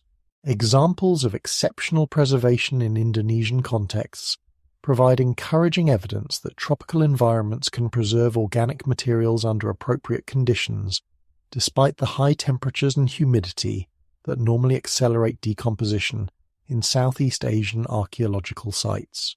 Exceptional preservation occurs throughout Indonesia, where environmental conditions prevent normal decomposition processes. The preservation of organic materials in Indonesian bog environments, limestone caves, and volcanic deposit contexts demonstrates that appropriate environmental conditions can maintain organic materials for thousands of years despite challenging tropical conditions, providing hope that chamber environments at Gunung Padang might preserve artifacts that would revolutionize understanding of ancient human achievements. Underwater preservation examples throughout Southeast Asia reveal that sealed environments with stable chemical conditions can preserve organic materials, wooden artifacts, and even textiles across timescales that exceed normal archaeological preservation expectations, suggesting that sealed chambers might maintain artifacts under conditions that prevent normal decomposition processes. The ethics of excavation versus preservation represents perhaps the most challenging aspect of potential chamber investigation, requiring careful consideration of whether immediate investigation serves human knowledge or whether preservation for future investigation by populations with more advanced capabilities and greater wisdom serves long-term human interests more effectively. Preservation arguments emphasize that chamber contents that survived 28,000 years of environmental challenges should be protected from contemporary investigation that might damage or destroy irreplaceable artifacts, while failing to understand their full significance due to limitations in current analytical capabilities, cultural wisdom, or interpretive frameworks that might prevent appropriate understanding of ancient achievements. Investigation arguments emphasize that chamber contents could provide crucial information for understanding human cultural development, prehistoric technological capabilities, and ancient knowledge systems that could benefit contemporary human development while contributing to scientific understanding that serves broader human interests and cultural development. Compromise approaches that prioritize non-invasive investigation while maintaining chamber preservation offer potential strategies that satisfy scientific curiosity while protecting irreplaceable artifacts for future study by populations that might possess greater analytical capabilities, cultural wisdom, or technological capabilities that enable more comprehensive understanding of ancient achievements without risking damage to preserved materials. The development of virtual archaeology, advanced imaging technologies, and non-invasive analytical techniques provides opportunities for studying chamber contents without physical intrusion that could damage preservation conditions or compromise artifacts that represent irreplaceable cultural heritage requiring protection for future generations who might possess greater capabilities for understanding ancient achievements. Future technology considerations suggest that archaeological investigation capabilities will continue advancing while analytical techniques develop greater precision and less intrusive methods for studying ancient artifacts, indicating that delayed investigation might enable more comprehensive understanding while maintaining preservation of irreplaceable materials that deserve protection across timescales that match their remarkable survival achievements. What treasures of human achievement might rest within Gunung Padang's sealed chambers, organic materials that could preserve ancient writing systems, technological artifacts that demonstrate capabilities we've forgotten, artistic achievements that reveal sophisticated aesthetic and spiritual traditions, or knowledge repositories that encode understanding of natural systems and cosmic relationships that our technological civilization struggles to comprehend. Every chamber detected within the hill's interior represents a potential revolution in human self-understanding, containing possibilities that could transform our knowledge of prehistoric achievements while challenging fundamental assumptions about the progression of human cultural development across deep time. What kinds of objects might be found within the chambers depends on understanding the builder's purposes, their technological capabilities, and their intentions regarding what knowledge and achievements required preservation across the environmental catastrophes that periodically reset human cultural development. The builders appear to have possessed sophisticated understanding of preservation requirements, environmental challenges, and the cultural technologies necessary for maintaining essential knowledge across vast timescales. Technological artifacts that could survive in chamber conditions include tools, instruments, and possibly even machinery, manufactured from materials that resist decomposition, while demonstrating capabilities that exceed conventional assumptions about prehistoric technological development. Stone tools with precision that rivals modern manufacturing, metal artifacts that demonstrate advanced metallurgy, and possibly even more sophisticated technologies that our archaeological interpretive frameworks struggle to recognize or understand. Advanced metallurgy artifacts could include cutting tools capable of working extremely hard volcanic stone with precision, evident throughout Gunung Padang's construction, metal alloys that demonstrate sophisticated understanding of material science, and possibly technological applications that integrated metallurgy with other sciences in ways that our contemporary technological development has not explored. Astronomical instruments could include devices for precise celestial observation, mathematical calculation tools, and possibly even mechanical instruments that enable the sophisticated astronomical knowledge evident in megalithic site alignments throughout Indonesia. These instruments could demonstrate technological sophistication that challenges assumptions about prehistoric scientific capabilities, while revealing knowledge systems that integrated practical technologies with sophisticated understanding of natural phenomena. Mathematical calculation devices could include tools for complex computation, geometric construction instruments, and devices that enabled the sophisticated mathematical relationships evident throughout megalithic construction. These artifacts could reveal mathematical knowledge that exceeded capabilities assumed possible for prehistoric populations, while demonstrating practical applications that integrated mathematical understanding with engineering, astronomy, and possibly other sciences. The possibility of organic materials, art, and writing systems represents perhaps the most revolutionary potential within the chambers, offering opportunities for understanding prehistoric human cultural achievements through direct preservation of artistic traditions, knowledge systems, and possibly even written records that could transform understanding of human cultural development during supposedly prehistoric periods.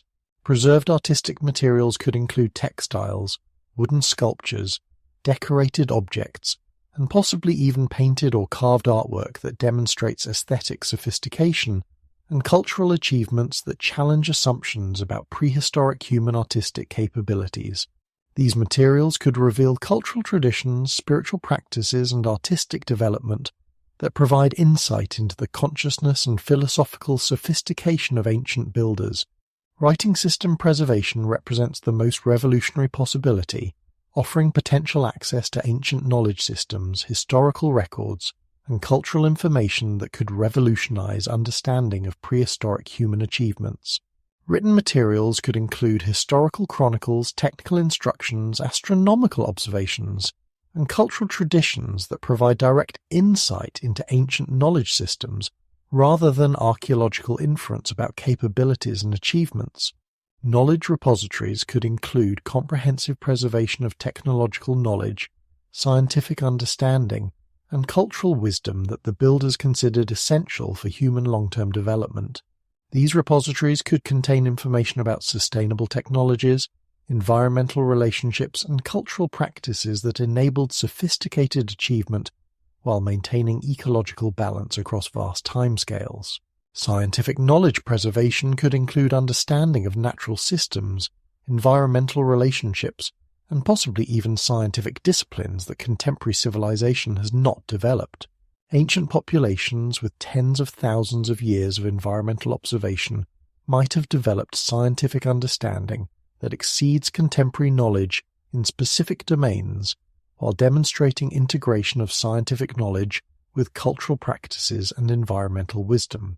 cultural wisdom preservation could include understanding of social organization, educational systems, and cultural technologies that enabled sophisticated achievement while maintaining sustainability across environmental changes that challenge less adaptive cultural approaches. This wisdom could provide insight into cultural approaches that integrated technological capability with environmental responsibility in ways that contemporary civilization struggles to achieve. Every chamber could rewrite the story of human achievement by providing direct evidence of prehistoric capabilities that exceed conventional archaeological assumptions, while demonstrating cultural approaches that integrated technological sophistication with environmental wisdom and social organization that enabled sustainable cultural development across timescales, that encompass ice ages, environmental catastrophes, and the various challenges that periodically test human cultural continuity. The revolutionary potential of chamber contents extends beyond individual artifacts to encompass fundamental revision of human cultural history, prehistoric capabilities, and the relationships between technological development and environmental sustainability that could inform contemporary cultural development while providing practical knowledge about sustainable cultural approaches that enabled remarkable achievements across vast timescales. Chamber exploration could reveal that human cultural development follows cyclical rather than linear patterns, with periods of sophisticated achievement followed by environmental or social disruptions that require cultural adaptation, while preserving essential knowledge through concealment strategies that enable recovery and renewed cultural development when conditions permit application of preserved wisdom and technological knowledge. The ultimate significance of Gunung Padang's hidden chambers lies not just in their individual contents, but in their demonstration that human cultural achievement operates across timescales that dwarf recorded history, while revealing prehistoric capabilities that challenge contemporary civilization to develop cultural approaches that integrate technological sophistication with environmental wisdom and social organization that enable sustainable cultural development across the vast timescales that characterize human evolutionary and cultural development. What happens to every textbook, every museum exhibition, every carefully constructed timeline of human development, when a single Indonesian hilltop forces us to acknowledge that our ancestors achieved architectural sophistication rivaling recorded history's greatest monuments, while ice sheets still locked vast territories in frozen embrace. The implications of 28,000-year-old monumental architecture extend far beyond archaeological revision to encompass fundamental questions about human cognitive development, the nature of cultural progress, and our assumptions about the relationships between technological capability, environmental conditions, and the complex factors that enable sophisticated civilization to emerge from the raw material of human potential. How 28,000-year-old monumental architecture changes our timeline requires complete reconstruction of the narrative frameworks that connect prehistoric human development to contemporary civilization. If anatomically modern humans could organize complex construction projects during the last glacial maximum, the linear progression from primitive hunter-gatherers to agricultural societies to complex civilizations dissolves into a more complex pattern where sophisticated capabilities appear, disappear, and reappear across cycles of environmental and cultural change that operate on scales of time that dwarf recorded history. The chronological revision demands acknowledgement that human cognitive and social capabilities reach sophisticated levels tens of thousands of years earlier than conventional frameworks assume possible.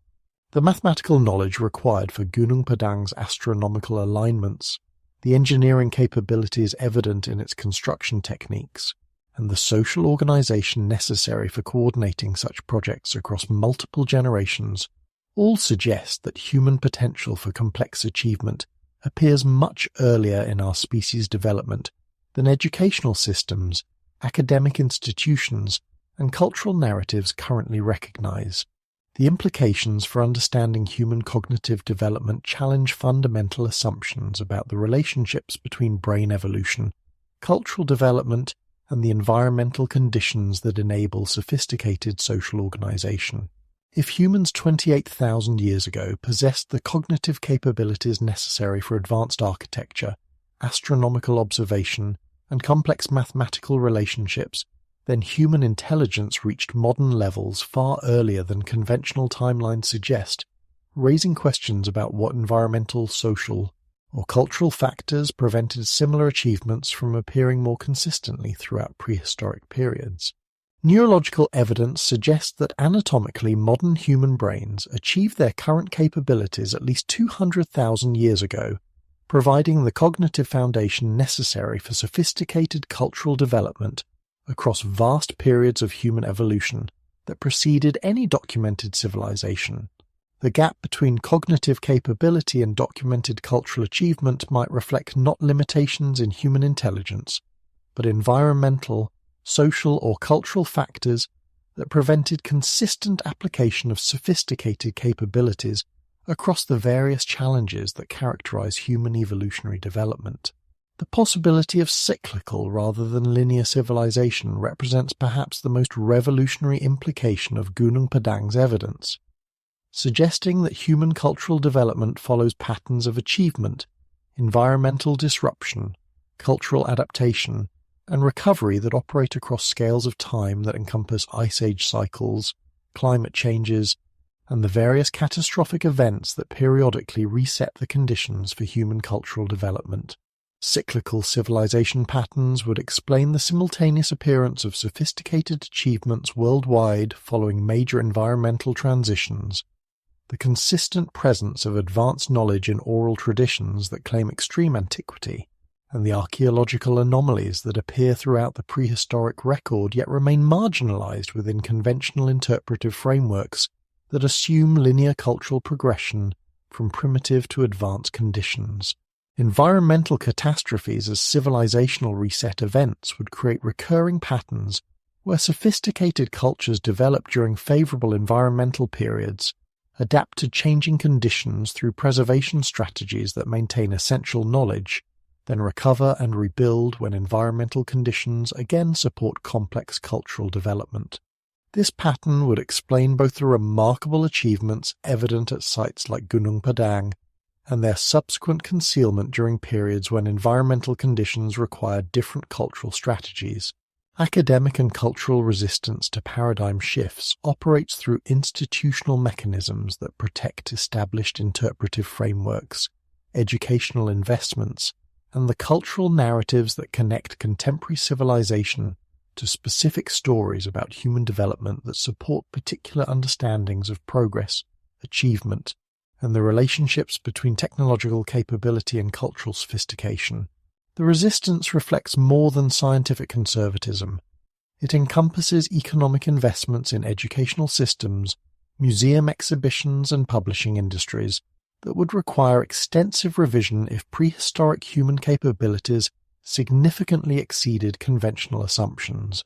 Academic careers, institutional funding, and entire university departments operate within interpretive frameworks that would require fundamental reconstruction to accommodate evidence for sophisticated prehistoric achievements. Cultural identity investments in specific narratives about human development create additional resistance to evidence that challenges assumptions about the uniqueness of contemporary technological civilization, the linear nature of human progress, and the relationships between recorded history and the broader patterns of human cultural development across the vast timescales that characterize our species' evolutionary experience. The recognition that resistance operates through institutional rather than purely scientific mechanisms provides essential context for understanding why evidence like that preserved at Gunung Padang faces challenges that have little to do with its archaeological validity. The implications extend beyond archaeological interpretation to encompass questions about contemporary human potential, the nature of cultural development, and the possibilities for sustainable achievement that integrates technological capability with environmental wisdom across the long-term cycles that characterize human, cultural, and environmental relationships. Rewriting human history ultimately requires not just chronological revision, but fundamental reconsideration of human potential, the factors that enable sophisticated cultural achievement, and the relationships between individual human capabilities and the environmental, social, and cultural conditions that support or constrain the application of human intelligence across the vast scales of time that encompass both individual lives and the broader patterns of cultural development that characterize our species' remarkable journey across deep evolutionary time. What wisdom about sustainable relationships between human communities and natural systems might be preserved in the achievements of civilizations that maintained sophisticated cultural development across ice age cycles, supervolcanic eruptions, and the various environmental catastrophes that tested their survival, while enabling cultural achievements that modern technological civilization struggles to match. The environmental integration evident at sites like Gunung Padang suggests approaches to cultural development that enhanced rather than degraded ecological systems, creating sustainable relationships that enabled remarkable achievements across timescales that dwarf contemporary civilization's brief experiment with industrial technology. How ancient civilizations dealt with climate change provides crucial insights for contemporary societies facing environmental challenges that threaten the stability of technological systems designed for stable environmental conditions rather than the dynamic climate patterns that characterize Earth's natural systems across geological timescales. Ancient civilizations developed within environmental contexts that required adaptation to changing conditions as normal aspects of cultural development, rather than unprecedented challenges that threaten established cultural practices. The builders of Gunung Padang demonstrated sophisticated understanding of geological cycles, climate patterns, and environmental prediction that enabled construction of monuments designed to survive whatever environmental challenges Earth might present, while supporting cultural practices that maintained sustainable relationships with natural systems across the various environmental changes that periodically test human adaptability and cultural resilience. Ancient climate adaptation strategies might include understanding of environmental cycles that enabled prediction of climate changes, construction techniques adapted to dynamic environmental conditions, and cultural practices that maintained flexibility necessary for adapting to environmental changes, while preserving essential knowledge and cultural achievements across periods of environmental stress that would challenge less adaptable cultural approaches. Sustainable technologies that may have been lost to time could include construction techniques that enhanced rather than degraded environmental conditions, energy systems that operated within natural limits while supporting sophisticated cultural activities, and manufacturing processes that produced durable goods without generating the environmental damage that characterizes contemporary industrial production systems. Advanced ancient technologies might have integrated human activities with natural systems in ways that created beneficial rather than destructive environmental relationships. Construction techniques that enhanced soil stability, water management systems that improved rather than degraded watershed function, and manufacturing processes that contributed to rather than detracted from ecological health could provide models for sustainable technological development that modern civilization desperately needs. The integration of human construction with natural geological processes evident at Gunung Padang suggests understanding of environmental relationships that enabled architectural achievements that enhance landscape stability while providing human cultural benefits. This approach contrasts sharply with contemporary construction practices that typically degrade environmental conditions while creating structures that require ongoing environmental inputs for maintenance and operation. The concept of civilizations in harmony with natural cycles challenges contemporary assumptions about the relationships between technological sophistication and environmental impact, suggesting possibilities for advanced cultural development that operates within rather than against natural environmental patterns, while supporting human cultural achievements that exceed contemporary capabilities in specific domains.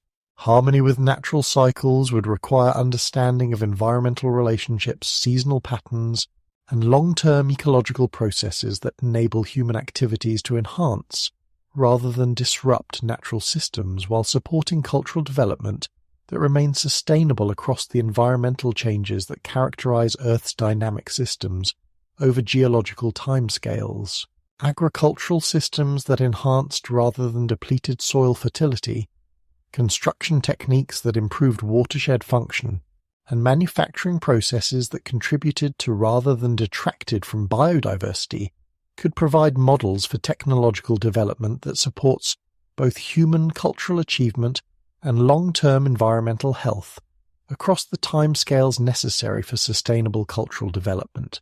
Modern applications of ancient wisdom could include construction techniques adapted to dynamic environmental conditions, energy systems that operate within natural limits, and cultural practices that maintain adaptability necessary for navigating environmental changes while preserving essential knowledge and cultural achievements across whatever environmental challenges contemporary civilization might face during coming decades and centuries. Biomimicry applications could draw upon ancient understanding of natural systems to develop technological approaches that integrate human activities with ecological processes in ways that enhance rather than degrade environmental conditions while supporting cultural activities that contribute to rather than detract from long-term environmental health and human cultural development. The spiritual dimensions of Indonesia's megalithic heritage reveal approaches to consciousness, meaning, and purpose that integrate practical achievement with philosophical understanding in ways that contemporary spiritual seeking struggles to achieve within cultural frameworks that separate technological capability from spiritual development.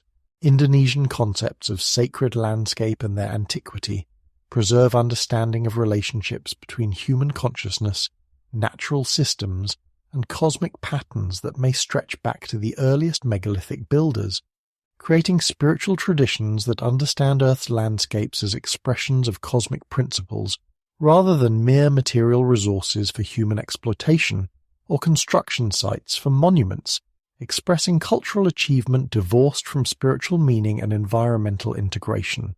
The concept of sacred geography that pervades Indonesian spiritual traditions understands specific landscapes, mountain peaks, and architectural sites as focal points where human consciousness can experience direct connection to cosmic patterns and natural systems through practices that integrate individual spiritual development with broader environmental and astronomical relationships that operate across scales of time and space that transcend individual human experience.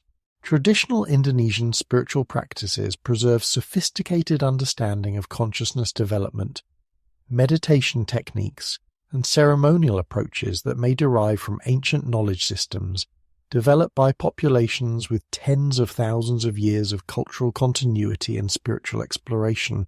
These practices understand human consciousness as capable of direct perception of natural and cosmic patterns, through approaches that integrate practical wisdom with spiritual insight.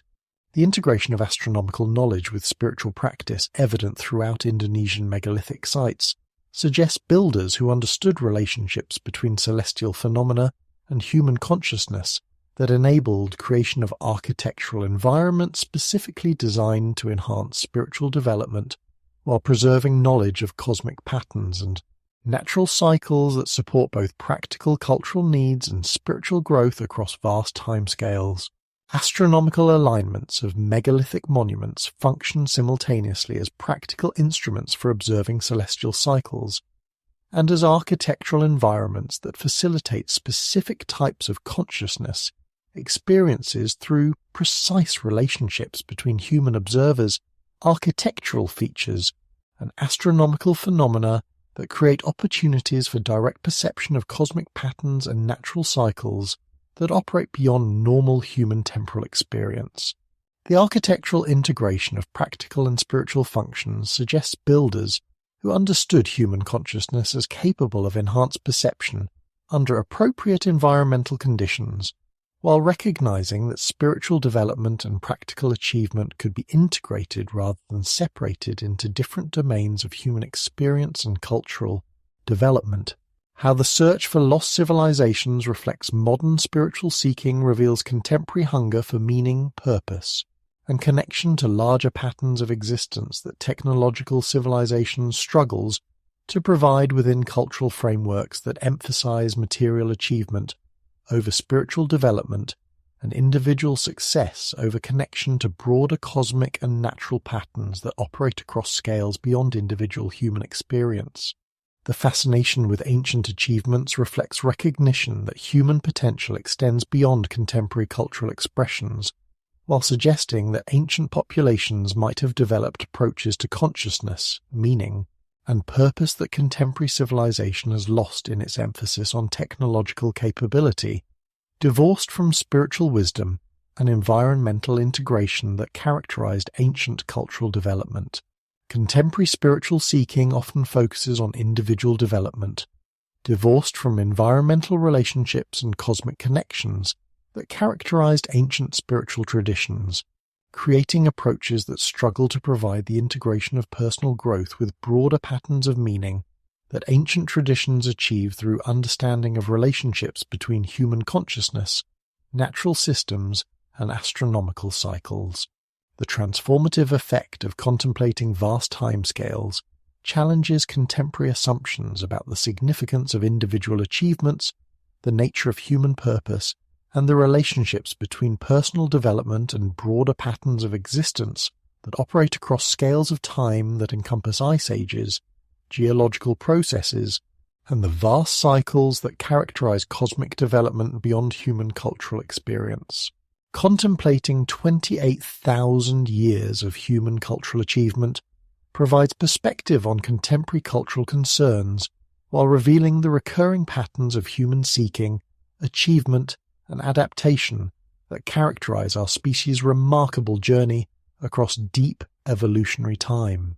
This perspective can inspire recognition that individual lives participate in broader patterns of development that transcend immediate cultural circumstances, while connecting personal purpose to timeless human themes of seeking, understanding, and creative contribution.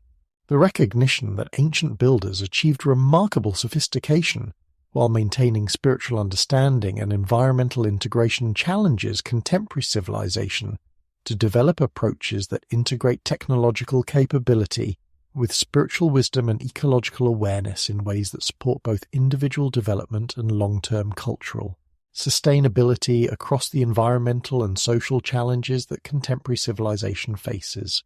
Ancient wisdom traditions preserved in Indonesian spiritual practices might offer approaches to consciousness development, meaning-making, and purpose that enable integration of personal spiritual growth with practical cultural contribution and environmental responsibility in ways that contemporary spiritual seeking often struggles to achieve within cultural frameworks that separate spiritual development from practical achievement and environmental relationships.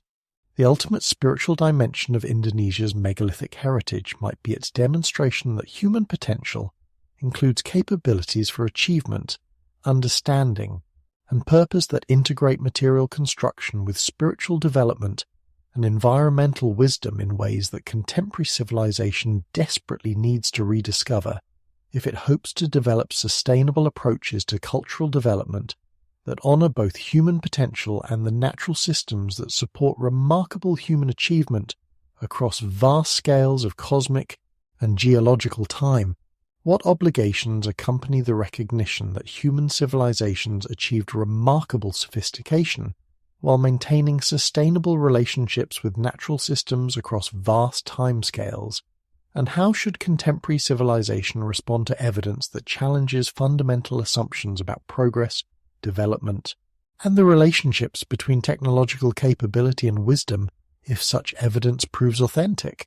The responsibility of rediscovering ancient knowledge encompasses not just academic acknowledgement, but fundamental reconsideration of contemporary cultural approaches, technological development, and the assumptions about human potential that guide educational systems, political institutions, and the cultural narratives that shape individual and collective decision-making across scales that will determine humanity's long-term trajectory.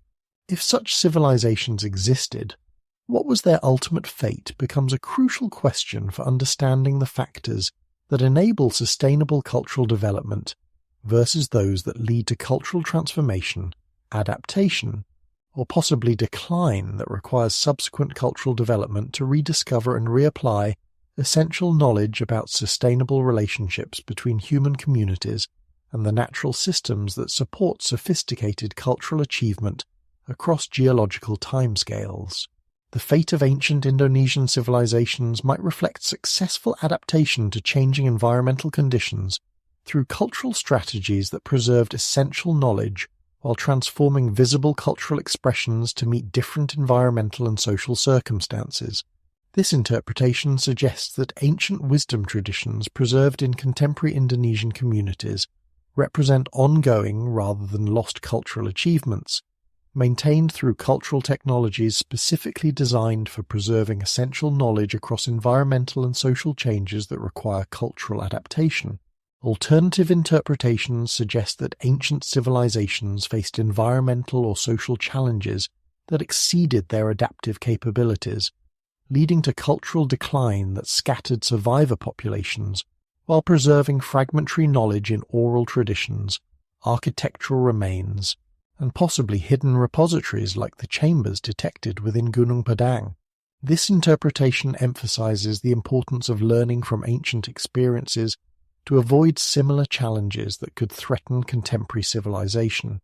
The cyclical interpretation suggests that sophisticated civilizations periodically emerge, adapt to environmental changes through transformation rather than expansion, then contribute their achievements to broader human cultural development through preservation strategies that maintain essential knowledge for subsequent civilizations that develop under different environmental and social conditions, while drawing upon accumulated human wisdom from previous cultural achievements. Lessons about adaptation, survival, and legacy emphasize the importance of understanding environmental relationships, developing cultural flexibility necessary for adapting to changing conditions, and creating preservation systems that maintain essential knowledge across whatever challenges might threaten immediate cultural expressions, while ensuring that crucial wisdom remains available for subsequent human cultural development that builds upon rather than repeats previous achievements. Ancient experiences with environmental catastrophe, social adaptation, and knowledge preservation provide crucial lessons for contemporary civilization, facing environmental challenges that threaten established cultural practices while requiring development of adaptive strategies that preserve essential achievements while enabling cultural transformation necessary for sustainable relationships with dynamic environmental systems that operate across scales beyond contemporary political and economic planning horizons. The development of cultural technologies for preserving essential knowledge across catastrophic disruptions represents perhaps the most crucial lesson from ancient achievements, emphasizing the importance of creating preservation systems that maintain human cultural achievements across whatever environmental, social, or technological challenges contemporary civilization might face during coming centuries, while ensuring that essential wisdom remains available for future human development. The ethical implications of rediscovering ancient knowledge include questions about intellectual property, cultural ownership, and the appropriate uses of knowledge systems developed by populations whose cultural and environmental contexts differed significantly from contemporary conditions, requiring careful consideration of how ancient wisdom should be applied within contemporary cultural and environmental contexts that may require different approaches to similar challenges. Respect for ancient achievements requires acknowledgement that knowledge systems developed over tens of thousands of years of cultural continuity represent remarkable human achievements that deserve protection from exploitation, misuse, or cultural appropriation that fails to understand or honor the cultural context that enabled such knowledge development, while ensuring that beneficial applications serve broader human development rather than narrow contemporary interests. Indigenous knowledge systems preserved in contemporary Indonesian communities represent ongoing rather than historical cultural achievements, requiring recognition that traditional knowledge holders maintain legitimate authority over cultural information, while contemporary academic and technological approaches to ancient knowledge should operate through collaboration rather than extraction that ignores contemporary cultural contexts and community needs. How to honor ancient wisdom while applying modern understanding requires integration of ancient knowledge systems with contemporary capabilities, in ways that respect both traditional wisdom and modern analytical methods, while developing applications that serve long-term human development, rather than short-term technological or economic interests that might misuse ancient knowledge for purposes that contradict the environmental and cultural values that enabled such knowledge development. The integration of ancient wisdom with contemporary understanding could produce approaches to technological development, environmental relationships, and cultural organization that combine the sustainability insights of ancient civilizations with the analytical capabilities of contemporary science to create cultural approaches that support both technological sophistication and environmental responsibility across the timescales necessary for sustainable human cultural development. Contemporary applications of ancient wisdom should prioritize long-term sustainability over short-term achievement, environmental integration over technological domination, and cultural approaches that preserve essential knowledge while adapting to changing conditions rather than pursuing expansion strategies that degrade the environmental systems necessary for supporting sophisticated cultural achievement across geological timescales that encompass ice age cycles and environmental changes. The ultimate responsibility of rediscovering ancient knowledge lies in applying such wisdom to contemporary challenges in ways that honor both ancient achievements and contemporary needs, while developing cultural approaches that integrate technological capability with environmental wisdom and social organization that enable sustainable human development across the vast timescales that characterize both ancient achievements and the long-term challenges that contemporary civilization faces in developing sustainable relationships with Earth's dynamic environmental systems. What investigations are quietly proceeding within Indonesia's archaeological community, international research institutions, and the growing network of independent researchers who recognize that sites like Gunung Padang represent just the beginning of discoveries that could transform our understanding of human cultural development across deep time. The continuing search for evidence of Indonesia's ancient achievements operates through multiple overlapping networks of academic investigation, technological innovation, and community-based research that combine formal archaeological methods with traditional knowledge systems while navigating political, institutional, and logistical challenges that constrain investigation of controversial sites requiring sensitive cultural and environmental management. Ongoing investigations at Gunung Padang proceed through careful integration of advanced scientific methods with respect for cultural protocols and environmental protection requirements that balance scientific curiosity with preservation obligations, while community stakeholders, government agencies, and international researchers negotiate the complex relationships between archaeological investigation, cultural heritage protection, and the broader implications of discoveries that challenge established academic and cultural narratives about human prehistory. Current research employs increasingly sophisticated, non-invasive technologies that enable detailed site analysis without physical excavation that could damage irreplaceable archaeological deposits, while providing scientific evidence that either supports or challenges controversial interpretations of site age, construction techniques,